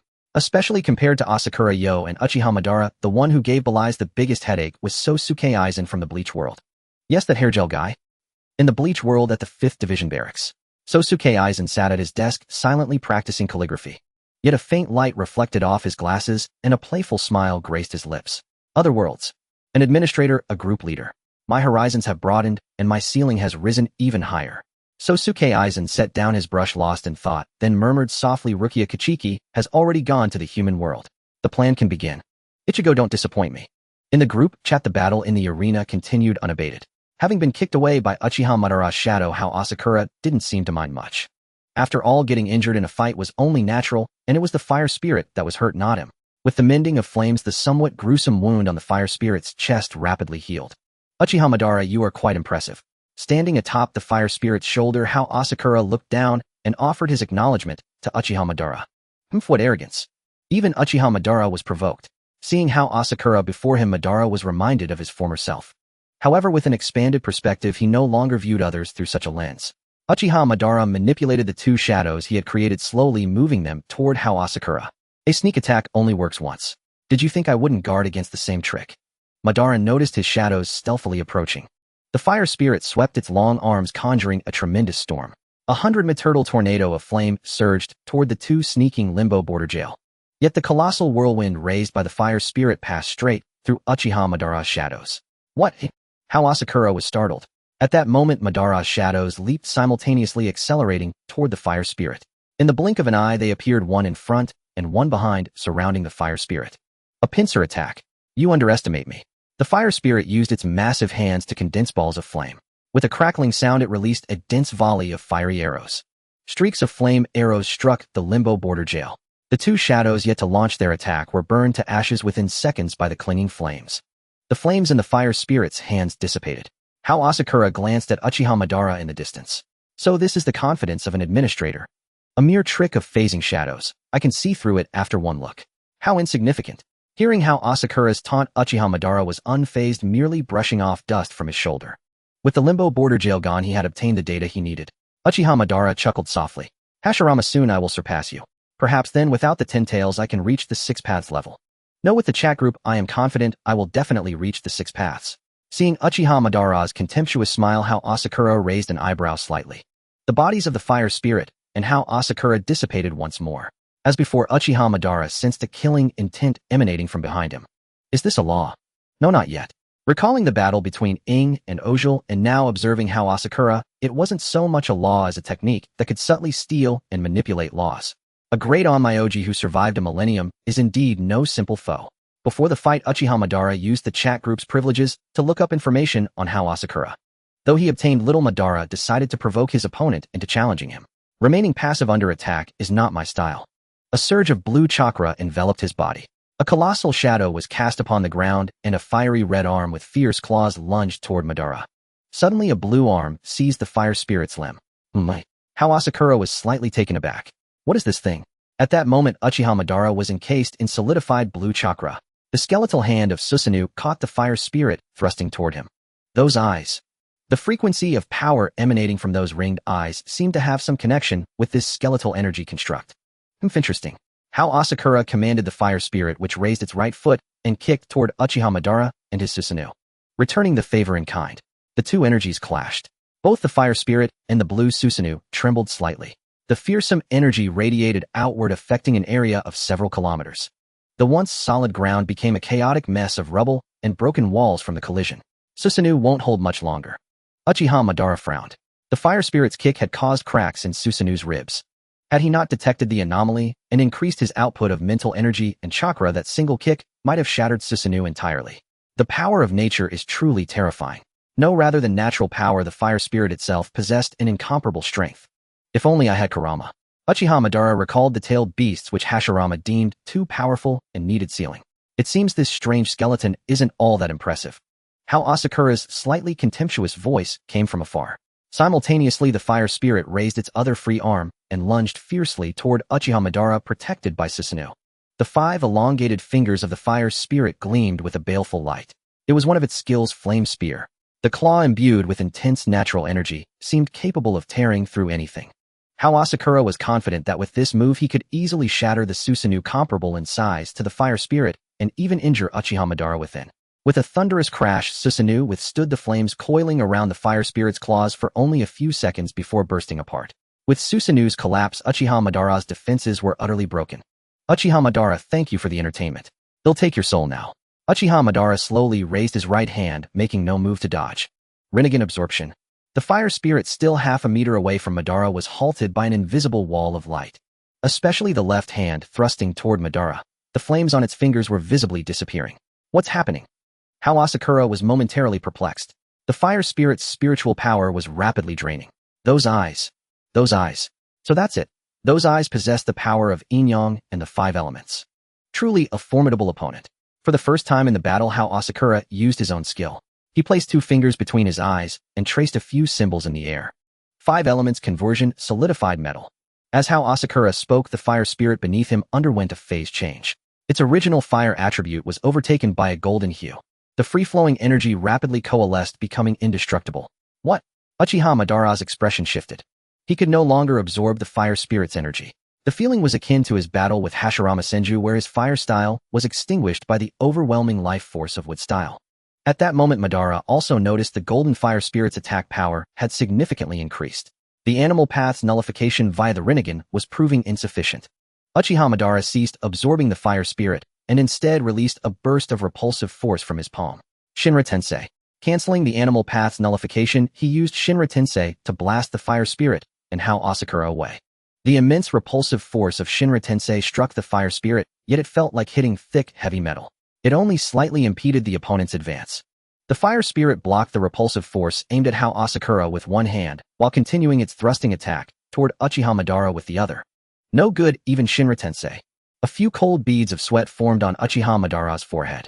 This was only the second time Shinra Tensei had been breached, the first being against the group leader. Forget it. I've made some progress in training Senjutsu. There's no need to be overly demanding. Uchiha Madara suddenly lowered his right hand. The repulsive force radiating from Madara vanished in an instant. Oh, giving up. Seeing Madara's action, Hao Asakura's face showed a hint of confusion. Even without mind reading, it was obvious that Uchiha Madara still had fighting strength. The previous exchange revealed Madara to be a man of immense pride. Would such a person simply give up? Just as Hao Asakura was about to command the fire spirit to take Madara's soul, a voice rang out, sending chills down his spine. Continuously retreating to learn certain abilities is not the way of Uchiha Madara. Now begins the true battle. I'll use my complete body Susanoo. A terrifying energy surged from the ground. An overwhelmingly powerful pressure instantly bore down on Hao Asakura. Complete Susanoo. Upon the fire spirit, Hao Asakura felt his body suddenly grow heavy. That energy, it can even alter the density of space. Though only slightly, it's still quite impressive. Uchiha Madara. Hao Asakura manipulated the fire spirit to leap backward. Regardless, with the situation unclear, retreating first was usually the wiser choice. Hao Asakura didn't quite trust the arena's rules. They claimed that even if one died here, it wouldn't affect their original body. He had no intention of testing that theory. Letting Uchiha Madara test it, however, was acceptable. This too was why he was so fixated on capturing Uchiha Madara's soul. Oh, to stabilize such immense power. That's quite impressive. Looking up at the complete Susanoo towering over 400 meters, Hao Asakura smiled knowingly. In comparison, my fire spirit does seem a bit small. The fire spirit, less than 100 meters tall, stood beside the 400-meter complete Susanoo like a child next to an adult. After fully forming the complete Susanoo, Uchiha Madara didn't waste time on pre-battle taunts. The Susanoo's hand rested on the sword hilt at its waist. The next second, a flash of blade light erupted. A piercing sonic boom echoed from directly in front of the Susanoo. Extremely terrifying energy ripples stretched from the sky into the distance. The entire ground quaked violently. Layer upon layer of the earth collapsed. Boom. A deafening explosion resounded. The blast of light engulfed the Susanoo and also swallowed its target, the fire spirit, and Hao Asakura. After a long while, the light gradually dissipated. The Susanoo's solid form had become somewhat scattered. The blade of the complete Susanoo was frozen mid-swing. A fiery red giant stood directly before the Susanoo. Its height was nearly as immense as the complete Susanoo. It blocked it. Looking at the fire spirit, which had caught the Susanoo's blade barehanded with its palms together, Uchiha Madara's face showed no great surprise. It would be strange if it hadn't blocked it. In the chat group, many members were watching the battle. Overall, a back-and-forth fight was far more entertaining than one where a side was completely crushed. Especially for a certain bespectacled 5th Division captain who was quite intrigued by the two combatants in the livestream. The realm of destruction. Is something the matter? Cuz, Barris, who was watching the arena livestream, was called back to reality by Cuz. She glanced at Cuz, a hint of confusion in her voice. My lord of destruction, you've been staring blankly for half an hour. Cuz held her head, utterly exasperated. This was Barris' flaw. When not doing official business, she loved to daydream. After not seeing her for years now, even when doing official business, she was still daydreaming. Really? It didn't feel that long. Barris laughed awkwardly. She wasn't ready to tell Cuz about the chat group yet. Cuz's identity as the Grand Minister's daughter. No one could guarantee whose side she would take. At the very least, Barris didn't dare to gamble on it, fearing that the moment she spoke, the Grand Minister would appear. Lady Barris, after the Dragon Balls are made, you should test their quality. Otherwise, if something goes wrong, it could harm the universe. Cuz wasn't entirely ignorant about the Dragon Realm. She also knew about the negative energy that Dragon Balls could produce. Alright, then let's test them. She gathered the scattered Dragon Balls into a pile. Looking at each one, a faint stir of excitement welled up within her. Using Dragon Balls and creating them were two entirely different concepts. Come forth, Shinran. As the words fell, the resonance grew stronger and the Dragon Balls shone ever brighter. A bolt of lightning-like golden light shot upward from the Dragon Balls. Above the realm of destruction, a thick, dark cloud gathered. Then from within the cloud, a deep crimson, distinctly fleshy creature emerged. Shinran. It descended slowly, revealing its complete form beneath the clouds. With its red scales, pale crimson belly, a pair of blood-red eyes, and a body hundreds of meters long, it looked utterly majestic. State your wish, any wish. Await creator. Shinran suddenly stammered mid-sentence. Come, don't be nervous. Continue, I'm listening. Barris laughed, completely unconcerned. How could I? Little Dragon was molded by the creator. I wouldn't dare to get cocky. A few cold sweat drops appeared on the somewhat imposing face of the red Shinran. Damn it, the first time trying to act tough, and he picked the wrong person. From now on, he'd have to look carefully before speaking when summoned. Having been born less than a day ago, he had no desire to be melted down and remade. Seems fine. You can go back now. Barris observed Shinran for a moment before saying, Yes. Little Dragon's body is in perfect shape. I could eat several meals of meat in one go. After saying this, without giving Barris a chance to react, he vanished with a whoosh. The resonance began to fade, and the Dragon Balls lay quietly on the ground. Barris. Cuz? Barris asked hesitantly. Cuz, is this Shinran a failure or a success? She felt it was utterly unreliable. Could this thing really grant wishes? Cuz forced a difficult smile. It's the first time after all. It's bound to be a little awkward. Although she had never seen a divine dragon before, wasn't this one just a bit too sycophantic? Putting the Dragon Balls away, Barris thought of the matter of hell and said, There are some things in hell that my current creation power can't fully repair. Could you go there? Hell, since it's Lady Barus' request. Cuz tapped her angel staff, projecting an image of hell. It's terribly damaged. Was this Zamasu's doing? Yes, that guy was a bit insane. Good thing we prepared to stabilize things in advance, or the underworld would have been in chaos. Barris sighed. We'll go take a look then.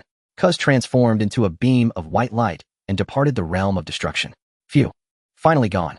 After getting rid of the angel, Cuz Barris picked up the Dragon Balls. What if I put the Dragon Balls in the chat group? Barris pondered this method. By allowing the Dragon Balls to enter different worlds to grant wishes, she could access the laws of those worlds, which would greatly help her perfect herself. She remembered that when the chat group upgraded, a strange trading platform appeared.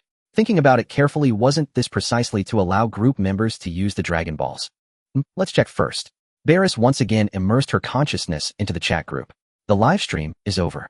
World's first princess. Everyone is anyone here. World's first princess. I'm curious about who won in the end, Uchiha Madara or Hao Asakura. Uchiha Madara, world's first princess group leader. I won the fight against the newcomer.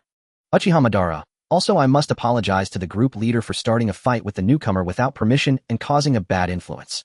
The fight with Hao Asakura was partly due to his foul mouth and partly because he was interested in Hao Asakura's nature-based power and wanted to test it. Of course, Uchiha Madara was prepared to be punished by the group leader whether he won or lost. Even as arrogant as Uchiha Madara was, he didn't think his little tricks could fool the group leader. World's first princess, it's alright. Just be more careful next time. Uchiha Madara, don't be too impatient. Actually, if you want to increase your power, it will be easier after you are resurrected. Uchiha Madara, resurrection. That's still so far away. World's first princess, isn't there the check-in system? World's first princess, every check-in gives you points. You can use points to exchange for things like ding. Group leader world's first princess has placed the 7 Dragon Balls on the item consignment platform. Uchiha Madara, world's first princess, if you want to be resurrected, you can use the Dragon Balls to do it. Uchiha Madara. Hybra AI. No longer paying attention to the excited group members, Barris focused on the recording of the previous battle. As the group leader, she could record the arena fights in real time. Even though he was clearly stronger, Hao Asakura still lost to Uchiha Madara. The mindset for battle is pretty important, huh? Unlike Hao Asakura, who didn't believe the chat group's rules, feared being killed, and was unwilling to take risks. Uchiha Madara was completely of the mind that he would bite off a piece of the opponent's flesh even if it cost him an arm. In the end, this desperate Allen approach successfully beat Hao Asakura to death. Moreover, his technique was the same as before. Susanoo clad in a giant Buddha, a flurry of chaotic blows to beat the old master. Hao Asakura, along with his fire spirit, was K.O.D. into nothing but ashes. She wondered if Hao Asakura would be depressed after getting out. She was rather curious.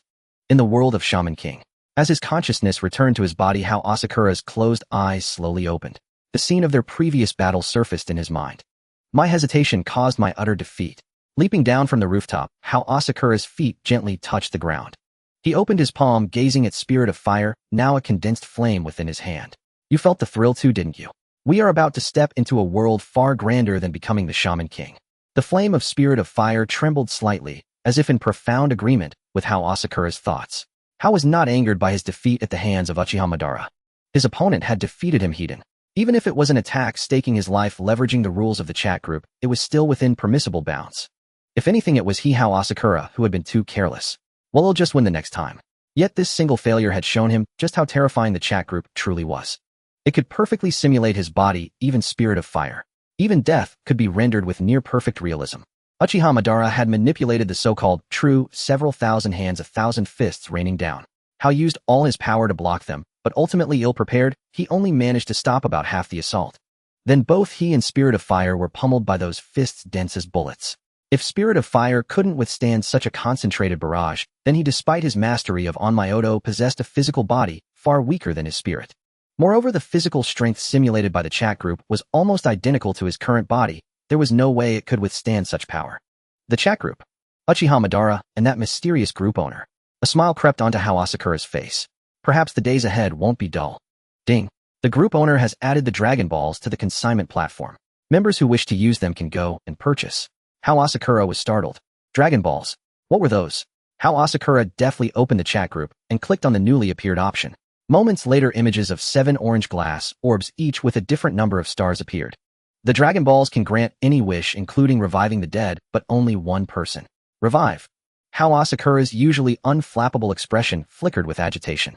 Memories from a millennium ago began to surge from the depths of his mind. His mother, a shaman killed by ordinary people. For 1,000 years, Hao Asakura had strived tirelessly.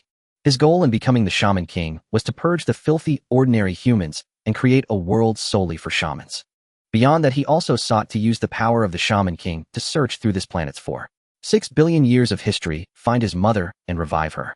The Dragon Balls. Can they truly do it? Hao Asakura didn't even notice the slight tremor in his own voice. When he saw the price of the Dragon Balls, Hao Asakura's brow furrowed slightly. Purchasing the usage rights for the Dragon Balls requires 5,000 points. Points. What were those? Noticing a daily check-in system nearby, Hao Asakura instinctively clicked on it. Ding, you can check in once a month, earning between 1 to 100 points. Ding. Congratulations, you have received 25 points. Only this much. Hao Asakura's brows knitted tightly. At 25 points a month, when would he ever accumulate enough? Besides, these 25 points weren't fixed. Next month, he might only get 1 point. Gazing at all the member nicknames on the chat group's public screen, Hao Asakura hesitated slightly before changing his own nickname from Millennium Great Onmyoji to his real name, Hao Asakura. Hao Asakura. Everyone in the newbie Hao Asakura. Can I ask a few questions? Uchiha Madara. What the hell? So polite. World's first princess? Sure, what do you want to ask? Hao Asakura. Hao Asakura. Can the Dragon Balls sold on the consignment platform truly revive the dead? World's first princess. They can, as long as a soul imprint exists. If the soul has been forcibly erased, it's impossible. However, be aware that people who died naturally or from illness cannot be revived. In other words, only those who died an unnatural death could be revived. Hao Asakura. What about someone who died a long time ago? World's first princess. How long? Hao Asakura. About 1,000 years. Uchiha Madara. Hybrid AI. Everyone else. This great Onmyoji seemed to have a peculiar understanding of a long time ago. 1,000 years. Even their ashes would be scattered by now. World's first princess. It can be done. 1,000 years isn't too long. Given the laws of your world, a shaman's soul persisting for a millennium isn't difficult. World's first princess. Hao Asakura, I'm curious, who do you want to revive? Asaha or Opacho? In the world of Shaman King, upon seeing the chat group's message, Hao Asakura shot to his feet. Hao Asakura, how do you know? Unbelievable. He had never mentioned who he wanted to revive in the group. And she even named them. Asaha, his mother from 1,000 years ago, and Opacho, who could be considered his closest friend. In a sense, if not for Opacho's power, he would have been killed 1,000 years ago. It was due to overusing Opacho's power that led to her death. This was a guilt Hao had carried for centuries. World's first princess. When you joined the chat group, the past and future of your world were recorded by it. Of course, only a part, not everything. World's first princess. But rest assured, this is merely the predetermined past and future. In other words, it's what would have happened in your world had you not joined the chat group. Hao Asakura, is that all? The great Onmyoji was reluctant to believe it, but thinking it over, it was the only explanation that made sense. Unable to find another answer, Hao Asakura dropped the subject. Hao Asakura, how do I earn points to exchange for the Dragon Balls? Honestly, if it were just a monthly check-in, giving a random 1 to 100 points, his resurrection plan would take countless years. Moreover, he wanted to revive 2 lives, not just 1. He wasn't sure if the Dragon Balls could revive 2 people at once, or only 1 at a time. World's first princess. Haven't you all read the rules of the consignment platform? World's first princess. Every member can consign items with multiple uses or value. Based on the chat group's evaluation, you can earn a certain number of points. Additionally, if another member purchases your uploaded item, you receive 1/10 of the purchase price as points. This can be earned multiple times. Hao Asakura, I understand. Ding. Hao Asakura has uploaded Cho Senjuri Iketsu and received 1,000 points. Hao Asakura looked at the new line of points in the chat group. Only this much. Still, getting 1,000 points for an old manuscript head written years ago wasn't bad. His face remained calm, but the light in his eyes couldn't hide his churning emotions. He then uploaded some methods for cultivating spiritual energy and on Myoto. After the system's evaluation, the total in how Asakura's personal chat group account was 4,150 points. I forgot to mention one thing earlier, said the world's first princess. The points required to use the Dragon Balls are related to the laws of each world. To put it simply, she continued, the stronger the upper limit an individual can reach, or the higher the world's rank, the more points are needed to make a wish with the Dragon Balls. AI Hybris said, for me the Dragon Ball exchange costs 500 points. Is that a lot? Elena replied, mine is 2,000 points. Kikyo said 4,500 points. Uchiha Madara said 5,000 points. How Asakura said 5,000 points. The 5th Division captain said it costs 6,000 points. Quite unbelievable. Lumen said 10,000 points. I don't think I can ever gather that much. AI Hybro was silent. Well, there was no point in comparing. Was she lucky or unlucky? The world she was in was just an ordinary daily world. Even if she did nothing, relying solely on daily check-ins, she could obtain the Dragon Balls within a few years and revive her sister. At that moment in the world of Bleach. At the 5th Division barracks, Sosuke Aizen stood with his hands behind his back outside the quarters. The Dragon Balls that can grant wishes. I wonder how they compare to the Hogyoku. However, if the wish requirement was based on the world's strength, then aside from the unknown world of the group owner, the world of that girl named Lumen was likely of a higher rank than his own. At that moment in Teyvat, Lumen rode the Golden Wolf Lord leading a massive army of the Abyss Order and arrived majestically at Guyunstone Forest. Guyunstone Forest was a land formed by the stone spears thrown by the Geo Archon Morix. Beneath it the sea god Ojal was sealed. With the Golden Wolf Lord, dozens of Abyss heralds and lectors and hundreds of Abyss mages, such a force had no fear even if all the beasts of Liyue descended upon them. Especially the Golden Wolf Lord, which had been purified by the power of the Abyss, possessing strength comparable to the dragon Durin in its prime. Lumen glanced at the chat group. To avoid any accidents, she decided to ask the group owner if she could come and oversee the situation. After all, this Abyss army could handle Liyue's adepti, but it would still be a struggle against Morix. Even the Golden Wolf Lord could only delay him for a short while. Unsealing the seal required time. If while releasing Ojal the main forces of the Abyss Order were wiped out by Morix, she would have no one to turn to. Lumen said, world's first princess group owner, are you interested in visiting Teyvat? The world's first princess replied. Lumen explained, I plan to capture Ojal, but I'm worried my subordinates won't be able to hold off Morix. The world's first princess asked, so you need a bodyguard? Lumen hesitated, well, I might need a little help. What do you think, group owner? The world's first princess replied, I want to vision. Lumen was puzzled, you don't need something like that, do you? As a divine being, why would she care about visions? The world's first princess explained, I want to study the crafting rules of visions. Don't worry. Lumen agreed, alright, I accept. When will you come? The world's first princess replied, I can only stay in Teyvat for 3 hours, and I'll only bring a fraction of my power. Is that okay? Lumen said, unsealing and defeating Ojal will take about an hour, so time is sufficient. I just hope you can hold off Morix until I'm done. Lumen added, I'm also a bit worried that the Anemo Archon might come to cause trouble.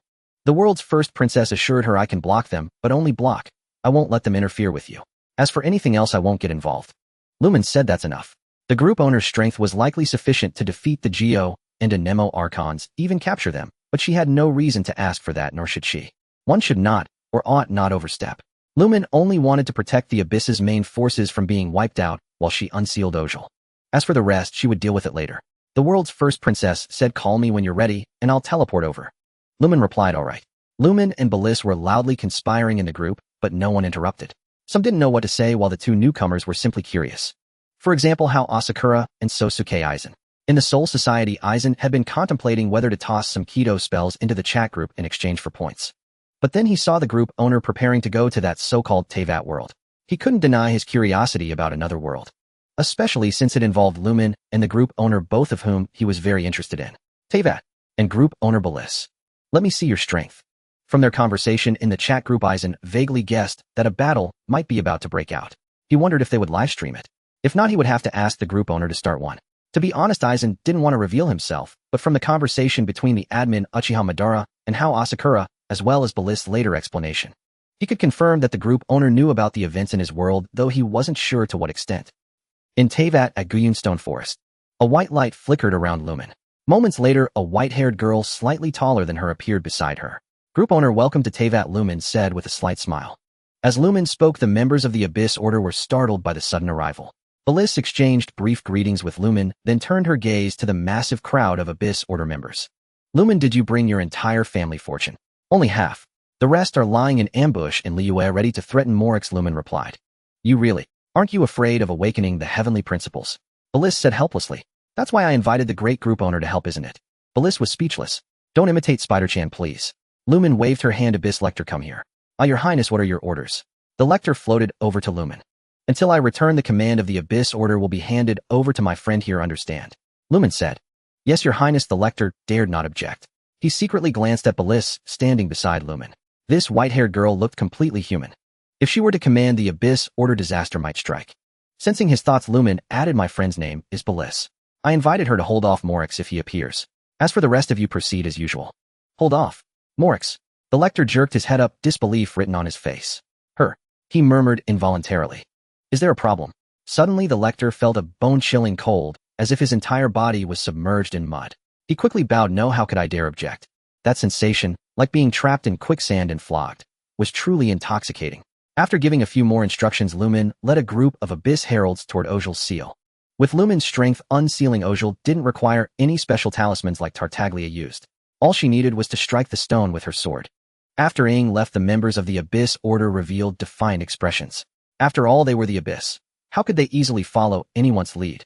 Even under the prince's command, they outwardly obeyed but inwardly resisted. Mages, lectors, heralds, husks, and even a golden wolf lord. The creatures under Ying's command are quite diverse in type. Seated on a protruding rock, Bellis rested her chin on her wrist, observing the large group of fierce-looking Abyss Order members. Hey, I'm not really fond of the look in your eyes. Could you be a bit more amiable? As she spoke, Bellis casually tossed the pebble she had been playing with in her left hand. The pebble rolled across the ground a few times before stopping before the Abyss Order crowd, just as the members were bewildered. That palm-sized stone began to shimmer with faint violet halos. Then a terrifying pressure enveloped every Abyss Order member present except for Inju. The foremost Abyss Lectors and Abyss Heralds were slammed heavily to the ground, their chests pressed intimately against the earth. The other members behind seemed to realize the danger. They immediately raised defenses. Nearly 100 Abyss Mages simultaneously conjured spherical shields around themselves. Crack! Yet under this oppressive force, the barriers of the Abyss Mages, regardless of their element, shattered at the slightest touch. With their shields broken, all the Abyss Mages were pinned to the ground by the pressure. By then, the other Abyss Lectors, Abyss Heralds, Husk Knights, and the rest were also utterly suppressed without resistance. Within the entire Guyun Stone Forest, only Bellis and Inju, who stood nearby, remained unaffected. The rest lay sprawled on the ground like salted fish basking in a uniform display of defeat. Thighs. My lord, Inju stammered, wiping non-existent cold sweat from his forehead. He swallowed hard, stepping over the fish-like Abyss Order members to look further ahead, at the Golden Wolf Lord, also pinned to the ground, its body partially sunken into the earth. As a Pyro Abyss Lector, Inju felt an overwhelming terror. But as a loyal supporter of Ing, he knew he had to speak up and plead for mercy. Otherwise, this entire group might be done for. Lady Bellis, please. Forgive the insolence of the Order's members. They meant no offense. Hearing this, Bellis looked up at Inju, who stood beside her with a bowed head. Are you afraid of me? This? Inju's heart skipped a beat. You are Her Highness' honored guest, and ours as well. I hold you in the highest respect. How could I fear? Bellis waved her hand, cutting him off. Rest assured, none of Ying's subordinates will die. The pressure I placed on them is calibrated to their energy levels. It won't cost them their lives. With that, she flicked her thumb and index finger. A crisp snap sounded. A violet light shot out, shattering the stone on the ground, the one glowing with wandering purple halos, into powder. As the stone crumbled, the pressure weighing on everyone instantly dissipated. Abyss Mages and Abyss Lectors gasped for air, panting heavily. The Golden Wolf Lord in particular rolled its eyes back, its body heaving slightly. Its wolfish head incongruous with its draconic form, lolled with its tongue out, resembling a dog utterly exhausted. Inju's mouth twitched at the sight of the defeated crowd before him. Damn it, this mess of dead fish couldn't even get up, let alone fight. Were they just waiting to be mowed down by Liyu's finest? Inju, come here. His mind in turmoil, Inju flinched at the sound of that nightmare-inducing voice. My lord. Give me a bit of the Abyss power, Bellis said. Inju looked up confused and hesitated before speaking. My lord, the Abyss is dangerous. If mishandled. This powerful woman, named Bellis, was an important guest of Her Highness. If she were to be corrupted by the Abyss by accident, even if he were tied up and beaten by the princess afterward, it might not make up for such a grave mistake. Inju, you wouldn't want Ying's subordinates to go fight the Adepti of Liyue, now would you? Bellis said calmly, noticing his hesitation. Or do you think the Abyss could have any effect on me? No, I wouldn't dare. Inju quickly shook his head. No kidding. This was a being who could annihilate over 100 elite Abyss Order members with a single toss stone without even moving. Inju transformed the Abyss power into a wisp of black mist, and slowly pushed it toward Bellis's location. As he pushed, he said, "Please. Please be careful. If anything seems off, tell me immediately. I might still be able to do something." "Alright, I understand." Bellis examined the black mist cradled in her hand, feeling a bit speechless at Inzhao's motherly tone of worry. The abyss, huh? What made the abyss so special that even the heavenly principles feared it? She channeled her spiritual energy into the black mist in her palm. Instantly, a chilling cold seeped through. Oh, interesting. The omen of destruction that must not be gazed upon. After a moment, Bellis withdrew her spiritual perception.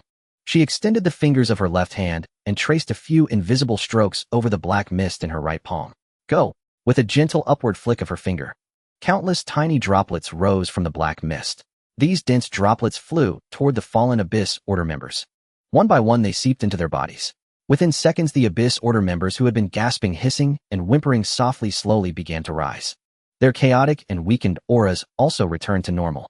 By then, the black abyss mist in Bellis's hand had shrunk to the size of 3 fingers. Bellis shifted her gaze to the somewhat restrained Abyss Order members and said, "Until your princess returns, you'll take orders from me here. Any objections?" The smile curling at the corners of the white-haired girl's lips made the Abyss Order members feel as if they were facing a demon. They reacted swiftly. Those who couldn't speak shook their heads frantically with muffled sounds, while those who could answered in a clamor, "No objections." "MMC, that wasn't so hard to resolve. Your smiles look much friendlier now." The Abyss Order members. All right. Go do what Ing told you to do." Dismissed. Bellis waved her hand, signaling them to get on with their tasks. After the Abyss Order left, Ying's gaze turned to the Pyro Abyss Lector standing beside her. "Injuing seems to hold you in high regard." Inzhao's heart jolted. He didn't know why this capricious lady would say such a thing. Still, after a moment's thought, he replied respectfully, "To serve Her Highness is our honor." Do you want to become stronger?" Bellis continued without giving him time to think. "I still have a bit of this abyss mist left. Actually, I've modified it slightly. You saw it yourself. Just a tiny bit was enough to restore the other order members. Even the Golden Wolf Lord only consumed a little more." Bellis looked at the spherical abyss mist floating in her palm and said calmly, "Inju, am giving the rest to you. Do you want it?" "This? I'm more of an administrator. Combat isn't really my forte." Inju wore a pained expression.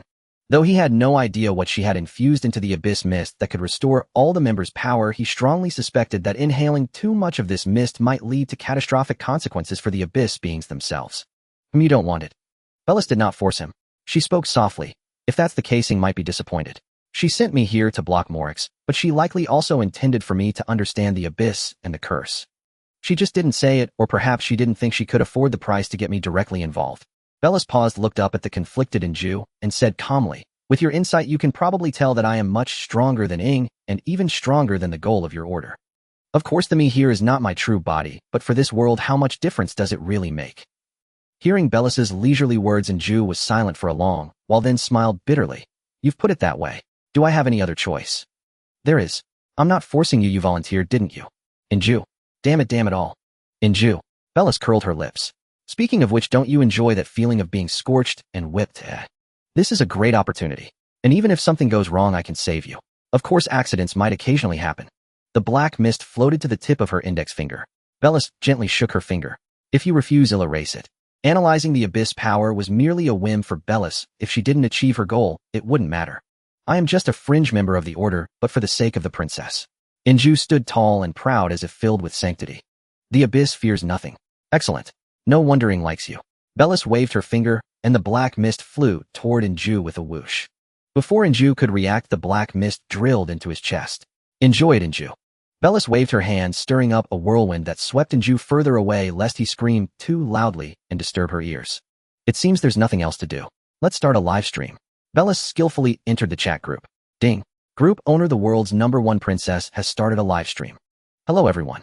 I'm currently in the continent of Teyvat, the world where Ing lives." Bellis waved to the group members.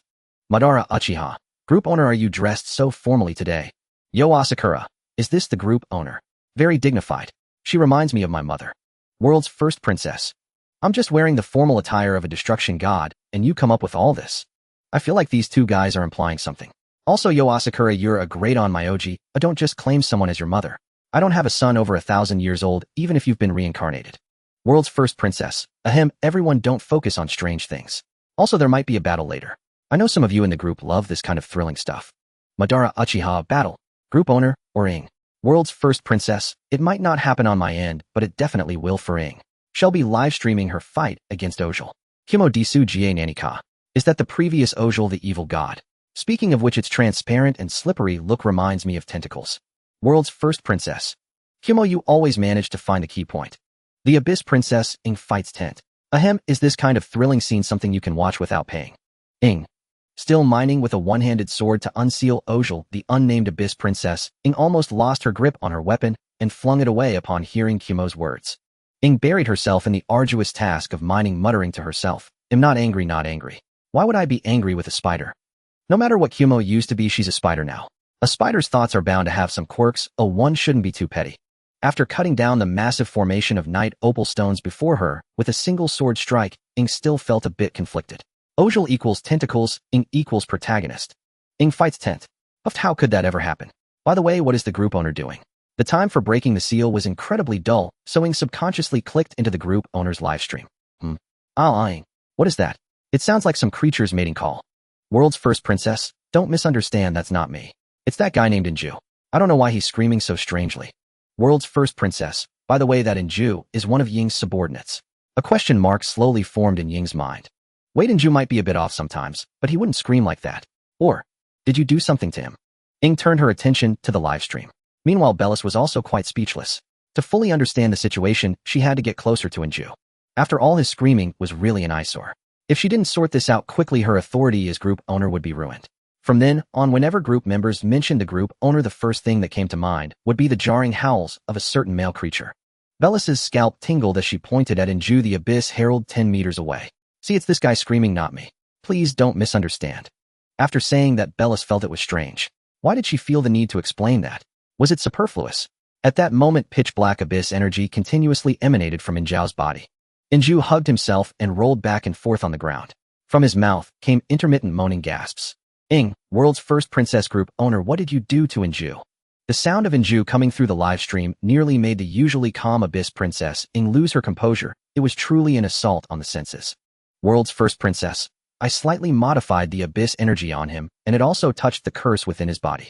It should be fine. Ing, will he survive? Ing valued and knowledgeable and resourceful subordinate, even if his personality was somewhat flawed. As long as she ignored that, it wasn't a problem. World's first princess, don't worry. He's your subordinate after all. Even if I wanted to experiment, I wouldn't really kill him. World's first princess. If Inju can endure it, his strength will increase to a certain extent. Of course, how much he improves depends on him. Ing, I see. Thank you. Ing never had too many powerful subordinates. Time passed minute by minute. The chaotic aura surrounding Inju began to converge, and his agonizing cries gradually subsided. Bellis sensed the gradually stabilizing abyss power within Inju and nodded. Not bad, his power has increased quite a bit. Though it was a whim, she would have been a bit displeased if it had failed. It's a pity that what came to Teyvat isn't my true body, just an unstable energy construct. Bellis sighed. She could roughly understand the energy structure of the abyss, and even the curse was somewhat clear to her. But since it wasn't her true body descending, just an unstable energy construct, a complete analysis was impossible. Moreover, the universe in which the continent of Teyvat exists differs greatly from the laws of her own universe. It belongs to a universe of the imaginary tree. Each world is like a bubble hanging on the imaginary tree. In Liyue, the clear sky suddenly turned dim. Ningguang, working in the jade chamber, sensed a faint oppressive pressure and couldn't help but look out the window. Is it going to rain? Ningguang murmured. This feeling stirred a sense of unease within her. That direction? It seems to be Guyun Stone Forest. Ningguang furrowed her delicate brows, gazing at the horizon, where the sea met the sky, now shrouded in black clouds. Something terrible has happened, Ningguang. The door swung open, and a blue-haired maiden with a Qilin horn rushed in, panting. Ganyu. Ningguang was somewhat startled. It was the first time she had seen Ganyu so flustered.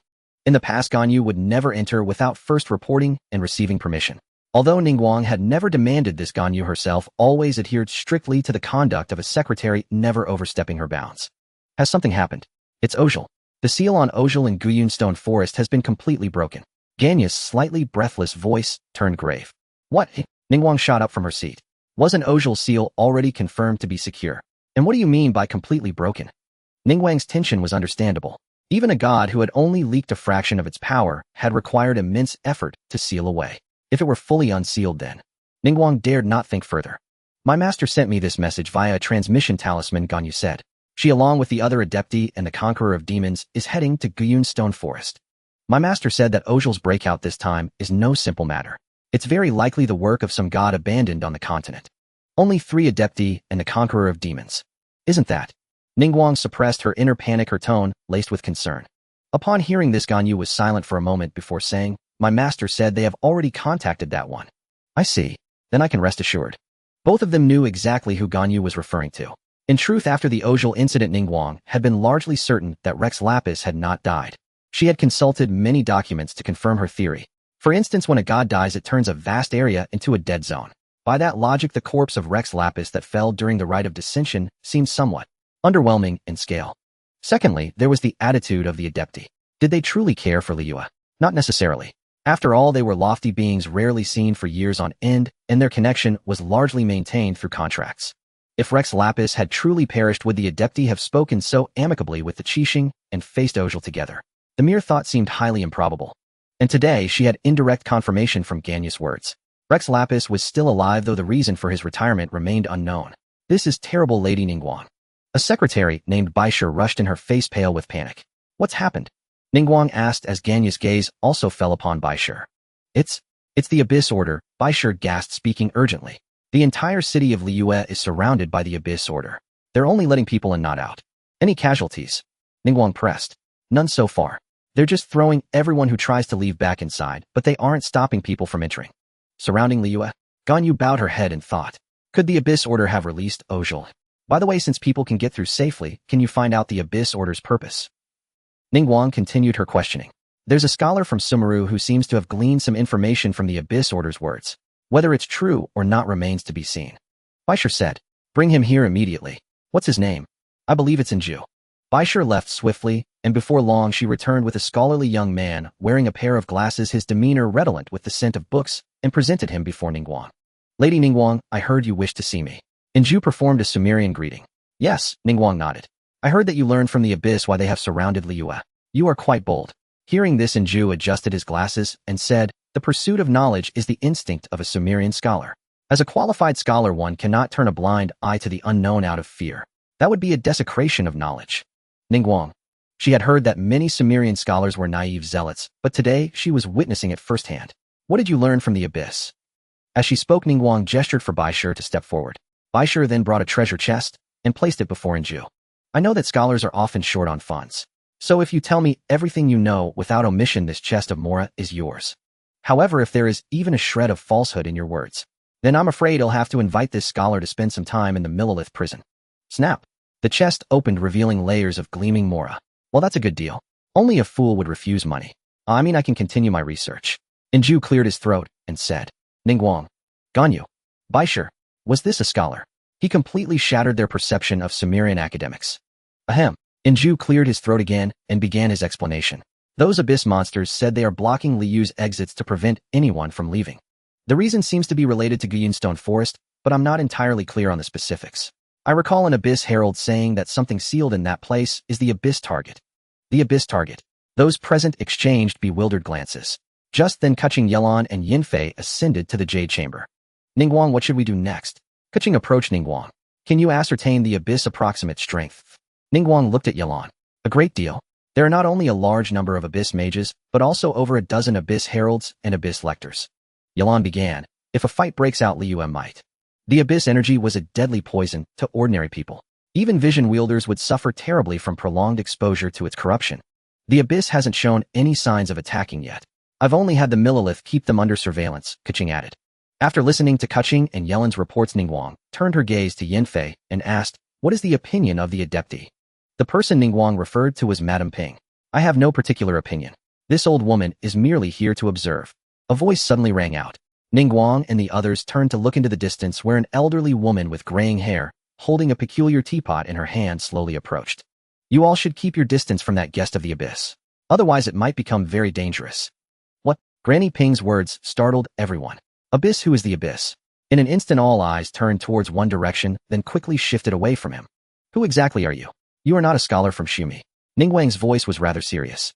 The young man, perhaps named Yuanshang, stood up calmly, waving his hand to put away a box of Mora that belonged to him. Kekekek. Yuanshang shed his human form, revealing the appearance of the Fire Abyss Bard. He glanced at Granny Ping, who stood with the others, saying, "No wonder you are a celestial being from Liyue. You truly have some skills. I thought I could perfectly conceal myself, but I didn't expect to be discovered." Looking at the group of vision bearers surrounding him, Yuanshang did not rush. He spoke again. What I just told you is true. Our goal in the abyss is only the demon god Ozer. Of course, if you Liyue wish to go to war, we can accompany you to the end. Humph, with just these Abyss Order members outside, do you think you can destroy Liyue? You are too naive. Ningguang said coldly. Are your trump cards those aloof, celestial beings, or that martial god Morix? Oh, now it's the societal waste Zhongli. What Yuanshang said almost made those present unable to hold themselves together. Morix martial god, that's fine. Morix Zhongli. Zhongli societal waste. So who is Zhongli? Could it be that guest from the Wangxing funeral parlor? It seems that if it were him, this title would indeed fit. Societal waste. Especially Kuching, who was so shocked that she almost dropped her sword. Meow meow meow. What nonsense is this Abyss Bard talking about? The Geo Archon is not dead, he is Zhongli. She knew Zhongli, just like her, a solid Archon Black supporter. Don't think about it, they can't save you. Yuanshang scoffed. The celestial beings you hope for have already been blocked outside of Ganyu Pavilion. And the Geo god Morix, whom you hold in such high regard, cannot even leap in front of that existence. What did you say, Abyss? You are not allowed to belittle the Archon. Kuching rushed out at the forefront, her weapon crackling with electricity. Wait, Kuching. Ningguang tried to pull Kuching back, but was ultimately a step too late. Like lightning, I will cut through the chaos. Extreme anger caused Kiking's elemental burst meter to fill rapidly. The elemental burst of the vision is merely something we Abyss play with. As she transformed into countless sword shadows rushing towards him, Yuanshang merely extended his hand and grasped forward. Clang, the sound of metal clashing. Yuanshang caught Kuching, who had turned into a blur, or more precisely, he caught the single-handed sword she wielded. Kuching was held suspended in midair. Her cat-like eyes widened in no way. Her elemental burst was easily interrupted. Kuching, get away. Ningguang's voice came from behind, and Kuching sensed a strong geo-elemental fluctuation, immediately abandoning her weapon and retreating far away. Heavenly authority shattering, jade, dozens of geo-gems surged from different directions towards Yuanshang. Yuanshang did not dodge, lightly shaking the hand that held the sword, creating a dazzling flourish. Yuanshang gripped the hilt of the single-handed sword. As a clerk, one must also possess some martial skills, otherwise it would be hard to make a living in the abyss. With a few quick clangs, Yuanshang wielded the sword swiftly, almost flawlessly blocking the gems released from Ningguang's elemental burst. It's surprisingly simple too. Ningguang's face showed an expression of shock, her heart filled with some dread. Is this abyss creature really that strong? Outside Liyue, there seemed to be more than a dozen similar-looking figures. Moreover, from Yuanshang's words, they learned that the abyss had not only blocked the celestial beings, but even the Geo Archon had been stopped. Furthermore, after doing all this, the abyss still had the strength to break the seal of Ozer, and was likely still battling Ozer. With the abyss being so powerful, does Liyue still have hope? Heh. Liyue's 7 stars, your strength isn't that impressive. You can't even defeat a mere clerk from the edge of the order. Sigh. Yuanshang's tone revealed a hint of regret. Then he casually tossed the single-handed sword towards Kuching. Among those present, aside from Granny Ping and Ganyu, no one reacted. The single-handed slender sword had already lodged itself in the ground before Kuching, half of it embedded in the floor of Chuanyu Pavilion. So this celestial being from Liyue, and this Miss Qilin, as long as you do not run around before we take Ozer, we will not take any action against Liyue. I am merely a clerk and do not enjoy fighting, but lack style. Yuanshang squinted, gazing at the teapot in Granny Ping's hand, smiling. You are hesitating whether to use what you have to seal me. Are you worried it won't seal me, or are you worried it won't reach me? Granny Ping remained silent, her eyes carrying a depth of weariness. After a long time, she sighed. Liyue will abide by the agreement, and will not take any further actions against the abyss, but please ensure that you can fulfill what you have said. Otherwise, if the fish dies, the net breaks. You won't have it easy either. Of course, we abyss are far more faithful to our agreements than you humans and celestial beings. After Yuanshang finished speaking, he reached behind him. An oval portal appeared. Before entering the portal, Yuanshang smiled and said, don't worry, it won't take long, at most 3 hours, everything will settle. The abyss portal slowly disappeared as Yuanshang entered. Granny Yan Fei wanted to say something. Granny Ping shook her head. I have no confidence in being able to keep him here. The abyss power he possesses is even dozens of times stronger than an ordinary abyss bard. Let's wait just 3 hours. Our primary goal now is to ensure the safety of everyone in Liyue. Granny Ping stepped forward and apologized to Ningguang. Sorry, Ningguang, I took the liberty to make a decision for you. It was originally intended to be handled by people, but now it has become chaotic, especially after Yuanshang spoke. Everyone present knew that the Geo Archon was not dead and his identity was still the guest of Wangxing funeral parlor Zhongli. No, even if it weren't you, I fear I would have made a similar decision. Ningguang shook her head towards the direction of Ganyu Pavilion. Dozens of abyss apostles, abyss bards, and empty shell knights blocked the path of several celestial beings. As the battle progressed, more abyss apostles and knights were killed by the celestial beings. However, the condition of the celestial beings was not good either, especially the demon subduing Great Sage. His eyes were red, affected by the abyss power, showing a tendency to go berserk. We can't defeat the golden WYRM in a short time. Lu Yun, borrowing the wind, looked at the nearly kilometer-long golden WYRM. The strength of the golden WYRM was significantly stronger than any of them individually, and they could only suppress it together. The most frightening aspect was the recovery ability of the golden WYRM, as well as the terrifying abyss rules, which could even erode their celestial powers. Has the Archon not arrived yet? Li Shui, the true monarch of layered mountains, asked anxiously. Although the enemies were dwindling, only 3 or 4 abyss apostles and around 10 abyss mages remained. But the problem was that this golden WYRM was the roadblock in front of them. At this rate, they might not be able to defeat it. Perhaps as the influence of the abyss grew stronger, they could fall. The Archon has sent a message. The true monarch of layered mountains suddenly said, then paused, his brow furrowed. What is it? Lu Yun, borrowing the wind, dodged an attack from the golden WYRM, questioning the silent true monarch of layered mountains. Speak, why don't you say something? Where is the Archon? The Archon has been blocked by the enemy and cannot escape for the time being. We can only think of a way ourselves. Impossible, the Archon is invincible. Could it be that some of the 7 rulers of the mortal world have teamed up with the abyss? Lu Yun, borrowing the wind, retorted loudly. On the continent of Teyvat, the battle raged on with unyielding ferocity. Within the chat group, the live broadcast sent the viewers adrenaline surging. Compared to the group leader's livestream, the clash between Lumen and Ojul offered a far more spectacular spectacle. Most group members were engrossed in watching Lumen's broadcast. At this moment, near Guyun Stone Forest, Ojul was fully unsealed. His colossal form stood upon the sea surface. His 5 serpentine heads rose high, their azure bodies far more solid than when he had first attacked Liyue Harbor in that weakened state. With a single roar, the sheer sonic waves stirred up towering waves hundreds of meters high across the sea. Lumen swung her weapon, lightly sweeping it toward the oncoming tsunami. Wind's whisper. A massive tornado instantly devoured the 100-meter wave. As the Anemo element dispersed, the wind funnel transformed into a water vortex, charging toward Ojul. Human, you have angered me. Ojul had recognized this golden-haired girl as the one who had severed one of his heads during his previous assault on Liyue. All 5 of Ojul's heads opened their jaws, simultaneously gathering their skills. Compressed orbs of water materialized at the tips of his mouths. He made no move to evade the approaching water vortex, intending to shatter it with brute force. Falling star, descend. A boulder nearly 800 meters in radius materialized abruptly above Ojul's head, catching him completely off guard. He felt 5 impacts slam into his skulls. The immense rock drove half of Ojul's body beneath the waves. The skills he had yet to fully form exploded at his mouths, leaving him dazed and disoriented. Damn you. Ojul howled, managing only those 2 words. The wind's whisper, now a water vortex nourished by the sea, arrived. As Anemo and Hydro spread, Ojul's massive body was relentlessly carved apart. Lumen, clad in a white dress, wore a detached expression. The blade of her weapon glowed with a verdant light. She uttered softly, as the grass withers. A mushroom-like dendro lamp lotus bloomed above Ojul's head. The seawater gradually turned green, and within a radius of several kilometers, a dendro domain materialized.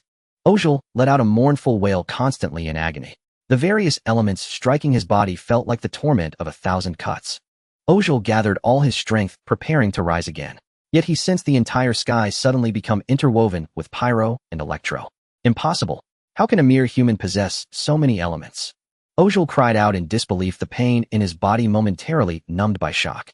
At first she had fought him using Hydro, then seemingly finding it ineffective, she switched to Anemo, followed by Geo and Dendro. Now he could feel the prickling power of Electro and Pyro emanating from her. Could it be that she wielded the power of all elements? The sword in Lumen's hand burst into flames while lightning crackled around her body. This filled Ojul with terror, even revealing fear. Ojul, you are too powerful, you need to be sealed. Besides, I will have need of your power in the future. Lumen transformed into a bolt of lightning, her speed surpassing Ojul's perception. Ojul's 5 heads and 10 eyes only caught a glimpse of flames streaking across his body. In the next instant, his form was engulfed by fierce lightning and raging fire. The sea churned violently. Amidst the evaporating water, bursting dendro seeds, electrocharged reactions, overloaded explosions, and flying debris of rock. For dozens of kilometers, the sea was a scene of utter devastation. After the explosion, Ojul's body had shrunk considerably. He floated silently on the surface with stars swirling in the eyes of all 5 heads. That took a little time. Lumen produced a Serenidia pot and casually hurled it at Ojul's forehead. A red light emitted from the pot's opening, enveloping Ojul's massive form. In moments, his body rapidly shrank and was completely drawn into the pot by the crimson glow. I wonder how the group leader is doing. Lumen was about to inquire in the chat group when she suddenly sensed that near Gyunstone Forest the main force of the abyss she had brought seemed to be on the verge of annihilation. She also detected the presence of a familiar seven. After a moment's thought, Lumen turned off her livestream. She opened a spatial portal intending to check on the situation at Gyunstone Forest. Meanwhile, in the chat group, Zerif, indeed, I still have a long way to go. Truly worthy of Senior Lumen.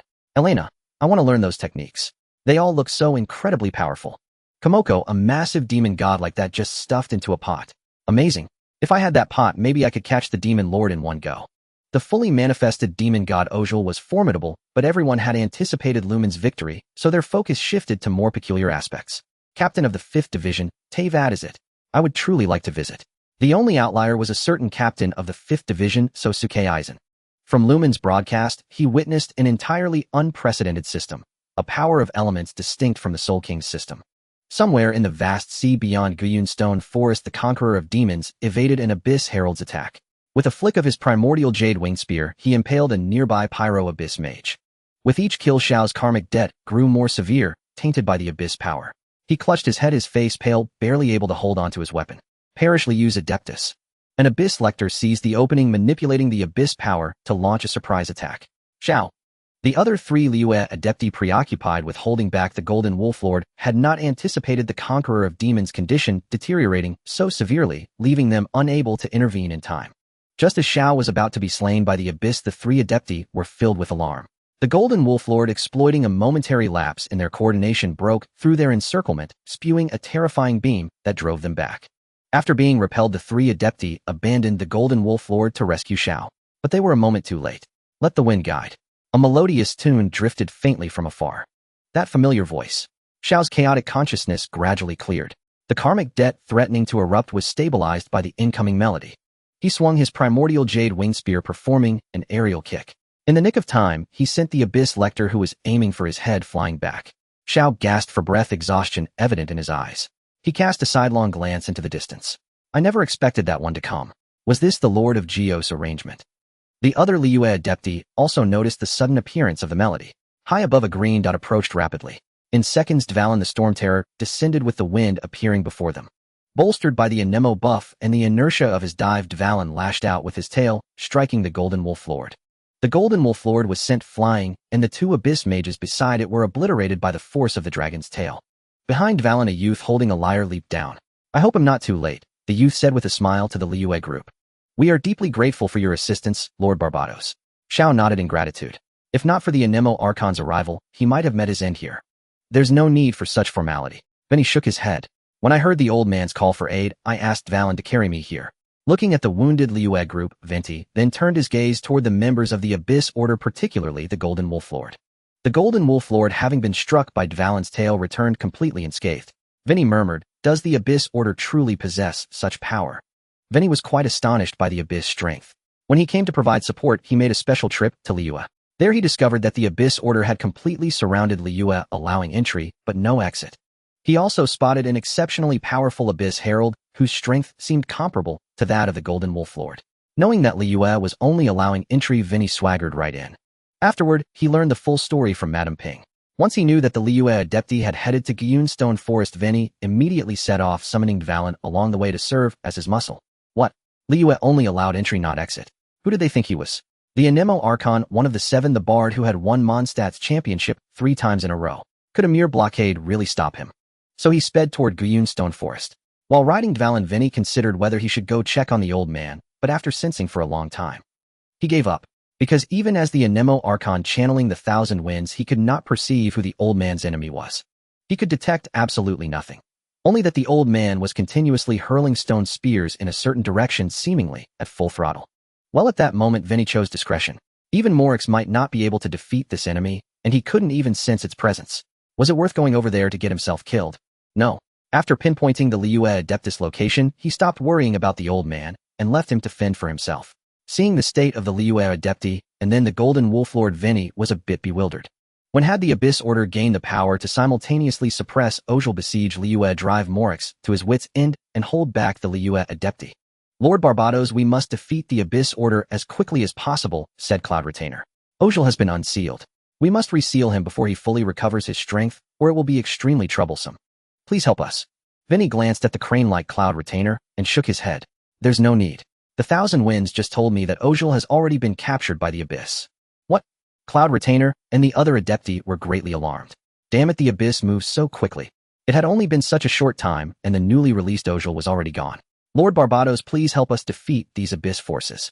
Since he had been captured, there was no choice but to deal with the matter at hand. The Golden Wolf Lord, Dvalin circled in the sky, warily watching their opponent. But Vinny did not agree. After a moment's thought, he said, I don't think it's necessary to antagonize the Abyss. Vinny assessed the Golden Wolf Lord's strength. It was indeed no less formidable than the Dragon Durin. It was impressive that the Liyue Adepti had held it off for so long. Why Lord Barbados? Asked Cloud Retainer.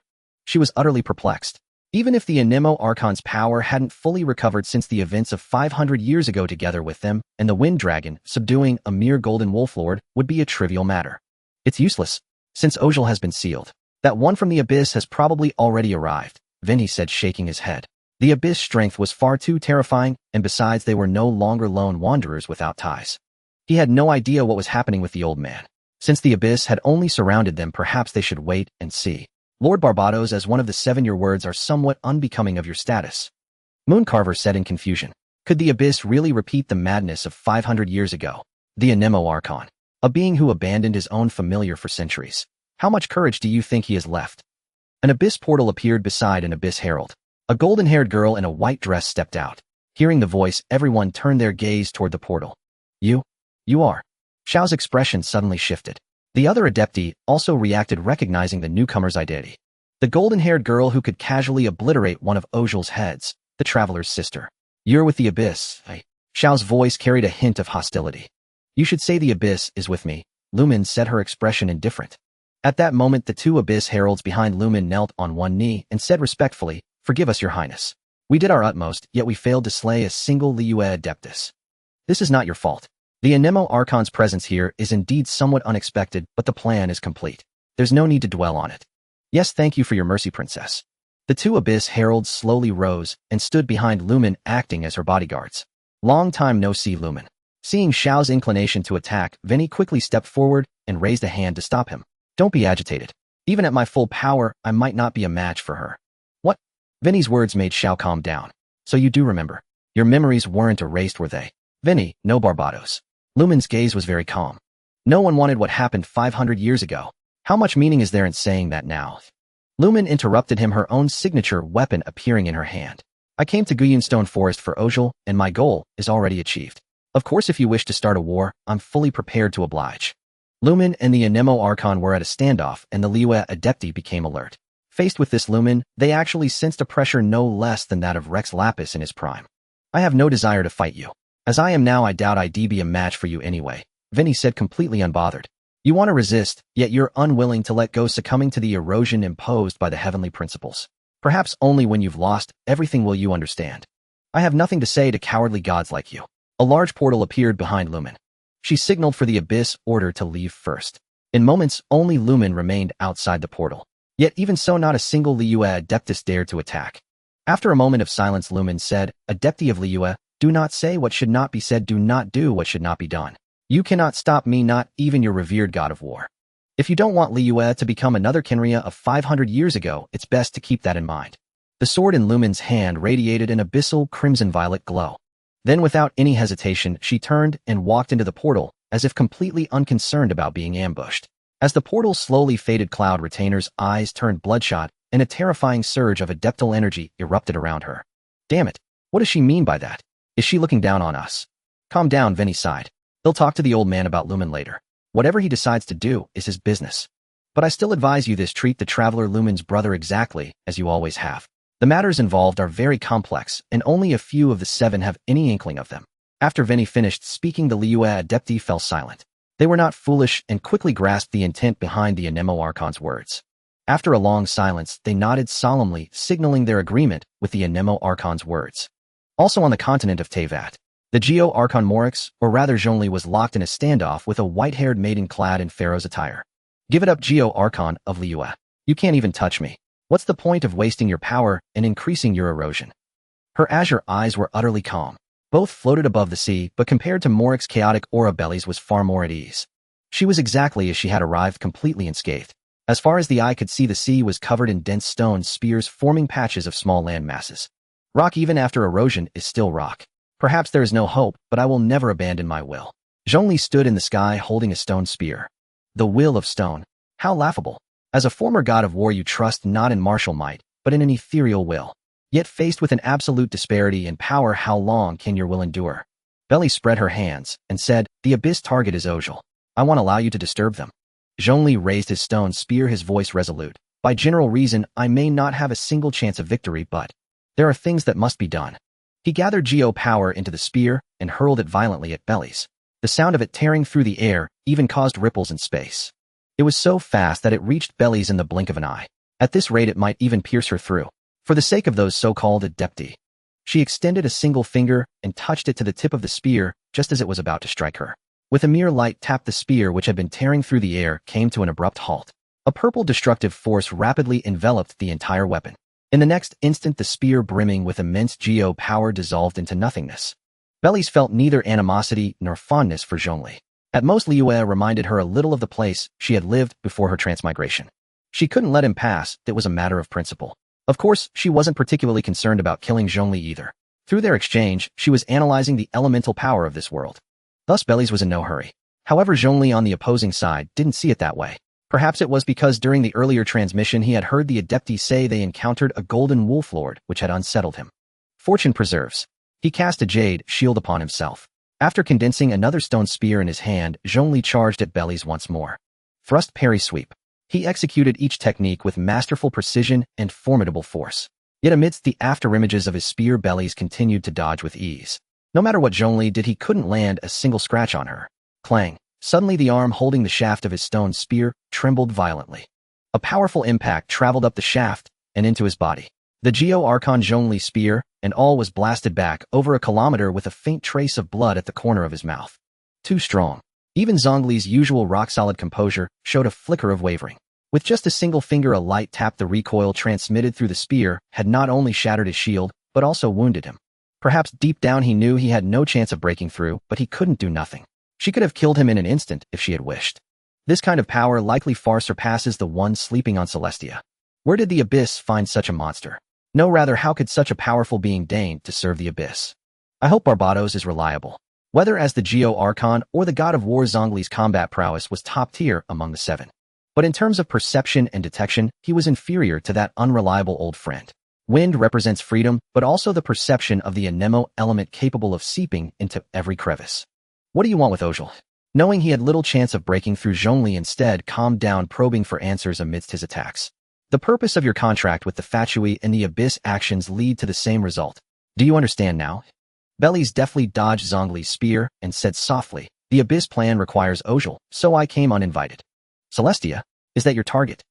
Zhongli's voice was grave, clearly recalling what the gnosis he had traded to the Fatui Harbinger was meant for. Then his tone shifted. With your power, is such a complicated approach necessary to deal with Celestia? Bellies replied, it's not me who is dealing with Celestia. I'm just here to help. In other words, my goal is to keep you here until the Abyss leader captures Ojal. So you must stay. Upon hearing this, Zhongli fell silent and distanced himself from her. He prepared to use Rain of Stone to see if he could find a weakness in his opponent. It seems the deed is done, Bellies suddenly said. What? Zhongli was perplexed, halting his preparation and looking at her. Nothing much. Ojal has been captured. My task is complete. With these words, Bellies vanished with a whoosh. A terrifying being. Has Ojal been taken? Zhongli stared at the spot where Bellies had stood. Suddenly a metallic taste filled his mouth, and he violently spat out a mouthful of blood. Puff, cough, cough. The erosion has worsened. Bellies first used teleportation to go to Liyue, gathered a group of Abyss Order members, and then teleported again to the area where she had previously set up the barrier. Guyunstone Forest. Lumen was already standing in an empty area protected by the barrier, waiting for Bellies' return. Seeing Bellies, Lumen quickly stepped forward, clasping her hands together in gratitude. Thank you, group leader. When Lumen arrived at Guyunstone Forest, she heard from her subordinates that the Abyss members had been slaughtered by Liyue's Adepti. If not for the group leader using some special power to revive everyone, few present would be alive and kicking. At that moment, the Abyss members in Guyunstone Forest were all present, just as they had been upon arrival. Why were the Abyss members killed by the Liyue Adepti still alive? In truth, this was an experiment by Bellies. She simulated Izanagi using her laws. The Abyss black mist she had previously injected into the Abyss members served this purpose. If they were killed today, the law would activate. It would turn all adverse factors including death into an illusion. The Fallen Abyss members would also return to Gyunstone Forest where Bellies had specially constructed a real-time teleportation point using the ley lines to revive them. Bliss experiment was a success. As long as one's strength hadn't reached the level of law and abilities similar to Uchiha Madara's Sharingan Izanagi would be effective. However, if one had reached the law level Izanagi would no longer work. No need for thanks. It's normal for a group leader to occasionally help members. Just remember to give me the traded items. Bellies accepted Lumen's gratitude gracefully. The vision. An Abyss mage approached Lumen and handed her 2 visions. Will it be okay if they can't be activated? Lumen asked, a hint of worry in her voice. This is fine. I only need to verify the laws within them. Whether they are activated or not is completely unimportant to me. Bellies took the visions from Lumen's hand. However, the moment she touched them, the 2 dull visions suddenly emitted a brilliant light. The patterns that appeared were Dendro and Electro, using the power of wishes to lock their upper limit. What a crude method. A faint purple destructive force rose from Bliss' body. Almost the instant the 2 visions lit up, they returned to their dim state. Group leader. Lumen looked at her, a trace of worry in her heart. It's nothing. The gift is wonderful, I'm delighted. Bellies snapped her fingers, and her body dissolved into specks of light drifting away on the wind. See you next time, Lumen. Returning to the realm of destruction. Bellies gazed at the 2 fully darkened divine eyes. As some novels before my transmigration suggested, divine eyes serve as a fuel reserve. I just wonder what kind of fuel this is. Is it the holder of the divine eye themselves, or the wishes stored within it? Divine eyes elevate one's lower limits, but simultaneously cap their upper potential. This upper limit restricts multi-element mastery, even achieving godhood in the continent of Teyvat. While obtaining 2 divine eyes is still a modest gain. After thoroughly analyzing the structure of the divine eyes, with her spiritual power, Bellies found herself losing interest in these 2 items. However, despite their limiting nature, divine eyes might still be suitable for members of the Daily World group. After all, not every realm has a sky island monitoring its own fuel reserves. Bellies set the divine eyes aside and opened the chat group. Speaking of which, her battle with Morix, if it could even be called a battle, had ended. Afterward, she had closed her livestream. Curious about the group's current state, she opened it. Spider. Lumen, your Serenidia pot is huge. Got any more? Lumen. These are hard to make mainly because materials are scarce. I traded for mine during my travels in Teyvat. Spider, and none left. Lumen, no. Spider, so sad. I was hoping to trap the demon lord inside. Lumen, just how obsessed are you with that demon lord named Ariel? Spider, you don't understand. That demon lord has killed me twice. Twice. If I weren't clever, I'd be long gone. Well, I want to catch her and train her properly, lash her with a whip. Lumen, I feel that's not hatred but pettiness. World's first princess. Lumen, what's your next move? Still planning to shake the Sky Island. Spider, the group leader's online too. Welcome, great leader. World's first princess. Spider, aren't you going to level up? Waiting to be killed by the demon lord a 3rd time. Spider, I'm not afraid of the demon lord anymore. I've learned new skills. She can't kill me now. World's first princess. Spider, let me tell you something. The demon lord knows Uchiha Madara. In other words, if she can't find you for long, she might ask him to open a spatial portal. Spider, what? That's cheating. Uchiha Madara is a dragon god in existence beyond the system's limits. If he helps the demon lord, would she have any chance of survival? World's first princess. So Spider, you need to work hard and not slack off.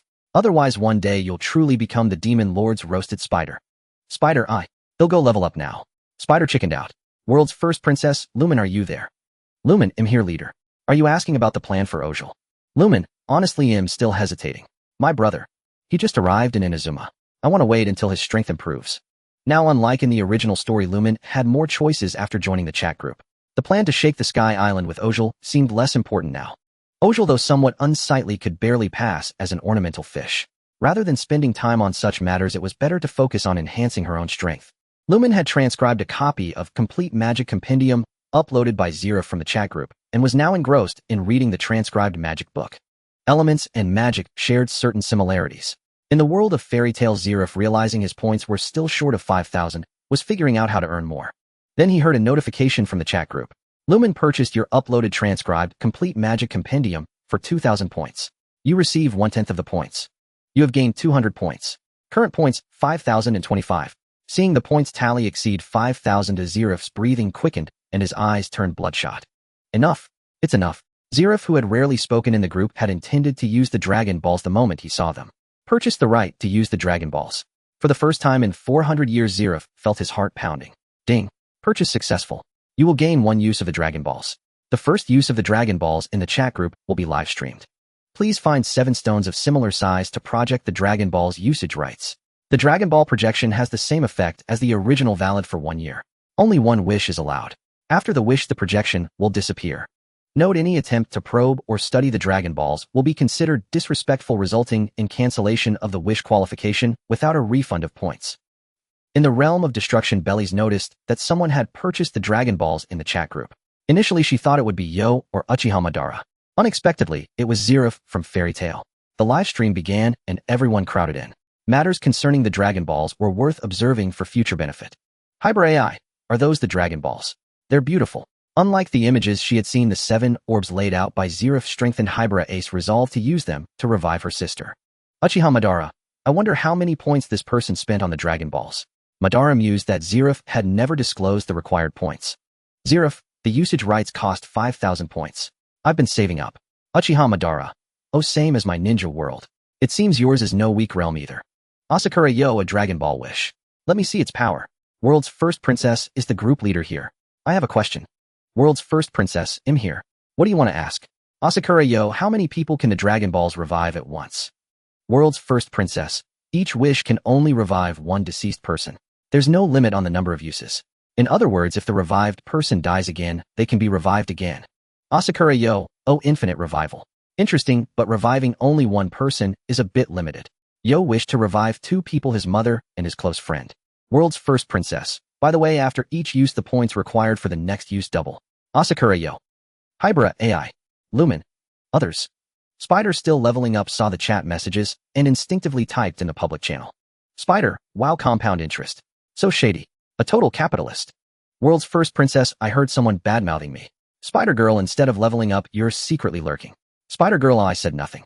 They'll go level up now. Damn it, the thought that slipped onto the screen got caught red-handed.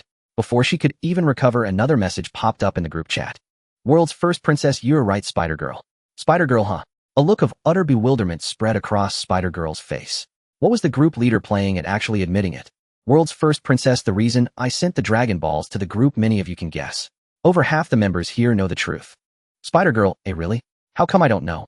Am I just dumb? No, I refuse to admit that. World's first princess. How was she supposed to respond to that? It's the laws. If I'm not mistaken, the group leader uses the chat group's point exchange system to observe the laws of various worlds. The appearance of the Dragon Balls likely stems from a similar reason. Hesitated for a long time before sending that message. In truth, the thought had already crossed her mind when she purchased the magic book written by Zirif.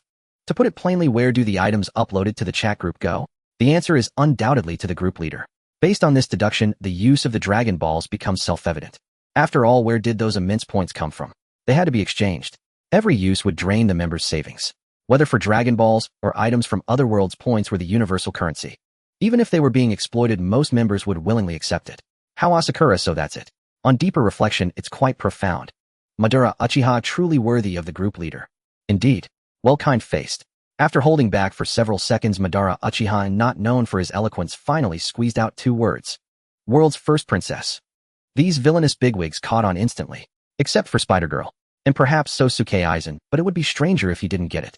Zirif in all matters don't just look at what she thinks, but what she does. Being able to exchange for the use of the Dragon Balls and make up for our past regrets, for that I support the group leader. Fearing the group leader might lose her temper and retract the Dragon Balls, he hadn't made his wish yet, and had to flatter her sincerely. World's first princess, no need to sugarcoat it. I'm here to exploit you, and you're all willingly accepting. Isn't that a win-win? Zirif, indeed, the group leader is right. The group leader is brilliant. The group leader speaks the truth. World's first princess. Were they all abandoning their dignity? Were you still afraid I wouldn't grant your wish? In the world of Fairy Tail, Zirif set the Dragon Balls in place. He clasped his hands together and bowed to them. Respect, I must maintain respect, even if it's unnecessary, he thought to himself. Then Zirif opened his eyes. Come forth, eternal dragon. The resonance of the Dragon Balls quickened and light flashed incessantly. Soon after, the sky darkened, and the entire Tenru Island was shrouded in thick black clouds. The range of the clouds wasn't vast, nor did it spread across the whole world. As Bellies had said, wasn't it just making a wish? Why did it have to look like the end of the world? A little ceremony would suffice. Thus the cloud cover was only slightly larger than Tenru Island itself. The Dragon Balls on the ground emitted golden lightning, instantly piercing through the clouds. Moments later, within the dense clouds, a crimson dragon tail coiled and appeared. Then a massive dragon head broke through the clouds and swooped down. Amidst the thunder and lightning in the sky, the colossal dragon slowly descended below the clouds. Its red scales glistened brilliantly under the dim sky. With a dragon's roar, the majestic being came before Zeref and spoke in a resonant voice. O one who has gathered the Dragon Balls, state your wish. Any wish I can grant it. Spider-Girl, is that the eternal dragon? Looks so majestic, but I wonder if it's tasty. World's first princess, can you think of nothing besides eating? Exhausting. What was wrong with that Spider-Girl's brain? You're a spider, not a pig. Always thinking about food. Aren't you afraid of eating yourself to death? Captain of the 5th Division, a Dragon Ball that can grant any wish. Truly miraculous. In the 5th Division barracks, Aizen toyed with the Hogyoku in his hand, the lenses of his glasses gleaming with white light. I wonder if it can perfect the evolution of the Hogyoku. Madara, Uchiha, world's first princess, can the Dragon Balls from other worlds be used in different worlds? World's first princess Madara Uchiha, I know what you're trying to ask. Let me be clear, that's impossible. Don't try to cut corners. The Dragon Balls of a given world only work for members of that world. World's first princess, for example, if you fancy the world of Hybera AI and want to trade with her to have her use the Dragon Balls to revive you, it won't work. The Dragon Balls in Hybera Ace world only affect those in her world. Even if you could travel to her world, the Dragon Balls couldn't revive you. Some would surely think of cutting corners, so Bellies had set the rules in advance. Otherwise, the wishes from the Dragon Balls would become chaotic. One day, powerful members might travel to the worlds of ordinary members and force them to voluntarily make wishes. Madara Uchiha, truly worthy of the group leader, leaving no loopholes. Admirable. World's first princess, just watch the wish. Am not Hashirama Senju. Madara Uchiha. What did that have to do with being Hashirama Senju? Zeref gazed at the blood-red divine dragon hovering high in the sky, its body coiled and majestic. He even felt his curse spreading toward it, yet even that curse seemed to have no effect on the divine dragon whatsoever. This shocked Zeref deeply. Was the divine dragon created by the group leader Bellies even superior in the application of laws to the deity who had cursed him? State your wish. If there's none, I shall take my leave. Wait. Seeing the divine dragon about to depart, Zeref quickly called out, I have a wish. Can you revive my younger brother? Your younger brother? The divine dragon's body slowly shifted, its blood-red gaze casting light upon Zeref. After a moment, the red light receded into the dragon's eyes, and it spoke. Your brother's fragmented soul has merged with a created being named Eteria's Natsu Dragneel. To revive your brother, 2 wishes are needed. The first, to completely separate the part of Natsu's soul that belongs to your brother, then mend it. The second, to fully revive him. Thus, reviving your brother requires more than 1 wish. You will need to gather the Dragon Balls a second time. The divine dragon spoke slowly, but Zeref listened with a furrowed brow. He glanced at the exchange cost of the Dragon Balls in the chat group and sank into thought. Previously 5,000 points, it had now become 1,000 points. Who knew if this world could amass that much? Is there no other way? Zeref pressed. There is. After the first wish, you could take the place of this world's sovereign of life and death, becoming. Before the divine dragon could finish. Blasphemer of life and death, be cursed. A weighty voice resounded across the entire Tenru Island. A black halo descended from the heavens with boundless pressure. This is... Zeref's pupils contracted sharply. Even after 400 years, he couldn't forget that voice. Begone. The divine dragon erupted with a burst of scarlet aura, its power shattering the clouds and shooting into the sky. Up. From somewhere high above, a piercing scream echoed. TCH, what strength do you have, and yet you dare to curse your dragon lord? Courting death, Zeref. Whose scream was that? Asked Elena. I'm curious about that too, said the Spider-Girl. The one who placed the curse of immortality on Zeref, a god, named in something, said the world's first princess. So that so-called god was taken down by the divine dragon created by the group leader, asked Hybera AI. I'm not sure. The divine dragon has some autonomy. As long as it stays within bounds, I can't be bothered to care, said the world's first princess. Perhaps after the group members make 10 or 8 wishes, she would take it out to clear the negative energy. Otherwise, let it be treating it as a mindless lawnmower. Yes, like harvesting leeks. World's first princess, aren't you afraid it will rebel? Asked the Spider-Girl. Afraid? Why would I be? Replied the world's first princess. If it doesn't obey, it'll just recast it. After all, the Dragon Balls made this time feels somewhat out of tune with my personality, said the Spider-Girl. In the fairy tale world, Zeref looked up at the hole in the sky gradually being filled by dark clouds, his gaze sharpening. Utter your wish. Will it be to mend your brother's soul or to make another wish? By the way, a suggestion, you can wish for me to eliminate the one who just irritated my ears, said the divine dragon. Angstrom. Zeref snapped back to reality, responding. Is that the name? Yes, that in something god. Technically, such a wish isn't allowed. But that petty mortal god dared to attack me, try to put a collar on me, and cast a curse. Can my fiery temper tolerate that? Due to that mortal god's aggressive actions, I, the divine dragon, can activate my unlimited right to self-defense and launch a non-lethal counterattack, said the divine dragon casually. But unlimited self-defense has its limits. Right now I'm annoyed, very annoyed. SSO. Zeref's mouth twitched, feeling that this dragon was somewhat unhinged. You make a wish for me to kill him. That way, under the combined authority of unlimited self-defense and the wish, I can directly finish him off without violating the rules set by my creator. How about it? Tempting, isn't it? That curse on you was cast by him, so I'd be avenging you, said the divine dragon, grinning with confidence. I'm not acting out of personal vendetta. Absolutely not, because I want to get him, that I'm suggesting this wish. May I ask what Angsaram's current state is? He won't be getting up for at least a century. The divine dragon said disdainfully, then glanced at Zeref. Even so, he's beyond your current ability to handle. So wishing for me to eliminate the one who cursed you is your best option. Of course, even if I kill him, your curse will take years to dissipate. But I don't want to make that wish. Zeref shook his head. All right, your wish is to kill. What? The divine dragon was about to strike, but Zeref's words brought it to a screeching halt. Then what is your wish? Oh, what a nuisance. Help me safely separate my brother's soul from Natsu's soul and repair it completely. Also ensure no harm comes to Natsu. Provide me with a vessel capable of storing souls to contain my brother's soul and guarantee that my curse won't affect it. Divine dragon, is such a wish acceptable? Zeref stated clearly. From the dragon's words, Zeref knew that Angsaram wouldn't be causing trouble for a long time, meaning he was safe.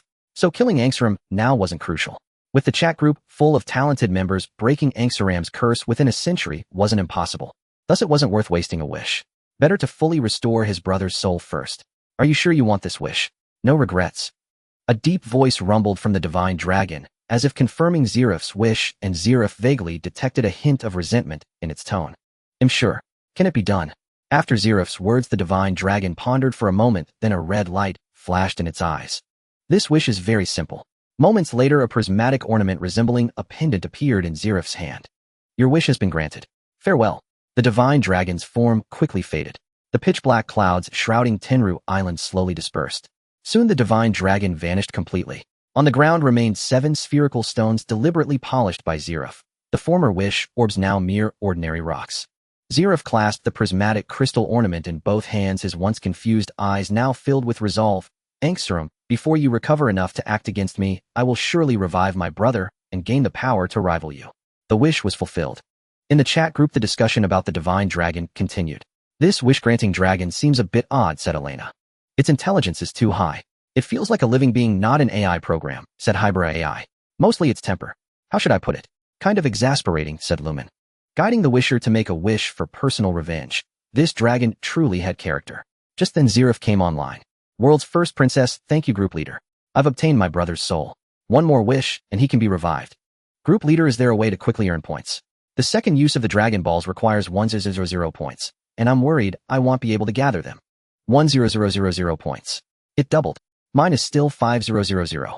Does it double after personal usage? Asked Uchiha Madara. Mine hasn't changed either, still 5000. It seems the doubling is based on individual usage, said Asakura.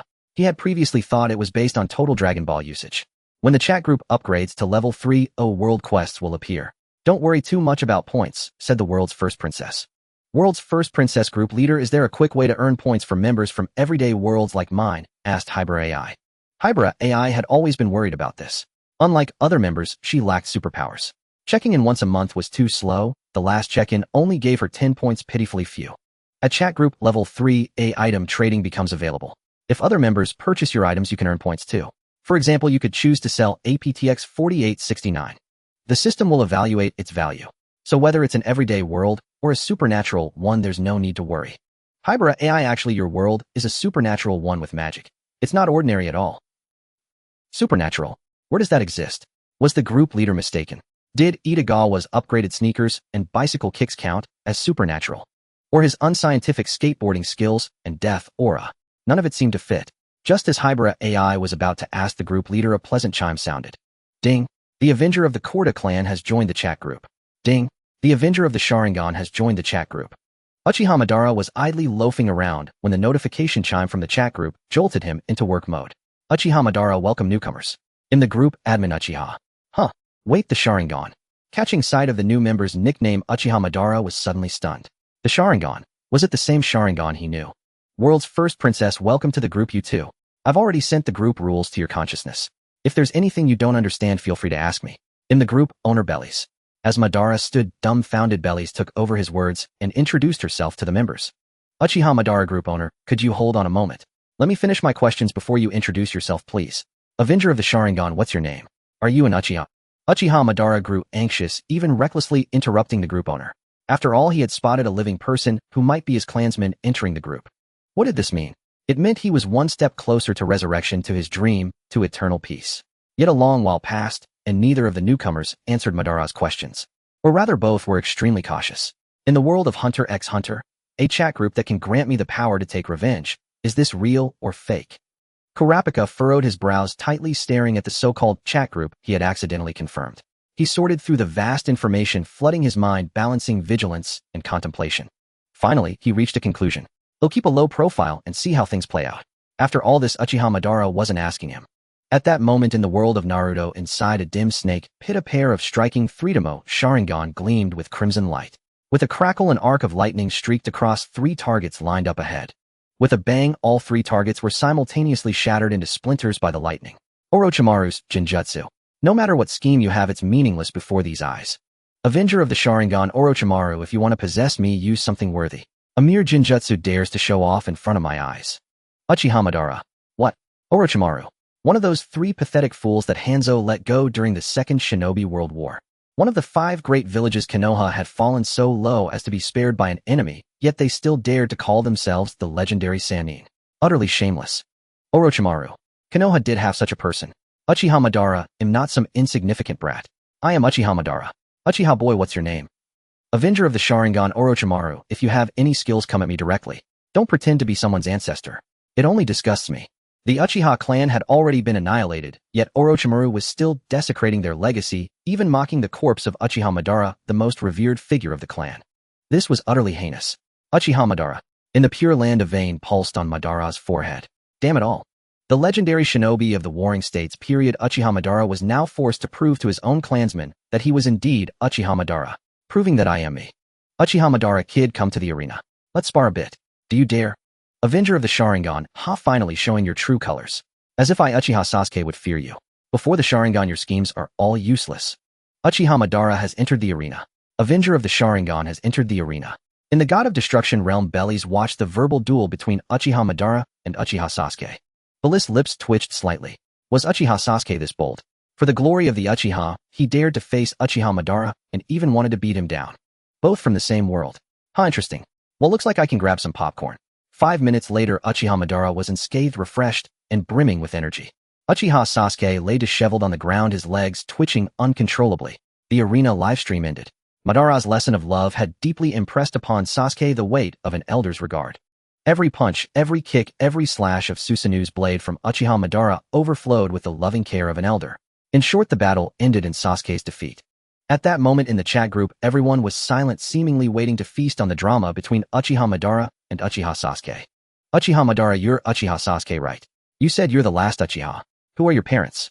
Beating this kid named Sasuke gave him a strange feeling like when he used to beat up Izuna as a child. Uchiha Sasuke, my father is Uchiha Fugaku and my mother is Uchiha Makoto. Even if I say it, the ancestor probably won't recognize them. Uchiha Sasuke changed his nickname to his real name as a sign of respect for his clan elder. Uchiha Madara Fugaku Makoto. So you're their child. Uchiha Sasuke. Uchiha Sasuke, you knew my parents. How could that be? Wasn't Uchiha Madara killed by Hashirama Senju at the Valley of the End? And his recent fight with Madara, if it could even be called a fight. It was entirely Madara teaching him a lesson, otherwise he would have been finished instantly. Especially the complete body Susanoo, unmatched at divine power. Uchiha Madara Sasuke, you're still too young to understand the secrets of the shinobi world. Even if I died, I'm still alive. I know far more than you think. Do you really believe that Hashirama Senju could outsmart me? Uchiha Madara, he was too naive. If he had listened to even a fraction of my advice back, then the shinobi world would have been at peace long ago. The first, second, and third great ninja wars, all his fault. He should never have distributed the tailed beasts. Uchiha Sasuke, is that so? Leaving the training ground and returning to his bedroom, Uchiha Sasuke stared at the messages in the chat group, unsure how to respond. Uchiha Madara, yes, sorry for digressing. When one gets old, it's easy to get nostalgic. Besides, your appearance reminds me of my younger brother Izuna. Uchiha Sasuke. Uchiha Madara Sasuke, you said earlier that you were the last Uchiha and that you defected from Konoha. Was Konoha responsible for the massacre? Though Madara no longer held love for the Uchiha clan, he wouldn't go so far as to destroy them himself. What Madara sought was peace, not annihilation. What meaning did peace have without people? Thus he could conclude that the one who destroyed the Uchiha could only be a disciple of that trio of evil inheriting Tobirama's Sinjus innate malicious will. Uchiha Sasuke no. The one who destroyed the Uchiha was my brother Uchiha Itachi. Uchiha Madara. What? Not only Uchiha Madara but even the other spectators lurking in the group had a huge question mark floating above their heads. Except for the white-haired group owner who was now considering whether to upload the Naruto storyline. Because after Uchiha Sasuke joined the group owner's attachments had gained the three-dimensional holographic plots of Naruto and Boruto. Whom should I post it? She hesitated a little. Bellies gazed at the two in the chat group, finally managing to bridge the gap between them. If she posted it, would Sasuke and Madara end up at each other's throats? In a sense, Madara couldn't be entirely dissociated from the Uchiha clan's annihilation. After all, Obito was Madara's proxy. Yet another possibility lingered. Konoha itself might have desired the Uchiha's destruction, or at least that was what the first Hokage's shadowy advisor thought. Maybe I should post a clip or two first to test the reaction. With that thought, Bellies began to capture a video. World's first princess. Dear members, since Sasuke Uchiha and Madara Uchiha hail from the same world, when two members from an identical world join the chat group, the predetermined past and future within the group become exceptionally clear. World's first princess. In other words, the original past and future can be played back as holographic projections. How about that? Isn't it exciting? World's first princess, for instance, this JPG. She posted a short video on the public screen. In the video, Madara Uchiha, clad in white robes and wielding the six-path staff, ascended slowly into the sky. Gazing at the crimson blood moon, he formed hand seals and bellowed. Illuminate the world infinite, Tsukuyami. Madara Uchiha. Sasuke Uchiha, what is this? Spider, such an eerie scene. That person's eyes look just like Lord Madara's. No, the whole figure is identical to Lord Madara except for the hair. World's first princess. The one in the hologram is indeed Madara in his strongest state from the predetermined future. Yes, six paths Madara. Zeref. Does it symbolize the power of the six paths of reincarnation? Yo Asakura. Oh, Madara Uchiha's peak strength. He does look formidable. Captain of the 5th Division, interesting. Lumen, not bad. Madara Uchiha. Wait, group leader, do you have the course of events from my world? I mean videos like this. World's first princess, JPG. The group leader edited another holographic projection and posted it on the public screen, revealing another scene in the dynamic projection. On a cliff, six paths Madara with Rinnegan eyes stood in a domineering posture overlooking the world. He was speaking eloquently. Shying. An arm pierced through six paths Madara's chest from behind. Crimson blood seeped from the wound and a pitch-black hand emerged from Madara's chest.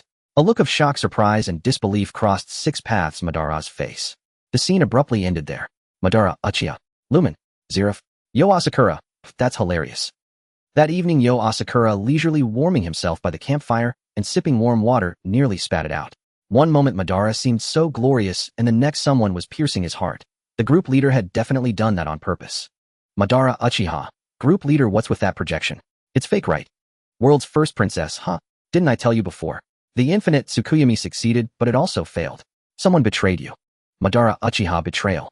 Madara Uchiha's face darkened as he stared at that arm, a pitch-black sooty hand. He clearly thought of a certain black creature. But why would Black Zetsu betray him? It defied logic and reason. World's first princess figured it out. If it weren't for Sasuke Uchiha joining the group, I wouldn't have told you so soon, but now it doesn't matter. World's first princess, Black Zetsu wasn't created by you. As for its origin, you'll have to see for yourselves. Ding. The group leader has sent the attachments Naruto and Boruto. All members can watch them for free in holographic format.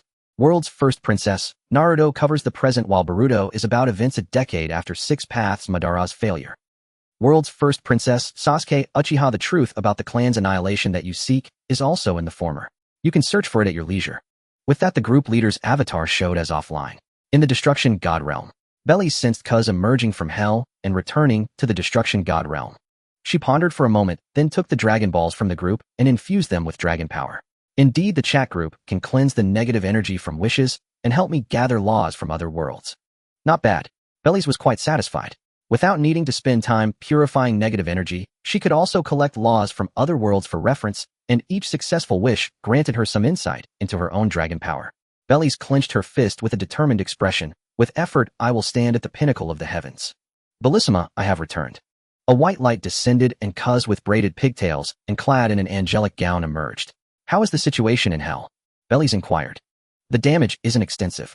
Since you didn't fight in hell, repairs won't be too troublesome. However, it seems the beings of hell are all gone. That was Zamasu's doing. Bellies sighed. The souls modified by divine energy and manipulated by Zamasu couldn't be reincarnated. let alone have their consciousness restored. Dragon Balls. Even I can't do that. How could mere Dragon Balls restore them? The power of the Dragon Balls cannot surpass its creator, referring to the dragon power within me. I've kept those fragmented souls. Perhaps I can make something interesting out of them later, Bellies replied. Bellissima, I merely asked. You need not report to me. I am but your servant, Cuz said softly. Please don't say that, Cuz. You and Rumsey are my teachers now and forever. Bellies couldn't understand why Cuz insisted on lowering herself so much. No, Cuz shook her head. Don't you understand what it means that the Omni King and the Grand Minister severed their direct connection with our 10th universe? Cuz the oldest among all universes knew the most secrets. While other angels might not grasp the implications of the Grand Minister's and Omni King's actions, Cuz could draw conclusions. The only other time the Omni King did this was with Dragon God Zalama. The meaning? Cuz looked at Bellies, but didn't continue. When mentioning the Omni King and the Grand Minister, she even dropped their usual honorifics, addressing them directly. See, Cuz you might be overthinking this, Bellies said, feeling a chill run down her spine. Cuz shook her head again. She waved her angelic staff, and the surrounding laws began to converge. Moments later, a fist-sized orb of light formed. The orb floated gently toward Bellies. What is this? Bellies asked, puzzled. My loyalty, Bellissima. Just as the Grand Minister now serves the Omni King, I will sever ties with the entire universe and pledge eternal allegiance to you. Having been a god of destruction for so many years, Bellies was no longer the scion novice she once was. She would diligently read many books and texts concerning the divine. After all, it concerned her very life. She had no desire to be erased by the Omni King due to a moment's negligence. Glancing at the orb of light floating before her, then at Cuz, who had placed her angelic staff before her, in a gesture of utmost formality, Bellies said, There's no need for this. Let things be as before. After all, you are my teacher. We cannot go back to how it was. This is a necessary procedure. Cuz shook her head and said, Until your power surpasses that of all angels, this contract must exist. The heart is unfathomable, and so are the gods. Even I, as an angel, am no exception. Very well. Unable to sway, Cuz, Bellies reached out and touched the orb of light. In the next instant, the orb dissolved into motes of starlight that merged into Belliss' body. At that moment, her connection with Cuz became far more profound. A master-servant contract. Bellies was well aware of the contract's terms and received confirmation from the chat group. From the moment the contract was signed, all of Angel Cuz' future actions and thoughts could be accessed by Bellies with a mere thought. She could even end the life of this angel whose power far exceeded that of a god of destruction with a single thought. Congratulations. You are now the true master of the 10th universe. Know of this universe. Cuz slowly rose and gave a slight bow to Bellies. Cuz, is such formality truly necessary? Bellies couldn't help but ask. It is. That is the duty of an angel. Cuz shook her head. Now that the contract is sealed, even if you were to wage war against the entire universe and your enemy were the Grand Priest himself, I would give you my full support. Bellies. Wage war against the entire universe. Cuz you certainly dare to think it, and even dare to say it. The Grand Priest is your father. Is it really all right to say such things? Lady Bellies, do you recall the warning I gave you before my slumber? Cuz suddenly said. To master the power of creation and destruction before going to the palace of the Omni King. Not that one. Cuz shook her head. It's about the 18 universes, or rather the 6 universes erased by the Omni King. Huh, what are you trying to say? Bellies asked, puzzled. The angels of those 6 universes did not merely acquiesce to the gods of destruction and supreme Kais, corrupting the Tree of Might. They deliberately concealed their actions, preventing the Omni King and the Grand Priest from discovering them in time. Seeing the confusion on Belliss' face, Cuz did not keep her in suspense. Conceal them? Yes. As for the specific reasons and processes, please forgive me, but I cannot tell you now. Cuz continued, if you wish to use the contract to find out, you can. However, I advise against it. At least until your power surpasses that of the angels, it would be best not to know everything about these matters. However, I can tell you this much: their goal was to free their universes from the jurisdiction of the Omni King's universal system and to remove the restrictions of the universal laws placed upon themselves. To put it more concretely, Cuz paused for a moment, they wished to turn the universes under their management into the next dragon realm existing parallel to the greater universe. On a more preliminary level, it would be like us. A nation within a nation, not under the greater universe's jurisdiction, yet still maintaining close ties with it. Cuz stopped there. Is it because when they used the corrupted Tree of Might they touched upon something fundamental to the greater universe, or crossed the Omni King's bottom line, incurring his wrath and causing their destruction? Bellies voiced her doubts. Cuz neither refuted nor denied it. Bellies sighed and did not press further. She could indeed learn of the events in those 6 universes through the contract, but since Cuz advised against it, she decided to let it be. So what am I supposed to do now? From Cuz's earlier words, Bellies understood that she was likely no longer under the Omni King's jurisdiction. So, destroying planets. To be honest, she wasn't keen on the idea. That won't do. Cuz seemed to read Belisa's thoughts and shook her head. For now we are still the 10th universe. At least until we completely break away from the greater universe, the duties of a god of destruction must continue. How can we break away? Bellies asked thoughtfully. By enhancing the overall coefficient of the universe, or by increasing your own power, which in turn nourishes the universe's laws, allowing them to become more complete.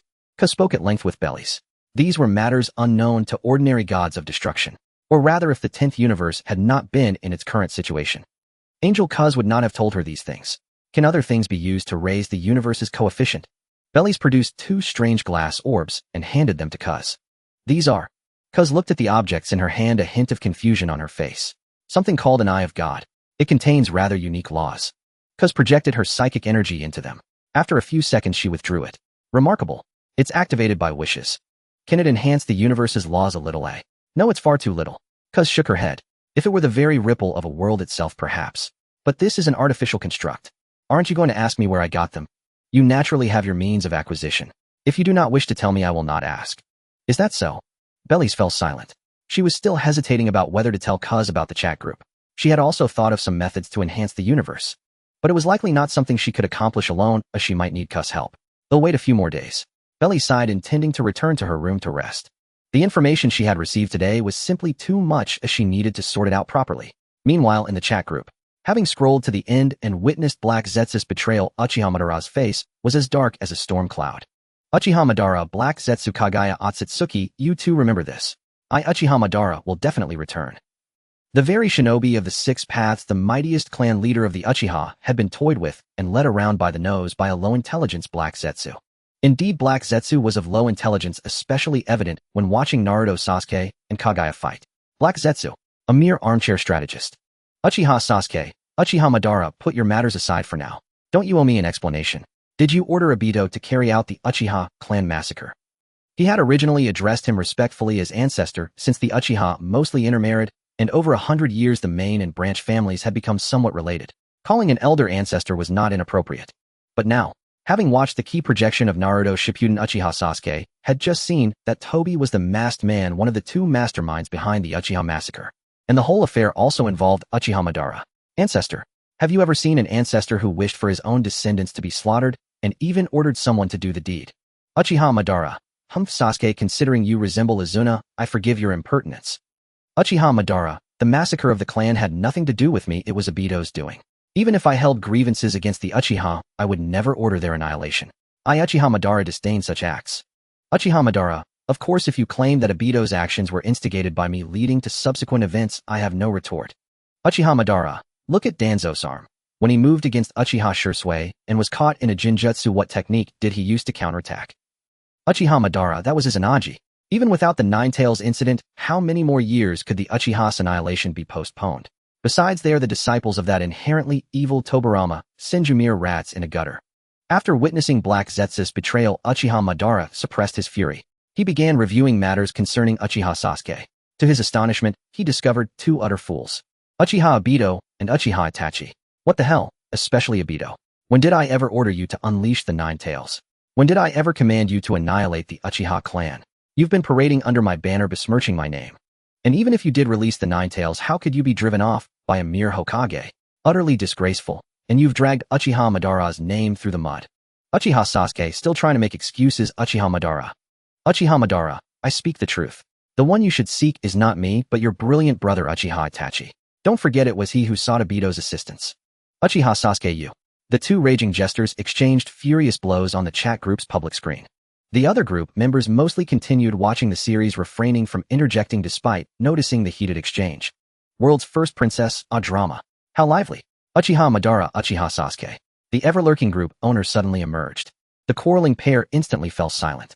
World's first princess. Why the quiet? Go on. I enjoy a good spectacle. Spider Group owner Sama, isn't pouring oil on the fire a bit inappropriate? How Asakura. Truly the group owner is unparalleled in the art of mediation. I how Asakura crown you the strongest.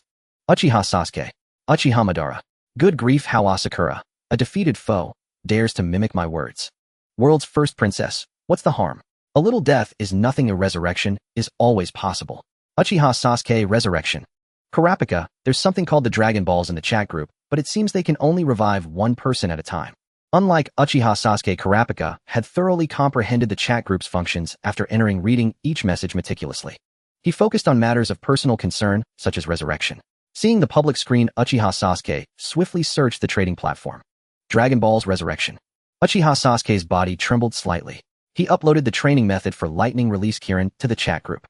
He earned 300 points, but compared to the 5000 point requirement, it was a mere drop in the bucket. Uchiha Sasuke, world's first princess group owner, is there a way to accumulate points quickly? World's first princess, ninjutsu secret techniques. All can be exchanged for points. If other members purchase your uploads, you'll receive an additional 10th of the points. Uchiha Sasuke, I want to revive all my clan members. Is there a way? The chance to resurrect loved ones, even the entire clan, could postpone even revenge. World's first princess, guilt is it? You're truly a kind child. World's first princess, well, it's not impossible. But before I answer, let me ask you something. What do you think of Uchiha Itachi? I mean his actions. Uchiha Sasuke, I don't know. Itachi did it all for me. His feelings toward Uchiha Itachi were profoundly conflicted. World's first princess, perhaps you've been too focused on Uchiha Itachi, overlooking certain other matters. Uchiha Sasuke, I don't quite understand your meaning. Uchiha Madara, Uchiha Sasuke, you truly are a blank slate. Don't tell me you haven't noticed Kodoame Tsukumi. That was left for you. Uchiha Sasuke, he never used it on me, and in the end he admitted his mistakes. How Asakura TCH admitted. Connect Kodoame Tsukumi with your final conversation with Uchiha Itachi. Don't you have deeper thoughts? Lumen, Uchiha Sasuke, I have a brother too. If my brother were like Uchiha Itachi, I'd run as far as I could. Uchiha Itachi's controlling nature was far more terrifying than any sibling rivalry. Lumen, Uchiha Sasuke, let me put it simply, are you sure Itachi acted for you, or for Konoha? Uchiha Sasuke. Lumen, your final conversation reeks of emotional blackmail. Itachi spoke of nothing but Konoha extolling its virtues while never mentioning how Konoha oppressed the Uchiha. Lumen, and at the end he said, I am Uchiha Itachi of Konoha. He claimed to give you a choice, but did you truly have one? Lumen, if Kodoame Tsukumi were still usable, would he have used it on you? How much of what he said was truth rather than calculated manipulation based on your personality? After watching the Uchiha storyline, even Lumen, accustomed to the abyss darkness, felt a chill down her spine. She utterly failed to comprehend Uchiha Itachi's mindset. What did he consider his younger brother Uchiha Sasuke? A tool? With the eternal Mangekyo Sharingan, could Sasuke not survive in the ninja world without Konoha? It was as if he had become addicted to being Konoha's dog, dragging his entire family along. Worse than that, Kamisato Ayaka's loyal follower. In the Otogekyure, Orochimaru's lair. Watching the messages on the chat group's public screen, Uchiha Sasuke recalled scenes from the story. Previously, he had convinced himself that Itachi had no choice but to act for his sake. But after hearing everyone's analysis, he fell silent. Uchiha Itachi. Uchiha Sasuke slowly closed his eyes. After an unknown span of time, the aura around him grew increasingly frigid. His eyes opened gradually, 2 tear streaks trailing from the corners. Within his pupils, the crimson Threedomo transformed into a 6-pointed star pattern. Uchiha Sasuke instinctively touched his eye sockets, feeling the throbbing in his eyes. His ocular power had increased greatly, far surpassing the total of his 2 years of training. He knew he had likely awakened those eyes. However, Uchiha Sasuke paid it little mind at the moment. Compared to the Mangekyo Sharingan, he was more concerned about what the group leader had mentioned. Uchiha Sasuke, world's first princess group leader, you said earlier there was a way to help me revive my clan. How do I do it? World's first princess, merge the ninja world into my universe, but only those who died during the night of the clan massacre can be revived. Uchiha Sasuke, merge into the universe. World's first princess, simply put, the ninja world exists on a single planet. My domain governs a universe filled with many such planets. However, since we belong to different universes, I wish to bring your planet under my jurisdiction. World's first princess, do you understand? Explaining concepts like the universe and planets to Sasuke seemed difficult given the ninja world's somewhat concerning level of education. Uchiha Sasuke, what's in it for you? Uchiha Sasuke cautiously refrained from agreeing. World's first princess, I just want to test something. But rest assured, whether it succeeds or fails, there will be no danger to your world itself. Uchiha Madara, world's first princess group leader, are you trying to pull the ninja world into your own universe? World's first princess, exactly. The decision is entirely yours. World's first princess, however, there is one thing to note. If you agree, it likely means you will stand against the Sage of Six Paths. Uchiha Sasuke, the Sage of Six Paths. Stand against him? Having seen the story, how could Sasuke not know about the Sage of Six Paths? He was the old man who handed out power-ups to him and Naruto. World's first princess, the reason is simple. Once your world falls under my jurisdiction, the Sage of Six Paths will lose all authority over the ninja world. He will not allow that to happen. Uchiha Sasuke, are you prepared for that? Uchiha Madara, the sage of six paths. A bizarre idealist just like Hashirama. Uchiha Madara held no fondness for Otsutsuki Hagoromo. Setting aside the Kaguya issue for now, if that old power-up seller hadn't shamelessly intervened, he would have finished off Naruto and Sasuke long ago. Decades of hard work couldn't compare to a few minutes of the old man handing out cheats. It was a bitter pill for anyone to swallow. World's first princess, expired Indra reincarnate, don't interrupt. I'm asking Sasuke. Uchiha Madara. As if he cared about being an Indra reincarnate. Uchiha Sasuke, I don't know. Uchiha Madara. Uchiha Sasuke, what are you worried about? Do you plan to lose to Uzumaki Naruto like in the projection? Or do you intend to follow the same path as before? Uchiha Sasuke. I want follow the same path as before, and I want use Itachi's eyes anymore. How Asakura? Oh, interesting. You don't want the eternal Mangekyo Sharingan. Uchiha Sasuke. Using those eyes would create a psychological barrier. He knew he could never return to Konoha. Especially after learning the truth about Itachi's actions, he found them unforgivable. What did he mean by saying other countries would invade if the Uchiha clan went to war with Konoha? Then as the clan leader's son, he took it upon himself to massacre the entire clan. Did the Uchiha have to consider the consequences of a fight to the death, while Konoha didn't? To be honest, after understanding the full story, Uchiha Sasuke would rather have died fighting Konoha back than live on in such a disgraceful manner. Moreover, Uchiha Itachi had left him alive seemingly, so he could continue to serve Konoha as a dog after his death. Uchiha Sasuke, group leader, can I have some time to think? I just awakened the Mangekyo Sharingan, and my mind is a bit chaotic. World's first princess, sure, take your time. Don't put too much pressure on yourself. It's fine if you refuse. In the realm of destruction, Bellies wasn't surprised that Uchiha Sasuke didn't agree immediately. However, she was somewhat astonished that he had awakened the Mangekyo. The idea of pulling the Naruto world over had only just occurred to Bellies. The laws of the god were too few to strengthen the universe's laws. Would pulling in a world with completely different laws from the original universe strengthen them? Oh, I'm so smart. Perfect. At that moment in the Naruto world, Uchiha Sasuke pushed open his door and walked out, traversing the long corridor until he reached the end. This was Orochimaru's room. After having his hands sealed by the third Hokage, Orochimaru had been bedridden for a long time, moving as little as possible, hibernating like a snake. Knock, knock, knock. Come in. A hoarse voice came from within the room. Sasuke pushed the door open and entered. How rare, Sasuke. You've never knocked before. Orochimaru lay in bed, coughing lightly from time to time, while Kabuto Yakushi worked as his assistant preparing medicine. After awakening the Mangekyo Sharingan, Sasuke could sense more clearly how impure Orochimaru's chakra was. However, Sasuke didn't mind. There was still a long time before Orochimaru needed a new body, so there was no need to confront him immediately. I want to ask you to investigate some things for me. Is that possible? Sasuke said, looking at Orochimaru. Oh, how rare. You're asking me for a favor, and so politely. Orochimaru's hoarse voice replied. What is it? Tell me. Orochimaru, you have more than just Kabuto as a spy in Konoha, don't you? Sasuke glanced at Kabuto Yakushi as he spoke. Hearing Sasuke mention him, Kabuto's hand preparing the medicine paused for a moment. The next second, he continued his work.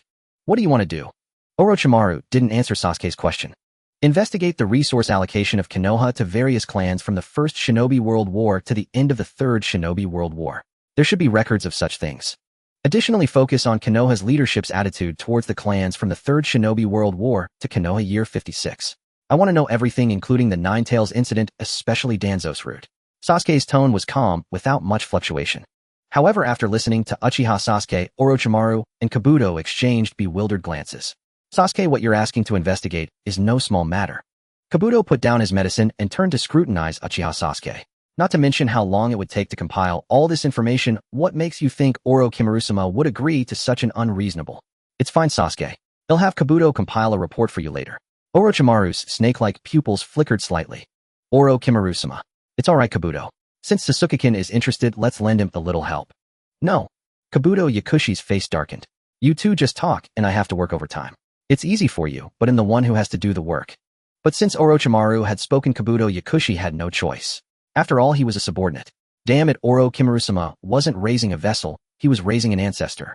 For 2 years, Orochimaru had granted almost every request Sasuke made. Kabuto often twitched at the sight. Sasuke-kin, I'm curious about your change. Can you tell me? Orochimaru's hoarse voice said. Sasuke didn't answer, remaining silent. Oh well, since Sasuke-kin doesn't want to say, I won't ask. Orochimaru grinned, not particularly concerned, as this was Sasuke's nature. Through the curse mark, Orochimaru sensed a clear change in Sasuke's chakra. He didn't know what this change was. However, when Sasuke came to him asking about these things, Orochimaru, a veteran of the ninja world, instantly guessed the answer. The Uchiha clan massacre. As Sasuke-kin has finally found the problem. So what will you choose? I'm curious, where will this wind of yours blow? Uchiha Madara, world's first princess. If Sasuke agrees to your request, what must he do? World's first princess. At least half of the living beings in the ninja world must offer their heartfelt recognition. World's first princess. In simpler terms, he must replace Naruto Uzumaki and become the new child of destiny. Uchiha Madara, child of destiny. Do you truly believe in such a thing, group leader? Naruto Uzumaki was nothing more than a figure designated by Hagoromo Otsutsuki, proclaimed by that wretched toad Gamamaru. Without Hagoromo's intervention, there would be no child of destiny. It's like two ants fighting when a cat suddenly appears and crushes one of them. The surviving ant. Isn't it the chosen one, the child of destiny? Because it won, didn't it? World's first princess. It's just a metaphor. My mission target is Sasuke, so naturally, I must wait for his consent. I'm in no hurry. World's first princess. However, this mission will require your assistance as well, Madara. Uchiha Madara, assistance. Group leader, you truly have a morbid sense of amusement. Uchiha Madara did not refuse. The infinite Tsukuyomi was already gone, and it would be fine to watch the growth of the younger generation. Moreover, resurrecting the Uchiha clan could be seen as some form of atonement for his irresponsibility as clan leader. Uchiha Madara, may I ask a question? World's first princess, you seem to care about Sasuke. Logically, this shouldn't be the case. The group leader and Sasuke Uchiha were not from the same world, and they had no prior connection. Yet she was willing to help Sasuke revive his clan regardless of whether it was a trivial matter for her. Nevertheless, this struck Uchiha Madara as peculiar. World's first princess, I have my own plans. The revival is merely a convenience. Bleach offered no explanation. Seeking to seize the laws of the Naruto world was one matter, but helping Sasuke also served a private motive. She wanted to see what he would do once he learned the full truth. Consider it a pastime born of boredom. If she had to name a reason, she too had a younger brother. In personality, he bore some resemblance to Sasuke Uchiha. Although this brother was due to certain circumstances 5 or 6 years older than her, that was irrelevant. Ding Kikyo has broken free from her soul state and successfully revived. Uchiha Madara. Watching the message on the public screen, Uchiha Madara in the Pure Land was taken aback. World's first princess? Oh, she's revived. Bleach was somewhat surprised. Kikyo's revival meant that the story of Inuyasha had already begun. In other words, Kikyo's cremated remains buried in the earth had been exhumed. World's first princess. Kikyo, what is your current situation? Come to think of it, Kikyo had been inactive in the group for quite some time. After a long silence. Kikyo, I was resurrected by a demon named Urisu. It seems I also have a reincarnation now. World's first princess, Kagome. Kikyo was not surprised that the group leader Bleach knew about her world. Kikyo, yes.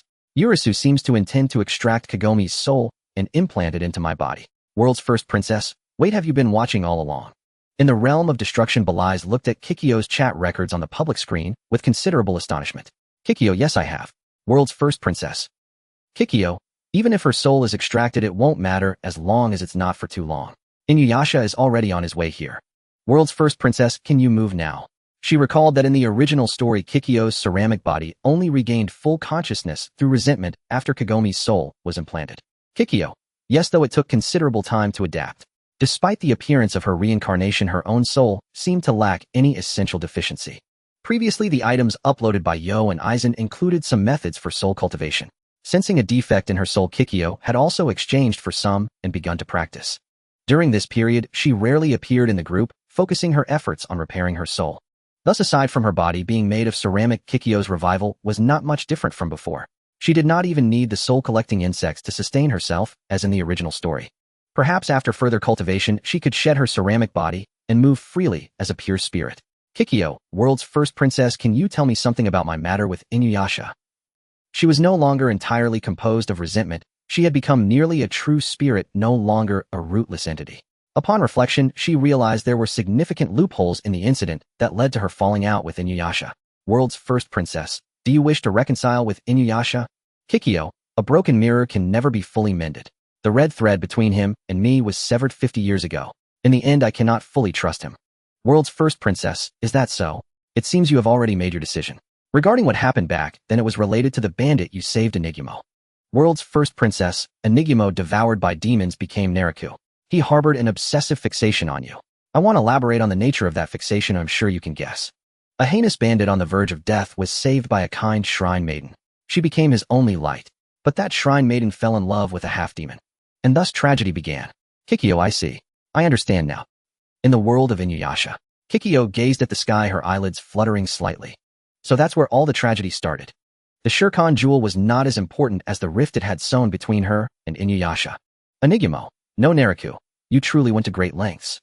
To be honest, after attacking her, Naruto could have simply taken the Shurikon jewel and left. But what did he do? He returned and reenacted the scene before Inuyasha. Though perhaps it was not entirely bad.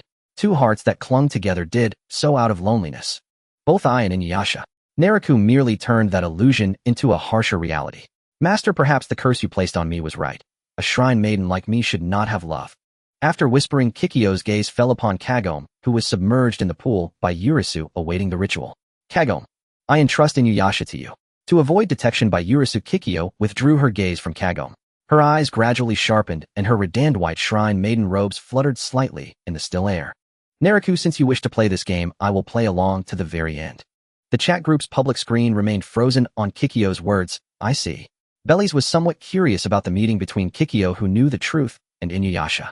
World's first princess Kikyo, is it convenient for you to start a livestream over there? Spider livestream, where's the livestream? World's first princess Spider, you've popped up again. Spider, whoa, what do you mean popped up? I've been waiting forever, finally surviving the demon lord's grasp. This is the third time. Spider, how much damage has my poor fragile heart suffered? Group leader, do you even know? Spider, that demon lord has no martial honor. She actually made Jairi open a portal to chase me down from afar. Spider was fuming just thinking about it.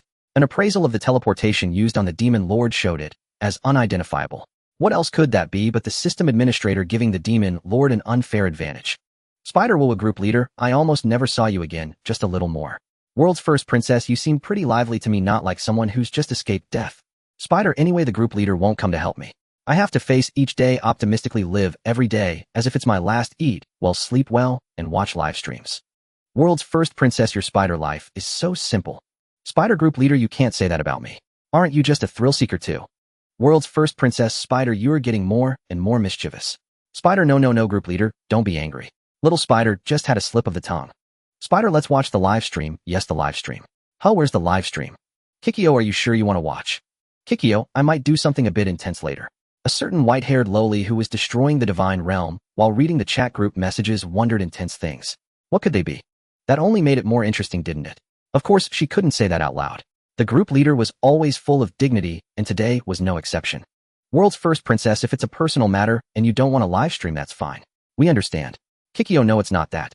I'm just worried some people in the group might not accept my actions. How, Asakura, go ahead and stream. Do you think there are many good people in this group? World's first princess. How, Asakura, I don't know how you came to that conclusion, but it seems remarkably accurate. Everyone in the group is either a villainous supporting character or a future big boss. It's practically a den of villains. If anyone is kind, it's you, Kikyo, who is the kindest. How, Asakura, no, I mean except for the group leader. The group leader is a good person. The great Onmyoji quickly tried to cover his tracks. World's first princess, how, Asakura, your damage control sounds more like a forced cover-up. Also, I don't want to be given a good person card. So Suke Aizen, Kikyo, I'm curious. Did the soul cultivation method I posted have any effect on you? Can you tell me about it? Kikyo, it was helpful. My spiritual body is almost solidifying. Even without the resurrected clay body, my strength wouldn't decrease much just by acting through my soul. Kikyo, but perhaps because the worlds are different, I can't maintain that state long-term yet. I still need a medium as a vessel for my soul. So Suke Aizen, I'm glad it was useful. I was worried you might have regretted buying something that wasn't worth it. Aizen's voice in the chat group was incredibly gentle, like a kind older brother, inexplicably making people feel fond of him. Kikyo, no, the cultivation method is very satisfactory. Thank you very much, Mr. Aizen. Additionally, I must thank Master Hao. Your Onmyoto has also been quite beneficial to me. How, Asakura, no need for thanks. I am actually very curious about your world. The implication was clear. Start the live stream. Encouraged by everyone, Kikyo finally made her choice. Ding, Kikyo has started a live stream. At that moment, Kikyo was inside a cave looking outside. She wore the redand white Miko outfit specially prepared for her by Urisu. She walked out step by step, not fast, as if devoid of a soul, her pupils lacking any spark of life. Watching the panoramic view of Kikyo's livestream, Bellies was taken aback. Her acting was spot on, just like in the original story. No wonder they say women have a talent for performance. Even a pure Miko like Kikyo with her soul fully complete showed no flaw in her acting. You're here. As expected, this outfit suits you better. The yokai Urisu hunched over, looked at Kagome, soaking in the green potion, and spoke to Kikyo beside her without any concern. Kikyo did not answer. Her pitch-black eyes seemed utterly lifeless, fixed on Kagome. She? Who is she? Kagome, trapped in the pool and unable to move, stared at the woman beside Urisu, who bore a striking resemblance to herself. Her name is Kikyo, known as the strongest Miko 50 years ago. And you are her reincarnation. Reincarnation. Kagome was clearly stunned by Urisu's words. That's right. Urisu's voice carried the joy of a plan about to succeed. Your soul will soon be returned to this strongest of Micas, and she will become my most formidable servant. As Urisu spoke, she began to cast her spell. The green medicinal liquid in the pool gradually began to glow. It hurt so much. Kagome struggled to get up, but her body felt as if a mountain were pressing down on her, completely immobile. She felt herself losing control of her body. It's useless. A half-baked Miko, like you can't break free from my bindings. Just accept your fate. Just then a voice rang out from afar. Kagome. Impossible. I placed many minions to block. Seeing Inuyasha rapidly approaching, Urisu panicked. She hastened her spellcasting. She had to revive Kikyo quickly, or else she wouldn't stand a chance against Inuyasha. Keed. On Inuyasha's back was an elderly woman. Kikyo recognized her as the little girl who had once been by her side. Has it been so many years already? Kikyo murmured softly. Such a clear voice so close should have been heard by Urisu, but she was too panicked to notice. Inuyasha leaped up from the mountainside, landing right in front of the Miko he had longed to see. Kikyo. His voice shattered the will of the struggling Kagome. Countless soul particles drifted out of Kagome's body and instantly merged into Kikyo. However, no one present noticed. Kikyo subtly formed a hand seal. The incoming souls were not absorbed by her own soul, but were instead placed into a prepared barrier. Of course, Kikyo still feigned the act of absorbing the soul fragments. She floated into the air, her body radiating a pure white light. After a moment, as Kagome's soul was completely absorbed by Kikyo, Kikyo slowly descended. Her closed eyes slowly opened, a cold glint in their dark depths. Her gaze passed over Urisu and landed on the silver-haired half-yokai in the fire rat robe. Inuyasha, so you're still alive. Why haven't you died? I'm truly sorry, Kikyo, but I'm still alive and kicking.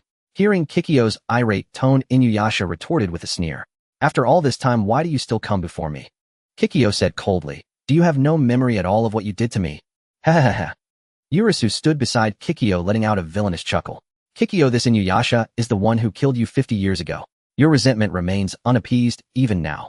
Kill Inuyasha and sever your ties to the past completely. Kikyo did not respond. The next moment, she vanished from Urisu's sight. She stood behind Urisu, placing a hand on her head. Even if you resurrect me, I am not a puppet for a mere demon like you to control. Urisu let out a piercing scream as blue flames erupted from her head and engulfed her body. Within moments, she was reduced to ashes. In the chat group, Kikyo uploaded Soul Separation Technique, uploaded Clay Resurrection Technique, uploaded Uchiha Madara Clay Resurrection Technique.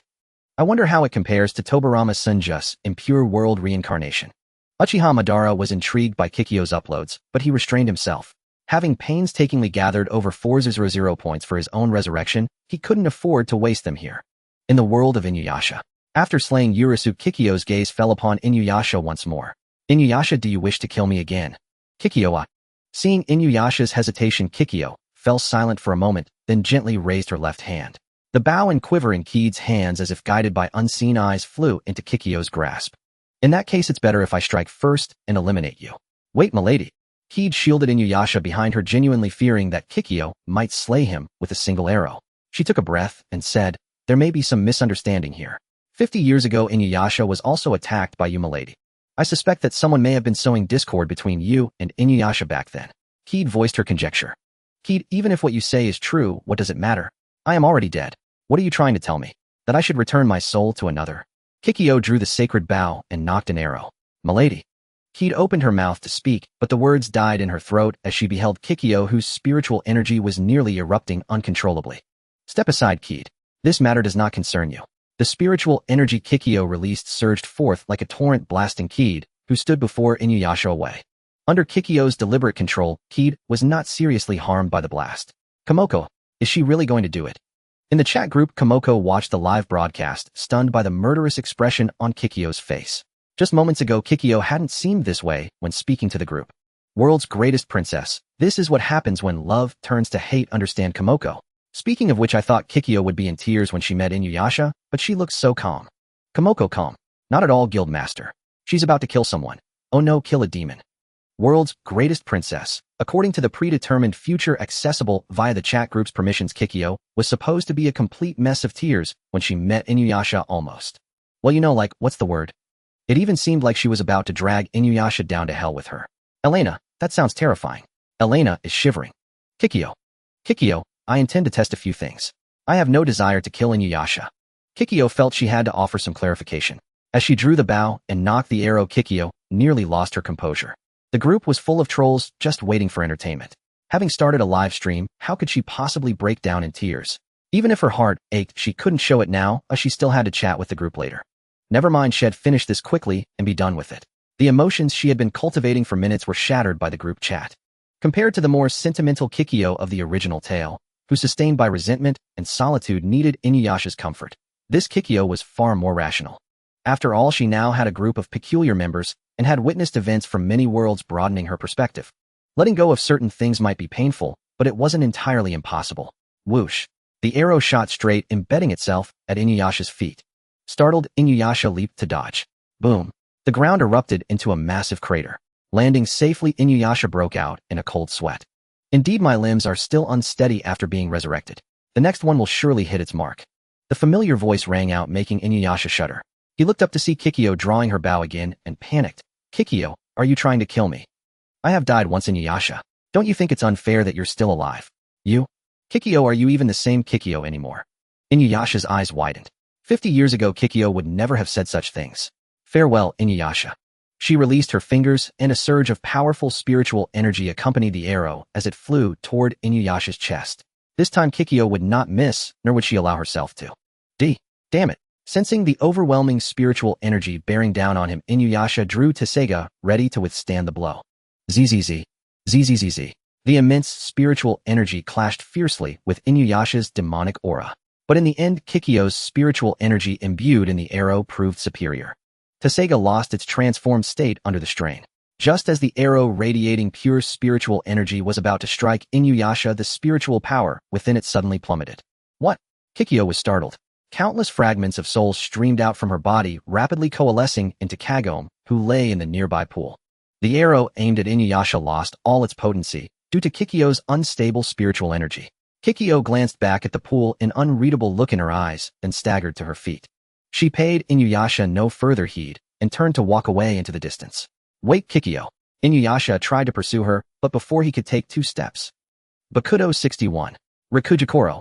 In an instant, Inuyasha's body was completely immobilized by golden energy panels constructed from spiritual power. Kikyo. Kikyo paused, but did not turn around. Inuyasha, our relationship ended 50 years ago. I cannot fully trust you, and you cannot fully trust me. Let everything come to a close today. Treasure the girl by your side. Her name is Kagome, not Kikyo. With those words, Kikyo resumed her stride, heading into the distance. Gazing at the azure sky, she felt not a trace of lingering attachment to what lay behind her. After expending tremendous effort, Inuyasha finally broke free from the binding of 6 rods of light. Kikyo. Inuyasha sniffed around repeatedly, but could not detect even a trace of Kikyo's scent. Right, Kagome. Inuyasha, realizing this, belatedly hurriedly ran to find Kagome. Inuyasha? Hearing his call, Kagome slowly opened her eyes, her face etched with indescribable exhaustion. Great, Kagome's awake. Shippo, who had been anxiously pacing, leaped up excitedly upon seeing her stir. Kagome, are you alright? Do you feel any discomfort? Keed the elder also spoke, her voice laced with concern. No, I'm fine. Kagome struggled to sit up, pressing a hand to her forehead for a moment, murmuring, my mind. It's filled with so many memories. Are they Sister Kikyo's memories? Keed pressed. From what had just transpired, Kagome's soul had returned to her own body. Due to their reincarnation bond, she might have inherited some memories from Kikyo's lingering resentment. There's nothing related to her at all. Just a lot of spells and methods for using spiritual power. It's as if someone deliberately stuffed these things into my mind. Kagome didn't voice who that someone was, but everyone present could vaguely guess. It was most likely Kikyo. But why would Kikyo do such a thing? Kagome's words left everyone present exchanging bewildered glances. After lengthy discussion, finding no answers, they could only take their leave for now. At that moment, Kikyo hovered high in the sky. A faint barrier concealed her presence, masking her spiritual aura. Her gaze fell upon the scene below, profound and distant. Only after Inuyasha and his group had departed did she finally breathe a sigh of relief. Manipulating her barrier, she descended to the ground. Upon landing, Kikyo stumbled, nearly falling from unsteady footing. Within the chat group, the live broadcast continued. Many members could discern Kikyo's weakened state. How Asakura, Kikyo, you're truly reckless. As a departed soul linking yourself to a living soul, and one who is your reincarnation, aren't you afraid your own soul will be drained dry? Kikyo, I'm merely doing what I believe must be done, a way to bid farewell to the past 50 years. Kikyo leaned against a tree, sitting on the ground, her breathing slightly labored. In the world of Shaman King, how Asakura stood atop the shoulder of his spirit of fire, gazing at the chat groups, content with a light smile. a stubborn personality somewhat reminiscent of Anna Kyoyama. In the God of Destruction's realm, Bellies was also watching the broadcast. Compared to the others, her observations were far more meticulous. Kikyo's first arrow aimed at Inuyasha was a purifying arrow. It struck precisely at his feet, clearly giving Inuyasha room to dodge. The second arrow was a sealing arrow which Inuyasha deflected with Tessega. As for Kikyo's excuse after the first shot, "I'm not quite used to it, I missed." It was a complete deception aimed at Inuyasha. She claims she's severing the past, yet she still bestows her former spells upon Kagome through soul fusion. You must admit that's quite audacious. As Howard said, if Kikyo had not severed her link with Kagome in time, she might not have merely been injured, but would have had her entire soul devoured by Kagome's. The soul of the living is far more devouring than that of the dead. Moreover, the similarity in soul frequency between Kikyo and Kagome was in some ways even closer than that of twins. Kikyo was still far too kind. Meanwhile, in Soul Society, Sosuke Aizen stood outside the barracks, a pair of black-rimmed glasses perched on his nose paired with the broad captain's Haori projecting an image of an honest man. The scenes from the chat group fell one by one into this kind-faced captain's eyes. An intriguing soul. Relying on a half-spirit body, she can unleash a binding spell of level 60 or higher without incantation. I wonder what heights she might reach if she completely abandoned that broken vessel of a body. Truly something to anticipate. However, given the differing worlds, she likely won't possess a Zanpakuto. A weapon connected to the soul might take the form of her favored bow and arrows. Or perhaps nothing at all would manifest. Aizen wasn't particularly concerned about this matter. Kikyo's use of demon arts already served as a satisfactory experiment for him. What currently intrigued Aizen more was Inuyasha and that peculiar demonic blade. In a certain sense, the demons of that world bear a resemblance to hollows. If only I could capture a few for study. I wonder if such an opportunity will ever arise. Aizen toyed with the Hogyoku in his hand, turning it over between his fingers. If not for his reluctance to let the Dragon Balls collect data, he might have used them to wish for the Hogaiku's perfection. From the group leader's past remarks, Sosuke Aizen was well aware that making a wish on the Dragon Balls likely allowed Shinran to gather laws from various worlds. Thus, to avoid certain uncertainties, although Aizen had accumulated enough points to use the Dragon Balls, he had no intention of doing so immediately. Captain Aizen. Captain Aizen. Clatter, clatter, clatter. A young woman with a bun hairstyle clad in a shahakusho and wooden sandals came running from a distance. Aizen casually flicked his hand, concealing the Hogyoku within his robes. Is there something you need, Lieutenant Hinamori? Aizen wore an amiable smile. Pant. Captain, the 3rd Division Captain Jin Ikamaru says he has matters to discuss with you. But he didn't specify what. Oh. Is that so? Aizen gently pressed his hand on Momo Hinamori's coiled black hair. What are you worried about, Lieutenant Hinamori? Momo Hinamori hesitated for a moment before saying, the 3rd Division Captain gives off a very unsettling feeling like a cold, venomous snake.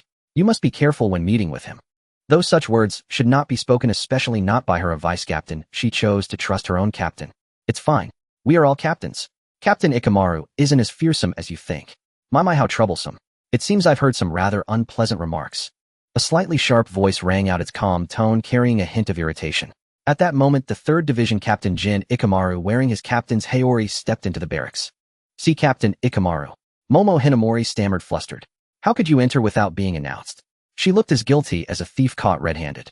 Aizen patted Hinamori on the shoulder, then stepped forward to shield her behind him. Captain Ikamaru, isn't it somewhat improper to enter another division's barracks without permission? Aizen adjusted his glasses. Oh my, not at all. I was simply in a hurry. Ikamaru, unperturbed, narrowed his eyes, studying Hinamori for a moment before returning his gaze to Aizen. The head captain has summoned us to the Shino Academy today to instruct the students. Surely you haven't forgotten, Captain Aizen. However, your vice captain's slander of a fellow captain is a grave offense tantamount to insubordination. Captain Ikamaru, that's hardly fair.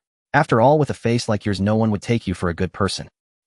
Aizen's words caused a momentary stiffness in Ikamaru's expression. He felt like retorting, and you look like a good person. I may not look like one, but you certainly aren't. Manipulating your own vice captain's feelings while making her grateful for your protection. You're despicable. Especially now with Momo Hinamori standing behind Aizen, eyes sparkling with admiration. Jin Ikamaru found the girl pitiable, wondering if she could even survive without Aizen in the future. Captain Aizen, shall we head over first? It wouldn't do to keep the academy's students waiting. Fearing he might draw his Zanpakuto and plunge it into Aizen's chest, Ikamaru forced a difficult smile onto his face. Very well, but you must not hold my vice captain accountable, agreed. Aizen added another condition. Hearing this, Ikamaru's eyes twitched uncontrollably. Fine. She is your precious vice captain after all. I'm not so petty. Subsequently, Sosuke Aizen and Jin Ikamaru walked out of the barracks. Before leaving, Aizen instructed Momo Hinamori not to worry, assuring her that he would protect her no matter what. Once outside, Ikamaru cast a sidelong glance at Sosuke, Aizen beside him. Captain Aizen, do you truly hold your vice-captain in such high regard? What does it matter, Jin? I'm merely responding to that child's admiration. Time is short, let this beautiful dream linger a while longer. There's no need to shatter it now. Aizen looked up at the sky, then replied with an air of calm. Is that so? Then you truly are kind. Jin, Ikamaru grinned. The realm of destruction. Oh, yawning Bellies climbed out of bed, rubbing her sleepy eyes. So exhausted. The work of a god of destruction is nothing but simple and unadorned. Casually dressing herself, Bellies stepped out of the room. However, Angel Cuz stood outside the door. Good morning, Lady Bellies. What morning? It's not like we're on a planet, Bellies said, yawning repeatedly. Cuz, how long have I slept? She felt her bones aching from the rest. 2 weeks. Bellies. I didn't feel a thing. It seemed to pass in an instant. Perhaps you have already adapted to the duties of a god of destruction. Formal gods of destruction typically use sleep to stabilize their destructive energy, much like meditation on certain planets. In some universes, gods of destruction sleep for hundreds of thousands of years. I recall in Universe 14, there was an extremely slothful god of destruction who slept so long that the Supreme Kai was killed, and then he died inexplicably. Bellies. However, you need not worry about such matters. Noticing the wry expression on Beli's face, Cuz explained that god of destruction and the Supreme Kai shared a symbiotic bond. When the Supreme Kai died, the god of destruction also perished. Hearing Cuz's explanation, Bellies recalled that during her visits to the palace of the Omni King, neither the Grand Minister nor Zeno had mentioned this. Even her training in the Supreme Kai's creation energy had omitted it entirely. It was as if they were utterly unconcerned. Speaking of Supreme Kais, I don't recall the Grand Minister or Zeno assigning one to me. Bellies asked in confusion. You? Don't know. Cuz tilted her head, a hint of surprise in her voice. The slip of paper with the rune that the Grand Minister gave you. Cuz paused, has essentially sold me to you. Bellies. Simply put, under the laws of the entire multiverse, unless Zeno intentionally does something, like erasing a universe, he will not interfere with Universe 10 in any matter that does not cause a significant drop in the overall multiverse index. In other words, most of the laws established at the multiverse's creation no longer apply to Universe 10. Even the Grand Minister and Zeno can only measure Universe 10's index by subtracting the indices of other universes from the total multiverse index. Well, it sounded the same, yet vastly different. Cuz continued, the contract I made with you essentially binds me completely to you. If your power surpasses mine, my strength will also increase. The extent of that increase is tied to the limit you can achieve. If Lady Bellies is killed, then I will die too. It is the same as the relationship between the Grand Minister and Zeno now. I see. Bellies sighed deeply. She never imagined the connection between the Grand Minister and Zeno was so profound. But Cuz, is it really alright for you to reveal secrets about the Grand Minister and Zeno? It's fine. Cuz shook her head. The current Grand Minister is just my father. This is how he taught us. If we truly became opponents, he would show no mercy. Bellies. Wasn't the Grand Minister's teaching method inviting future familial strife? So, Lady Bellies, for the future of our universe, please work hard. I have a question. Does being unaffected by multiversal laws mean you can fight freely? An angel, even if not the strongest, could effortlessly solo the gods of destruction of all 12 universes. With such power, why ask for more?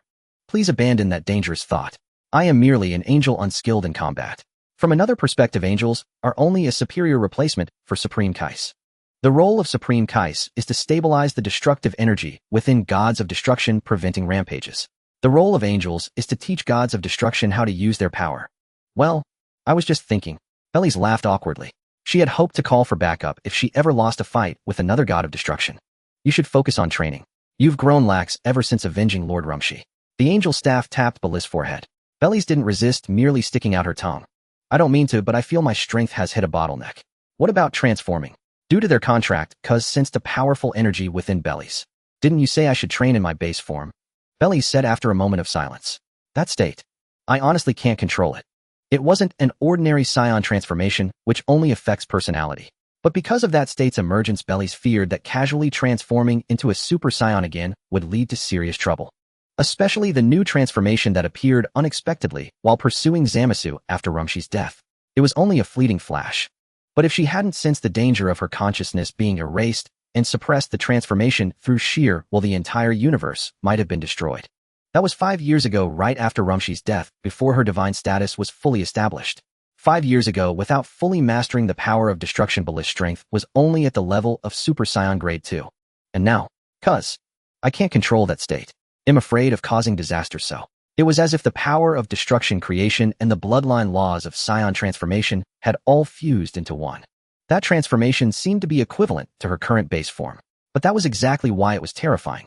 It wasn't an ordinary super scion transformation. Once a scion's base power reaches a certain level, the multiplier effect of transformations diminishes exponentially. Like in Dragon Ball Super, when an opponent barely matched in base form was fought again after transforming, the power difference was negligible. A 50-fold increase. If that math held true, an opponent barely matched in base form would be obliterated instantly after transformation. But did that ever happen? For instance, when Goku fought the Three Dogs of Universe 9, the gap between base and Super Saiyan was minimal. Except for Super Saiyan 3, which showed a significant difference, the rest were largely similar. This was particularly evident during the Tournament of Power when fighting Kefla from Universe 6. Another example, Broly. After Vegeta was repelled in his Super Saiyan God form, Goku seized a moment and in base form managed to fight for a while. The gap wasn't just small, it was incomprehensible. Since Dragon Ball Super began, the power of gods of destruction has been constantly elevated. Could Goku's Ultra Instinct in the Tournament of Power truly defeat a formal god of destruction? Absolutely impossible. For example, in the manga, Vegeta, who was on the verge of mastering destruction, was effortlessly subdued by Beerus in a few moves. Only after becoming a formal god of destruction did Bellies understand the immense gap between a true god of destruction and a candidate. The full power of a formal god of destruction is beyond the imagination of a candidate. It is akin to fusing the laws of an entire universe into one's body. Their spirit, energy, and body all reach an unimaginable peak. Lady Bellies, why not try it in the null realm? Cuz suggested after a long pause. But Bellies was still hesitant. It's alright, Lady Bellies. My power hasn't increased. Cuz explained, in other words, even if you transform, you still can't beat me. Bellies' cheek twitched. True as it was, wasn't that a bit too harsh? The Void Realm, an otherworldly space isolated from other dimensions. It can typically only be accessed under the guidance of a high priest.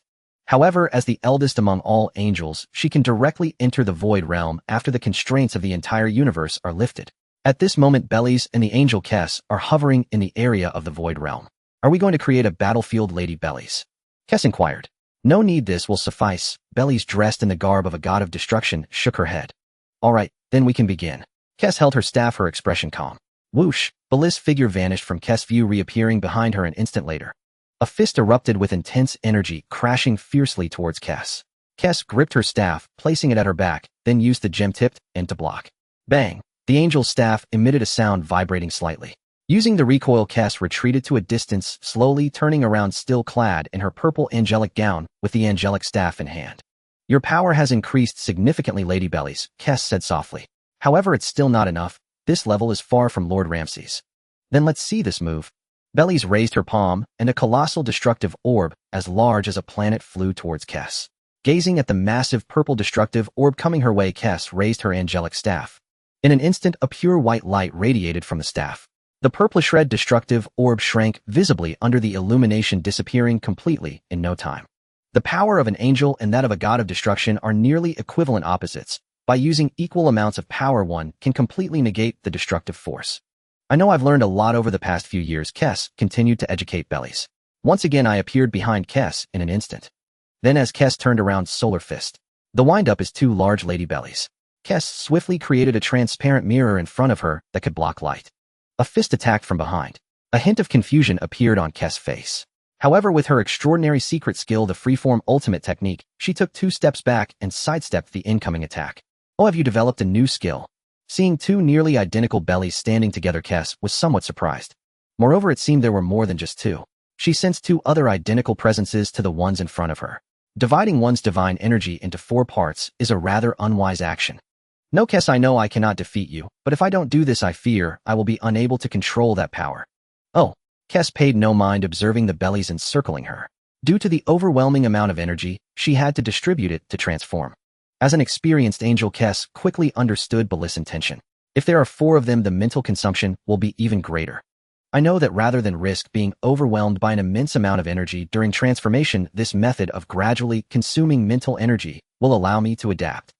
The 4-body fist, a technique used by Tianjin Fan when battling Goku in the original work.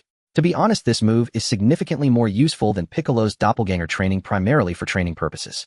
Moreover, Bellies spent considerable time mastering this technique. Then, it's time to begin. Since becoming a god of destruction, Bellies had never used this transformation. Although after that fleeting moment, she had already realized how to transform. However, without assurance, she dared not proceed. If her consciousness went berserk and destroyed the entire universe, the Omni King might truly take action to erase her. Over the years, she had been searching for ways to resolve the hidden dangers. With the angels asleep, she had no way to find others to solve this issue. It wasn't until the recent chat group fully awakened and ventured to Teyvat that she learned some useful information. In the Dragon Ball world, the concept of cultivation is quite broad. Especially in the case of non-deities, cultivation typically only involves energy. Without energy, one can be easily defeated. Vitality, spirit, and energy can be categorized into three aspects in the Dragon Ball world. Vitality represents the level of life, energy represents life force, while spirit represents the soul. Even the so-called divine realms of Vegeta and Goku merely enhance energy to the divine level. However, regarding life and spirit, there is hardly any enhancement. Otherwise, the posthumous Frieza wouldn't have been easily defeated by King Yama. A pale aura surged into the sky. Four dazzling lights illuminated the void realm brightly. Such strong energy. Evaluating the pale aura emanating from Belly's Kess murmured. The explosive energy lasted for nearly half a minute. My theory was correct. If dispersed, it could be barely controlled. Observing the four instances of herself surrounding Kess, she felt the terrifying aura that could rival anything. That hair looks like a hedgehog's, a white Super Saiyan 3. Nonsense, this is definitely not Super Saiyan 3.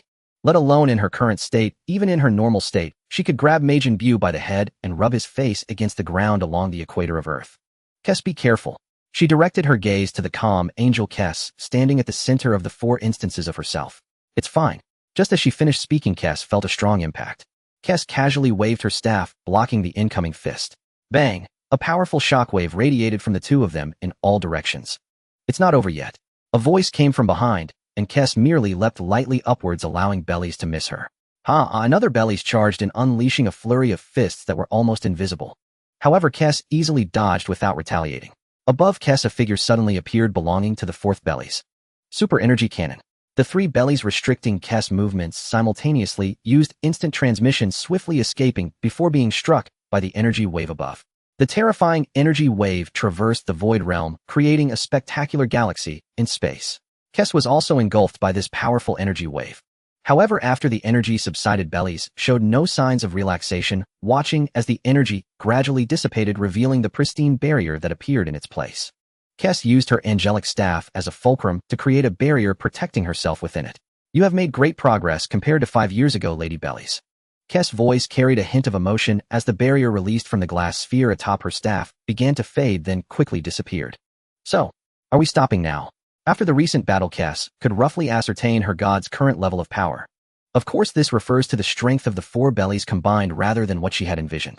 Kess, the next phase is the real battle. You must be cautious. Bellies paused before speaking. Having transformed into her current state, she felt that if she were to reclaim the energy of the four instances of herself, her Scion bloodline would likely manifest a regression. This regression might not change her appearance too much. However, the feeling of being unable to control it left her quite uneasy. Bellies took a deep breath. Besides her main body, the other three avatars turned transparent and slowly vanished. As a result, the three avatars dispersed. The aura surrounding Bellies grew geometrically once more. This energy, vastly larger than before, caused a flicker of astonishment in the eyes of the always calm Keth.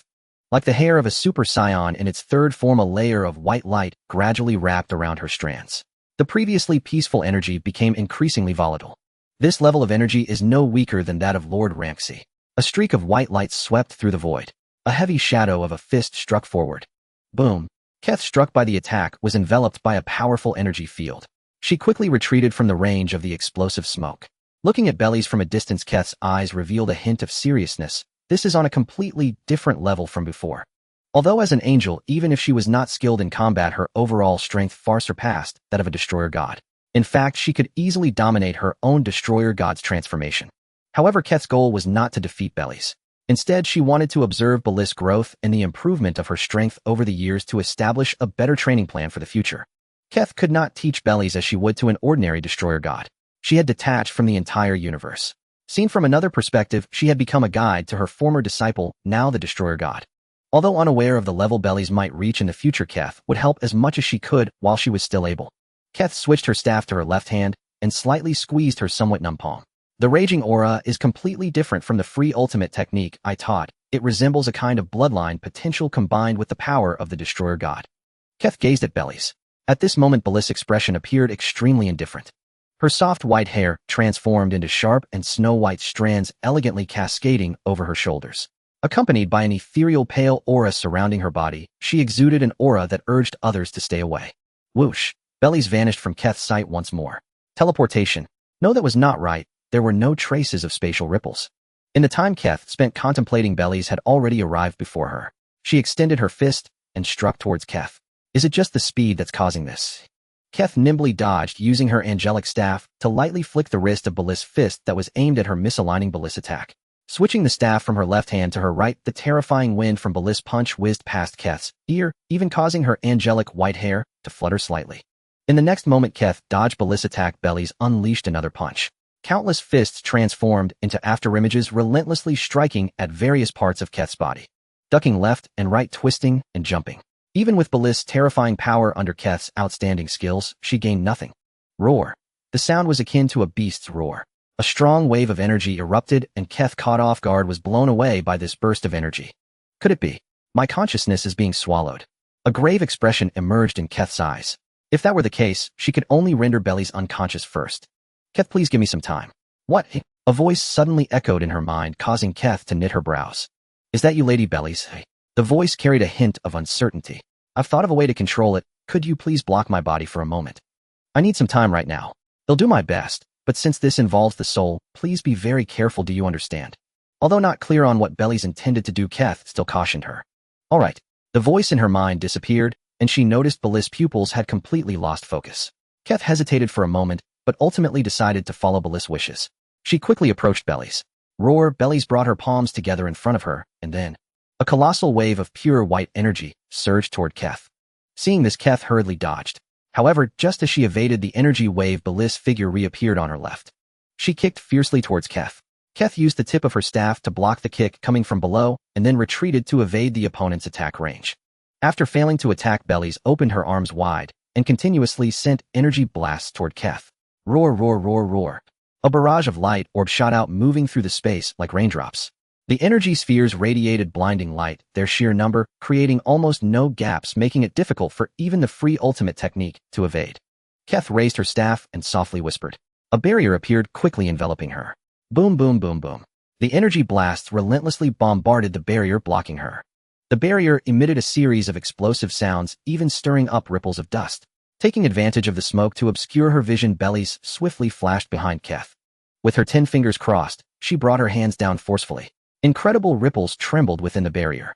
Watching as Bliss' hands entwined with purple destructive power, Keth casually released the barrier. Without the obstruction, the descending fist caused Bellies to lose her balance and nearly fall. Keth used her staff to gently tap the back that was covered by white hair at this opportunity. Almost in the next second, Bellies was sent flying. The power is starting to stabilize, and the raging feeling has diminished. Throughout the battle, Keth could clearly sense the energy situation within Bellies. Then, let's stall a bit longer. Uncertain how much time had passed in the realm of destroyer gods, Keth returned with Bellies from the void. As soon as Bliss' feet touched the ground, crack, a terrifying fissure spread instantly from where Bellies landed throughout the entire realm of destroyer gods. I was already very careful in controlling it, Bellies said with her watery eyes looking over at Keth. Sigh. Keth sighed and lightly tapped the ground with the tip of her angelic staff. The crack quickly repaired itself. Lady Bellies, from now on maintain this state during your training until you become accustomed to it. Can't I revert back?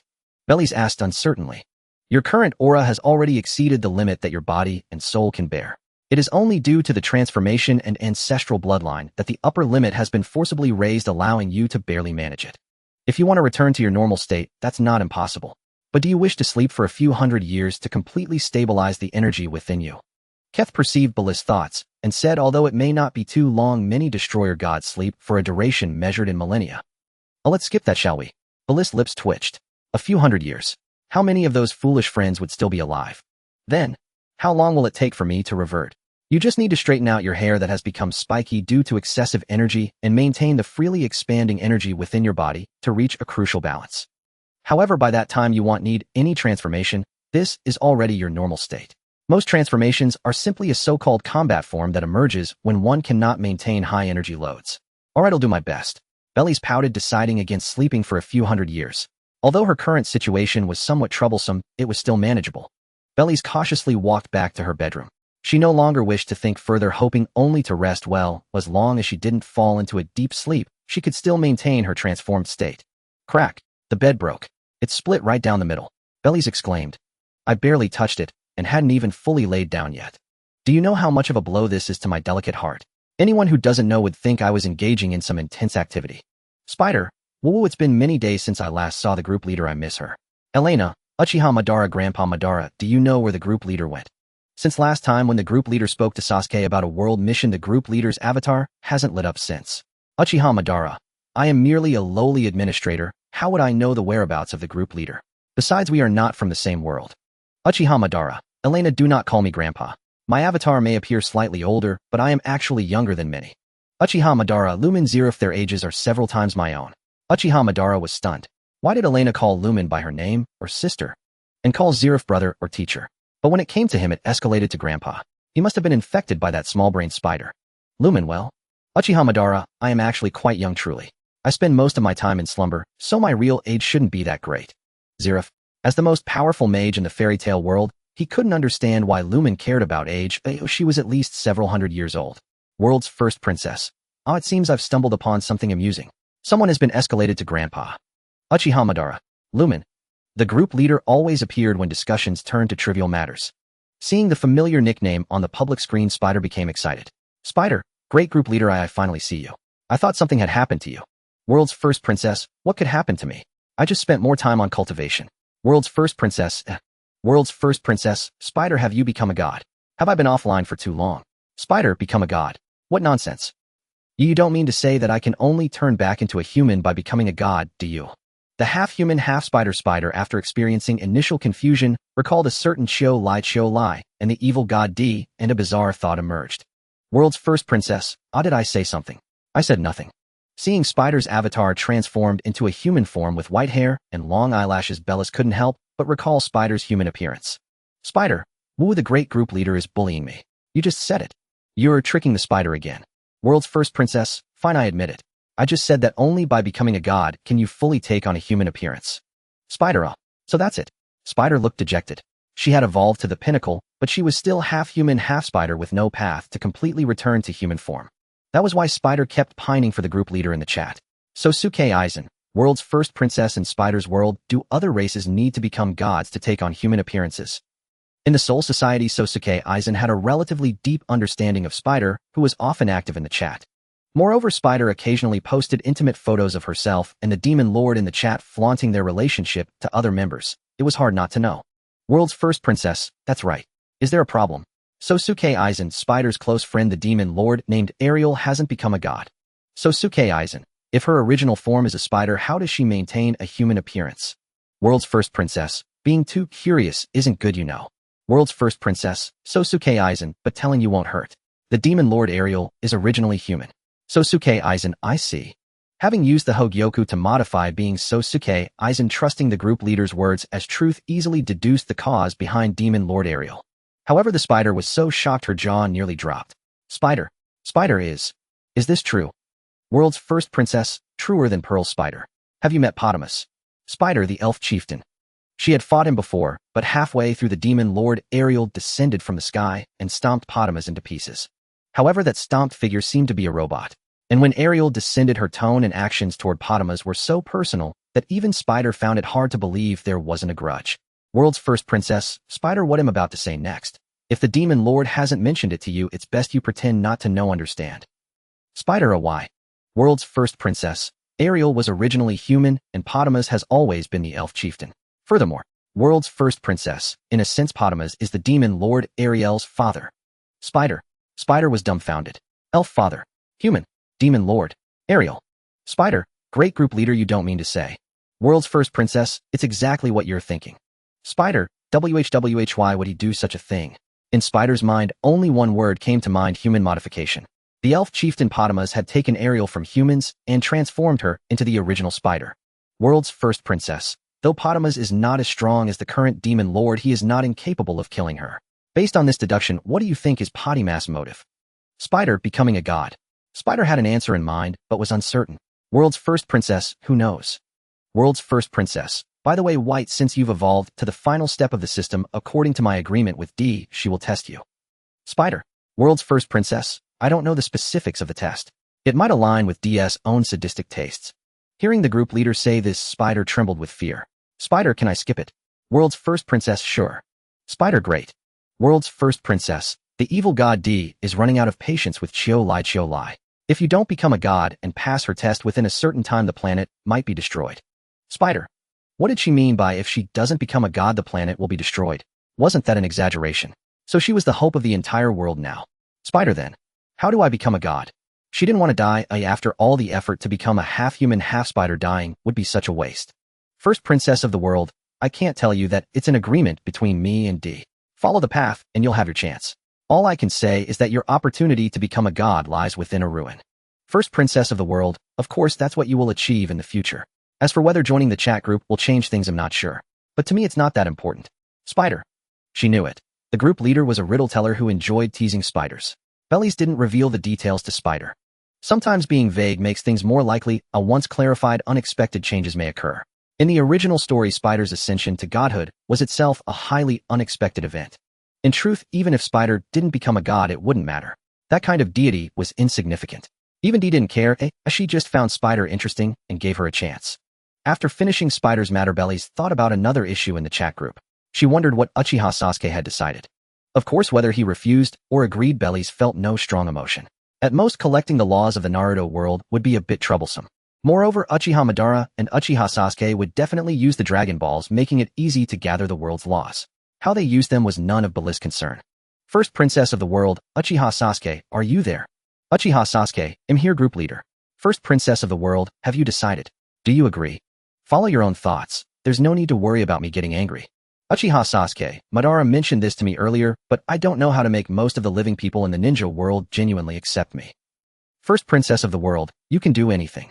The system will judge the living people's recognition of you through its rules. When it exceeds 50%, your task will be considered complete. First princess of the world, to be honest, only when you achieve over half recognition can I use the chat group's rules to pull your planet into my governed universe. First princess of the world, at that point I will revive your clan as per the task's reward. First princess of the world, but only that once. Even I cannot casually violate the paradox of life and death in my governed universe, or it would greatly impact my own cosmic laws. The last part was pure bluff, but it was best not to violate the boundaries of life and death. If the line between life and death became too blurred, it would harm the universe's development. Uchiha Madara, first princess of the world, if I assist Uchiha Sasuke in completing his world task, what do I get? First princess of the world, how about reviving you and your brother Izuna? Uchiha Madara, fine, I agree. Uchiha Madara seemed afraid the group leader would back out. Points were better saved anyway since he had no intention of using the infinite Tsukuyami. Group leader, first princess of the world, has issued a world task. Task world Naruto world. Ding, Uchiha Sasuke has accepted the task. Uchiha Madara has accepted the task. At that moment in the Naruto world, Uchiha Sasuke stared at the task list in the chat group, lost in thought. 5 years. Not too long, not too short. But making at least half of the ninja world loyal to him in 5 years was impossible.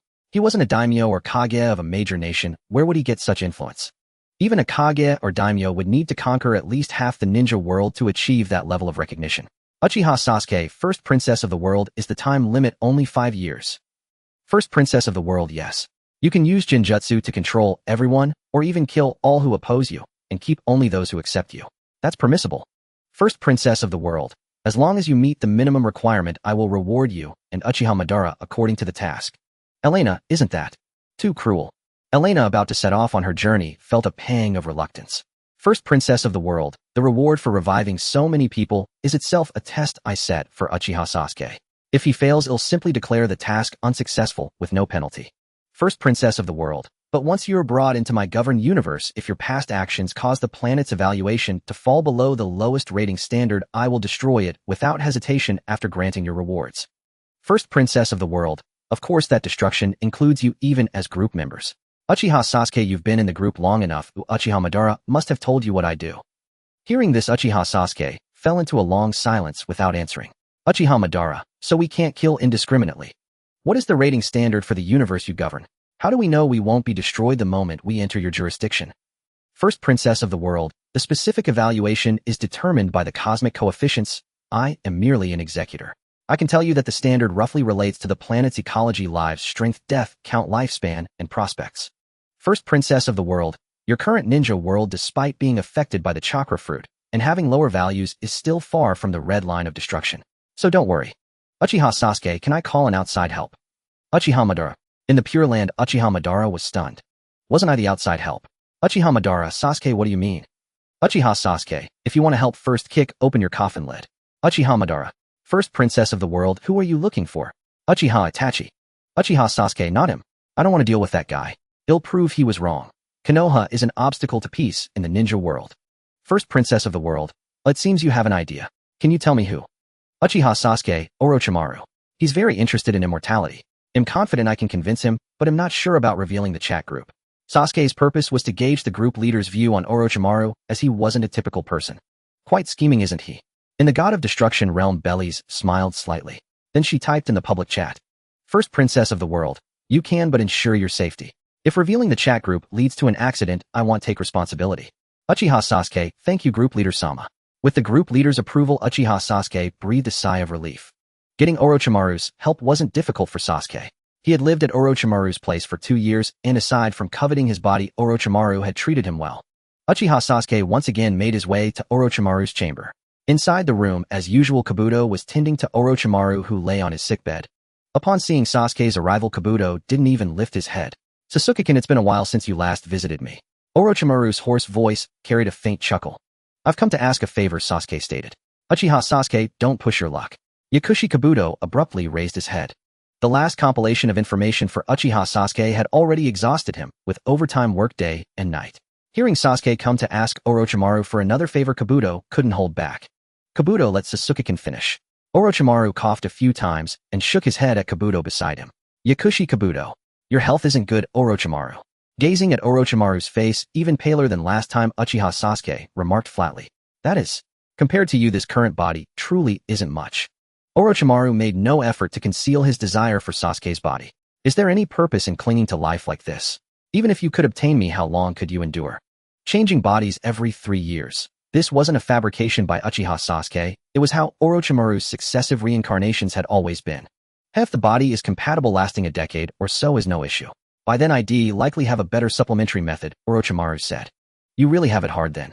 Sasuke was non-committal toward Orochimaru's explanation. Sasuke-kun, you've changed so much these past days. If I'm not mistaken, you've already awakened those eyes, haven't you? The information revealed in Orochimaru's unhurried words made Yakushi Kabuto's expression shift abruptly. Mangekyo Sharingan. Those words instantly surfaced in Kabuto's mind. If I say yes, what do you intend to do? Uchiha Sasuke's pitch-black pupils transformed into crimson Freedomo Sharingan. What is there to intend, cough? Orochimaru said, more than the Mangekyo Sharingan, I'm curious about what made you become so composed. And Orochimaru paused here for a moment. What were your thoughts after reading the information Kabuto gathered? I mean, the Uchiha clan massacre. Boom. The moment Orochimaru's words fell, a terrifying surge of chakra filled the air. Uchiha Sasuke's Freedomo Sharingan spun rapidly, transforming into the 6-pointed star pattern of the Mangekyo. Mangekyo Sharingan. Kabuto was greatly startled. Even though Lord Orochimaru had mentioned it, Kabuto still couldn't believe Sasuke had awakened those eyes now. Uchiha Sasuke exhaled a breath of turbid air. The chakra that had enveloped the entire room slowly receded, leaving only the Mangekyo pattern in his pupils. Cough, cough. Orochimaru coughed several times in succession, seemingly caused by Sasuke's released chakra. Lord Orochimaru. Kabuto hastily moved to feed Orochimaru medicine. I'm fine, Kabuto. After the coughing fit, a smile curled at the corner of Orochimaru's mouth. You didn't attack me, truly rare. To handle it with such ease, your eyes must have been awakened for some time. Regarding the study of the Sharingan, Orochimaru surpassed everyone. He had vague conjectures about the special conditions needed for the Mangekyo transformation. Seeing Sasuke's Mangekyo Sharingan, Orochimaru's suspicions were fully confirmed. In fact, Orochimaru had already sensed that the ultimate evolved form of the Sharingan was Pain's Rinnegan. Orochimaru, why did you attack the third Hokage? For the sake of Konoha, or because he was your teacher? The purpose of Uchiha Sasuke's visit was to ascertain Orochimaru's thoughts and then formulate his plan. In the predetermined future he had witnessed, Orochimaru had mentioned that his motive for killing the third seemed to be to make the windmill turn. What that turn meant was open to individual interpretation. I see. Having glimpsed the truth, you've ultimately chosen to stand on the opposing side. Orochimaru laughed hoarsely. Sasuke-kun, I hold no particular views on Konoha. Does that answer satisfy you? The Mangekyo Sharingan spun rapidly. Instantly, Orochimaru sensed the surrounding scenery change. Genjutsu. However, Orochimaru neither panicked nor grew angry. With Sasuke possessing the Mangekyo Sharingan, he indeed had little hope of winning now, but Sasuke couldn't possibly kill him either. He had set up dozens of backup plans across the various lands of the ninja world. There were plenty of ways to resurrect.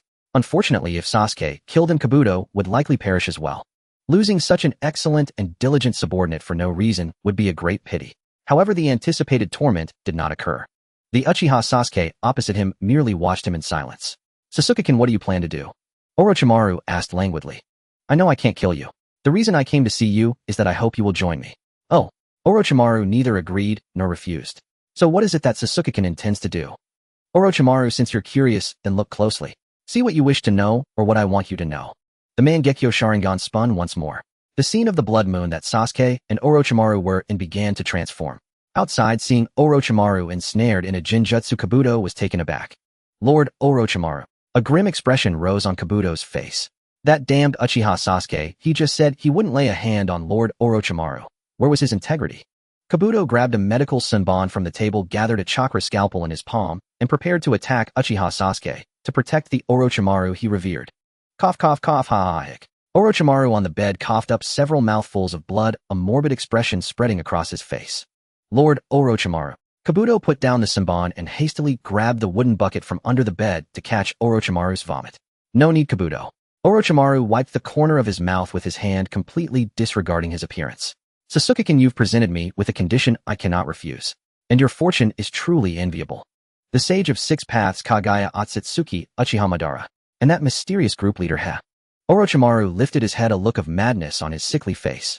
Sasuke-kun, since you are Indra's reincarnation, are you aware that you might be under the surveillance of the Sage of Six Paths? I know. The group leader has already blocked that surveillance, Uchiha Sasuke said. So Orochimaru, do you agree? Sasuke-kun, I can hardly refuse, can I? You've shown me a much wider sky. Orochimaru collected his thoughts, took a slow breath, and spat out a few more mouthfuls of blood before speaking. Within 5 years I will help realize your wish and find a way to locate Uchiha Madara's corpse. Since that shinobi of the divine will is willing to help, leaving him in the Pure Land would be a waste. However, the specific plan will have to wait until I recover my arms. How about it? Orochimaru said. Agreed. Sasuke nodded. Having seen the future, it was natural for Orochimaru to have his own ideas. In Boruto's story, Orochimaru was the only one who wasn't nerfed, but instead became stronger. The universe of the Spider-Girl's world. In the underworld. Minta, that's enough. I want to go out and play for a while. I'll do the work later. Seated at the workbench, the evil god D stretched her arms across the table, her expression utterly lifeless. No can do, Lady D. Trying to sneak out and dump the work on me again. Are you the ruler of the underworld, or am I? A woman in a maid's uniform with shoulder-length hair stood behind D, tapping the table incessantly with her fingers to remind the evil god to get back to work. Speaking of which, if you hadn't released your aura, Lady D, I wouldn't have known where to find you. And did you have fun? You really have too much leisure time. Playing the student, getting bullied, not fighting back, and even helping others reincarnate. The maid Ming-Tu was at a loss for words to criticize her superior. That was an accident. But that little spider named Shirari is quite interesting too, remarked the evil god D with keen interest. If you dare say that. Summoning a powerful being from another universe. If our universe's coordinates are exposed, it could spell trouble. Ming-Tu, am serious this time. I intend to establish a relationship with that goddess named Bellies. If possible, I'd like to take the next step. Upon hearing this, Ming-Tu fell silent for a moment, then sighed. I'll do as you wish. You are the supreme deity of this universe. Even if I wanted to object, if you truly set your mind to it, I couldn't stop you. It was like trying to drag the evil god D back to work. If D truly wanted to run, she couldn't pull her back either. D leaned back in her chair, looking up at the maid Ming-Tu standing beside her. In my battle with that administrator from another universe, I realized I was no match for her. Most importantly, her life aura felt incredibly young. Didn't you say she was just a projection? That's right. The evil god D sighed, her voice grave. But even so, even with the full support of the universe's buffs to defeat her, I would likely be severely injured. A young universe administrator. Such a world of powerful beings might be very dangerous, Ming-Tu mused. That's why I plan to join that chat group first to at least get a sense of her personality before making any decisions. Although I haven't spoken with her much, based on my experience, I can tell she is not the kind of deity who adheres to the dark forest principle or forces others into difficult positions. The same as you following equivalent exchange. Most likely. I can infer that from how she helped that little spider. Hearing this, the maid spread her hands. You don't need to tell me these things. I'm just your subordinate. But I hope you will think carefully before making any decisions. All right. D nodded. The evil god D raised an eyebrow. What's wrong? I might need to go out. It's time to test that little spider. D said. Will she come? If possible, please take me along, Mingtu said earnestly. No matter where D went, having a backup against such a dangerous powerhouse was better than none. No problem. D nodded, then grabbed a stack of documents from the table and placed them in front of the maid. Then leave things here to you. Don't worry, I want Doc your pay, my dear Miss Mingtu. Mingtu's face darkened as she watched the evil god D open a spatial rift and leave. As the portal closed, she sighed. I hope Lady D isn't making a wrong decision. In the chat group, after the discussion about Uchiha Madara and the Spider Girl, a new member who had joined earlier, Kurapika from the Hunter x Hunter world, began to speak. Kurapika group leader, if I want to revive my clan, what price must I pay? Like Uchiha Sasuke, Kurapika's clan had been wiped out. The only difference was that it was done by outsiders, not by a close relative.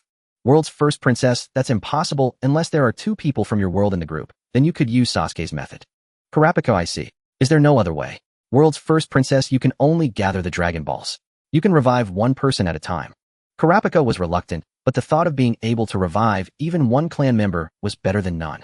World's first princess, Kurapika, do you have your hunter license yet? Bellies was curious about how far the hunter world had progressed, whether Kurapika was before or after the hunter exam. Kurapika, not yet. I plan to take the hunter exam this year. There's about half a year until registration. World's first princess, so you haven't learned none yet. Bellies was somewhat interested in the Noon of the Hunter x Hunter world. It seemed similar to the Key of the Dragon Ball world, but more versatile, even touching upon laws. Of course, Bellies didn't know the specifics. Kurapika was still an ordinary person, unexposed to none. And given her current state, it was impossible for Kurapika to allow her to visit his world. After all, she was a high-risk existence who could accidentally trample the god realm into pieces and collapse beds just by sleeping. Would Kurapika dare to let her in? Forget the dangerous dark continent. Even the entire planet might be reduced to rubble if she was careless. She wanted to help, and perhaps pick up some laws to study not to cause destruction. Kurapika, what is none? Kurapika shuddered. He had learned that Dragon Ball wishes were somewhat related to the strength of the world, though not entirely. But it was certain that his world was not an ordinary one. After all, exchanging for Dragon Balls required 6000 points. Hardly something from a mundane world. World's first princess, Nun, is essentially the Bodhis aura or life energy. I don't know the specifics. I'm not from your world, and the laws differ, so the manifestation will be different. World's first princess anyway, just know it's something supernatural. Kurapika, is it possible for me to learn none? Kurapika, who was working, trembled as he spoke. If he could learn none, he might have a chance to take revenge on the spiders. World's first princess, in your world, after passing the hunter exam and becoming a hunter, none is a mandatory course. In other words, once you become a hunter, the Hunter Association will assign someone to teach you none. Bellies also shared some basic knowledge about none in the hunter world with Kurapika. In the hunter world, Kurapika found a quiet spot, sat down, and carefully analyzed what the group leader had said.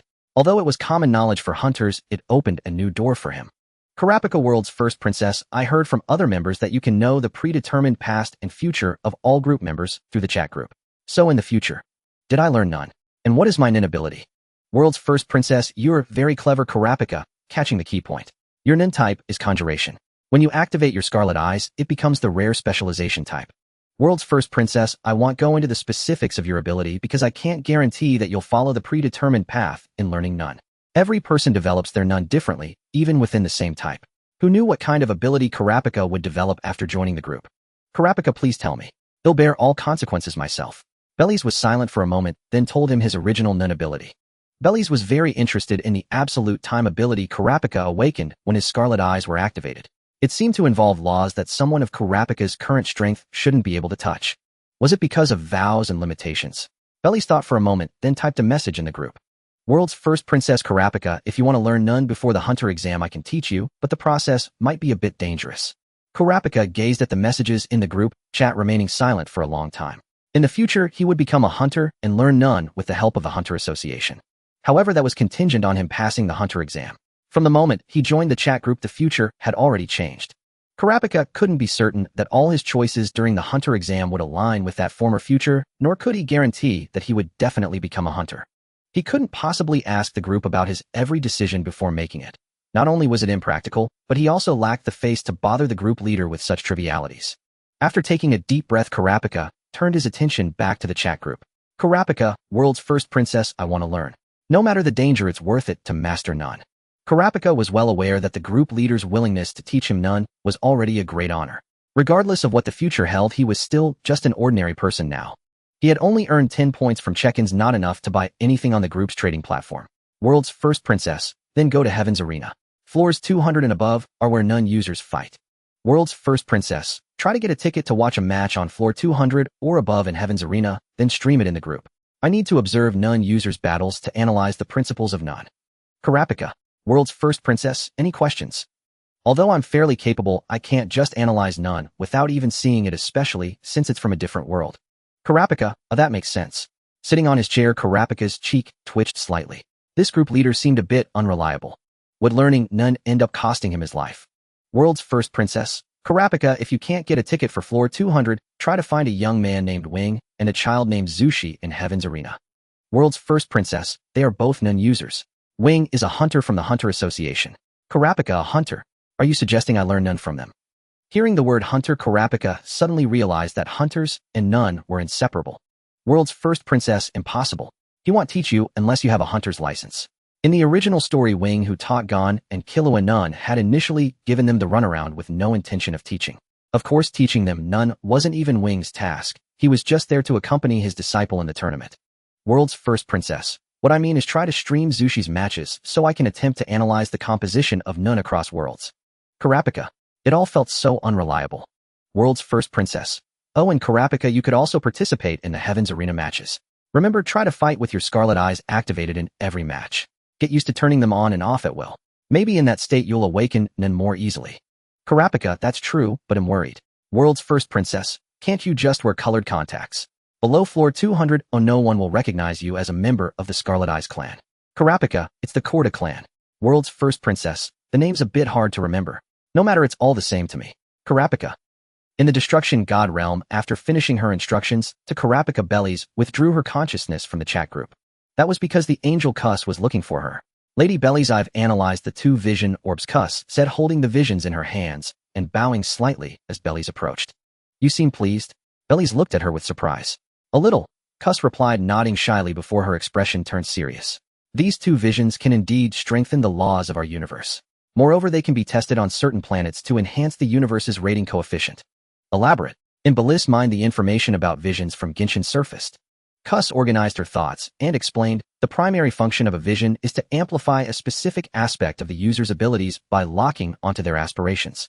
This enhanced ability is usually the one best suited to the user. It's akin to foregoing comprehensive development to concentrate on a single strength, making it easier for the user to comprehend the laws. In other words, Cuss paused for a moment. When the user is able to comprehend the laws, the vision's constraints will dissolve and the power of aspiration will be reflected back onto the user.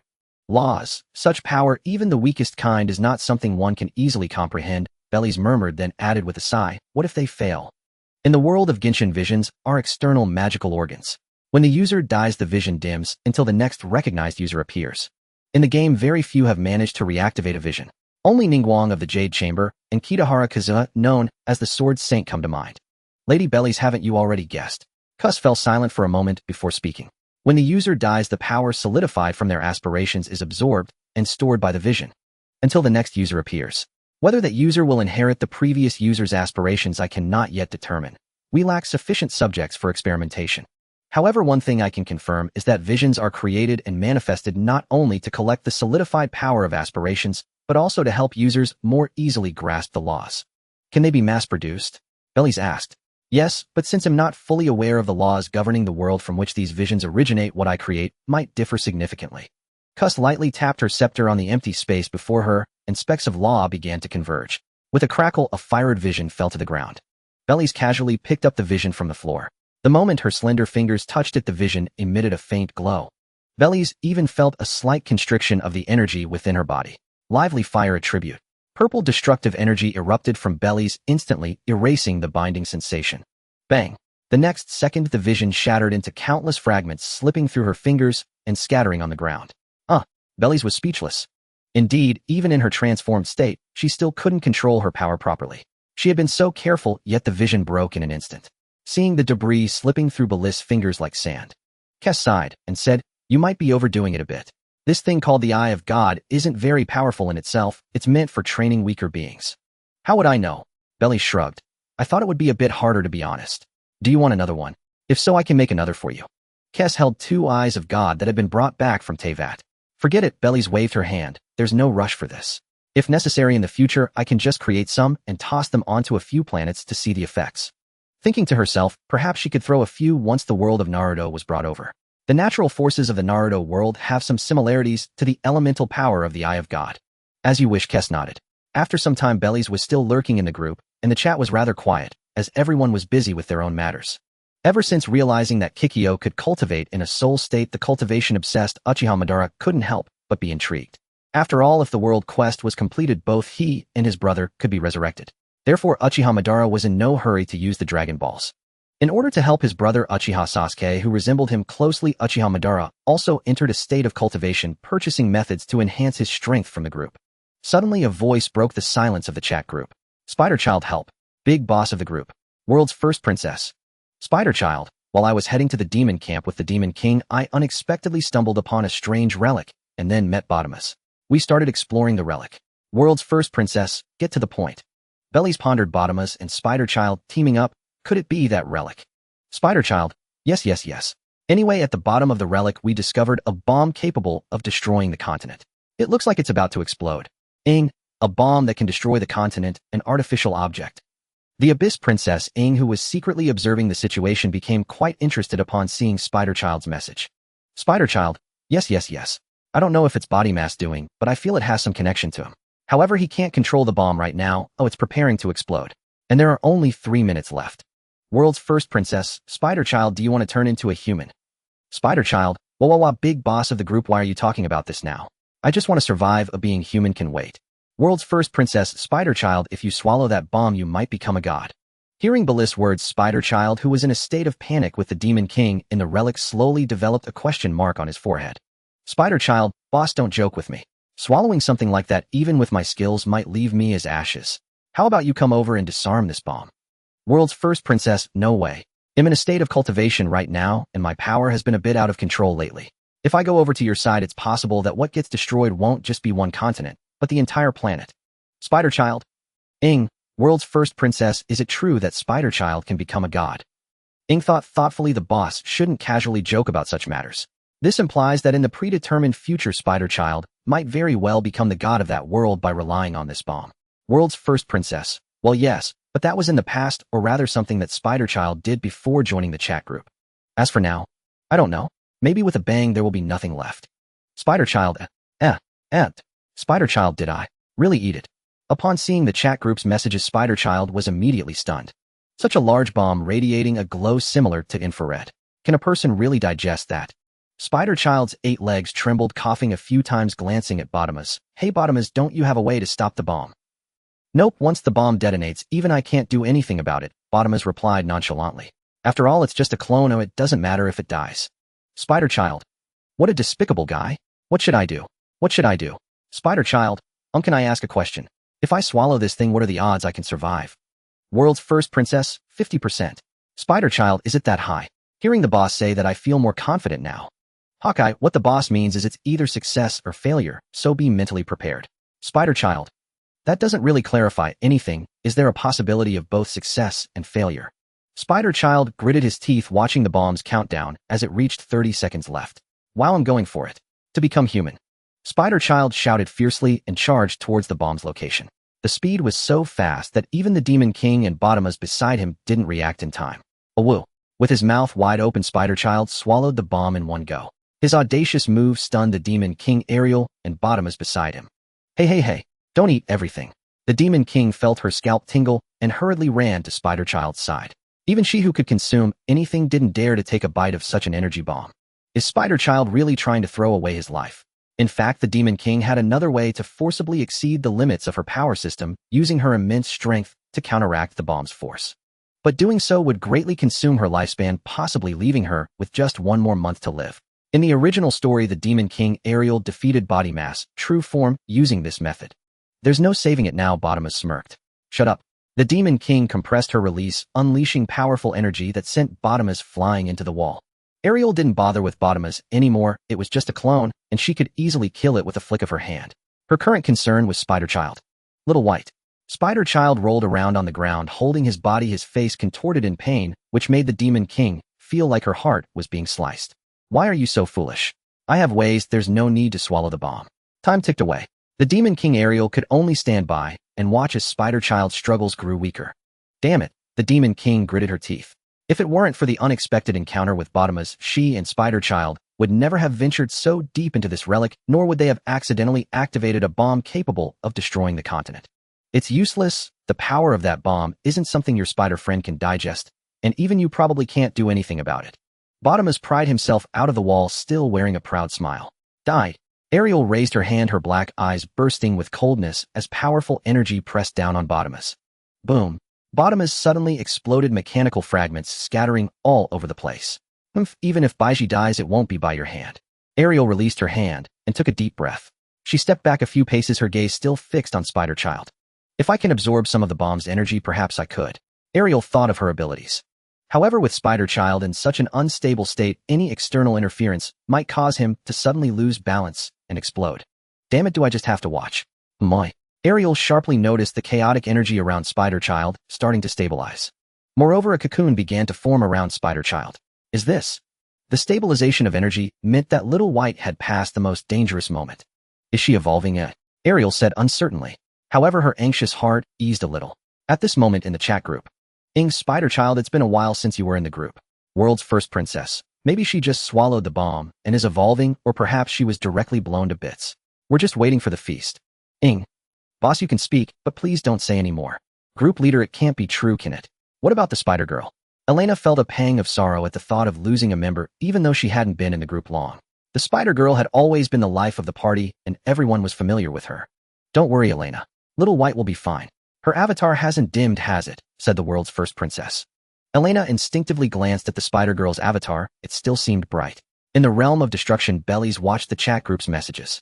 She had an agreement with the evil god D, so she wasn't worried about the Spider Girl. Even if something did happen to her, the evil god D would find a way to bring her back. Unlike the original story where the evil god D treated the Spider Girl almost like a plaything. Now with the agreement in place, judging by the serious expression the evil god D had shown during their previous transaction, even if the Spider Girl ultimately failed to become a god, her evaluation would at most be slightly lower. The evil god D's current interest lay not in the Spider Girl, but in her who stood behind the Spider Girl. So the Spider Girl's existence only piqued D's interest in idle moments, and nothing more. It did sound a bit infuriating for the Spider, but there was no rush. Perhaps she would pop up on her own soon enough. Uchiha Sasuke, what are you doing now? Asked the world's first princess. Orochimaru and I are on our way to the land of whirlpools. He wants to first retrieve his hands sealed by the death god, and then start reviving Uchiha Madara, replied Sasuke. Uchiha Madara's body is in Black Zetsu's hands. Do you have a plan? Orochimaru says he'll figure it out. In the world of Naruto, led by Orochimaru, Sasuke and his group arrived near Konoha at a spot similar to the original story. On a towering cliff, Sasuke looked ahead. In the distance, the lights of Konohagakure blazed. So peaceful, but it doesn't belong to me. Sasuke's gaze shifted slightly to a place on the edge of the village. That was the relocated Uchiha clan compound after the Ninetales attack. In the pitch-black night, it was devoid of any life, starkly contrasting with Konoha's prosperity. Seeing Konoha again still stirring up emotions. Orochimaru walked up beside Sasuke. The visions Sasuke's Mangekyo had shown revealed that during the Fourth War, Orochimaru had brought him and his team to this very spot, and Sasuke had gazed at Konoha in the same way. Perhaps, but it doesn't matter anymore. Sasuke had few lingering thoughts for Konoha. After a sigh, Sasuke glanced at his left arm. Karen was clinging to it and rubbing herself against him, which annoyed him greatly. Karen, that's enough. Let go of my arm. Sasuke Sasuke-kin. Hearing Sasuke's serious tone, Karen released his arm. After watching the Naruto storyline, Sasuke vaguely understood why Karen was so dependent on him. An accidental rescue during the Chunin exams. He wasn't Karen, and he didn't want to overthink it. He would let things take their course. His primary goal now was to complete the chat group's world mission and revive his parents and clan. Sasuke, before you choose to transplant Hashirama Senju cells, I suggest you first transplant some of Karen's cells to a degree. The Senju and Uzumaki are distant relatives, and Karen has a very pure Uzumaki bloodline. This might reduce the danger when you later transplant Hashirama's cells. Yes. Whatever cells Sasuke wants, I can give them. Karen raised both hands in agreement. She would give more than just a few cells, as she would even swap cells with Sasuke. We'll discuss this later. Sasuke said after a moment of silence. Orochimaru, didn't you say you were going to retrieve your hands? Shouldn't you hurry? Shortly after Sasuke spoke, the figures on the cliff vanished into the night. Rustling sounds came from the cliff area, spreading into the forest behind. At the Uzumaki clan's shrine, Orochimaru found the death god mask and began to release the dead demon-consuming seal. Sasuke took out a scroll and tossed it casually to the ground. With a poof, the scroll disappeared in smoke, leaving behind 5 dormant white Zetsu bodies. As for how the white Zetsu were obtained, simply put, they were part of a hidden stash that Uchiha Madara hadn't had time to tell Obito and the others about before his death. It was like his private savings. So Sasuke learned the location of Madara's white Zetsu stash from the chat group and swiped 5 unactivated ones. As in the original story, Orochimaru with his superior skills successfully exploited a loophole in the Death God's technique. The Death God could only fade away slowly, helpless and glaring. As expected of a white Zetsu body, it's truly resilient. Orochimaru grinned, raising his hands and clenching them. I wonder what expression you'll make when you see I've regained my hand, Sarutobi Sensei. I'm so curious. Orochimaru laughed darkly, then formed hand seals. He slammed his right hand onto the ground. Impure world reincarnation. A series of mournful wails rose and fell. The first, second, third, and fourth Hokage appeared before everyone. However, the next moment, before the 4 Hokage could fully regain consciousness, coffins rose behind them, quickly sealing all but the 3rd Hokage inside. How I wouldn't dare let someone of the 1st Hokage's caliber run loose. Orochimaru grinned. After the coffins were sealed, they slowly sank into the ground. By then, the 3rd Hokage, Hiruzen Sarutobi, had regained consciousness. Long time no see, Sarutobi Sensei. Before the 3rd Hokage's hazy consciousness fully cleared, he heard a voice he had longed for. Orochimaru. That's right, it's me. Surprised. Orochimaru didn't mock him, merely curling his lips slightly. Sarutobi Sensei, your proud Death God technique has been cracked by me. In other words, you died in vain. Orochimaru, you bastard. The 3rd Hokage's face twisted with rage, as if he would attack. That won't do. Orochimaru formed a seal, interrupting the 3rd Hokage's attempt to use jutsu. Damn it, my body won't move. The 3rd Hokage glared at Orochimaru. I truly regret not killing you sooner. What a pity. Orochimaru was completely unbothered, his snake-like eyes narrowing. There's no medicine for regret in this world. What are you planning to do to Konoha? The immobilized 3rd Hokage could do nothing but glare, his eyes spitting fire. It's not what I plan to do to Konoha, but my disciple Uchiha Sasuke, who believes Konoha shouldn't exist. Disciple? As Sasuke. The 3rd Hokage's gaze followed Orochimaru's gesture, landing on the members of Team Hibi and Kabuto Yakushi. Standing at the forefront of these people was a young man who looked quite familiar to the 3rd Hokage. Though greatly changed from before, the 3rd could still vaguely recognize him. You're Sasuke.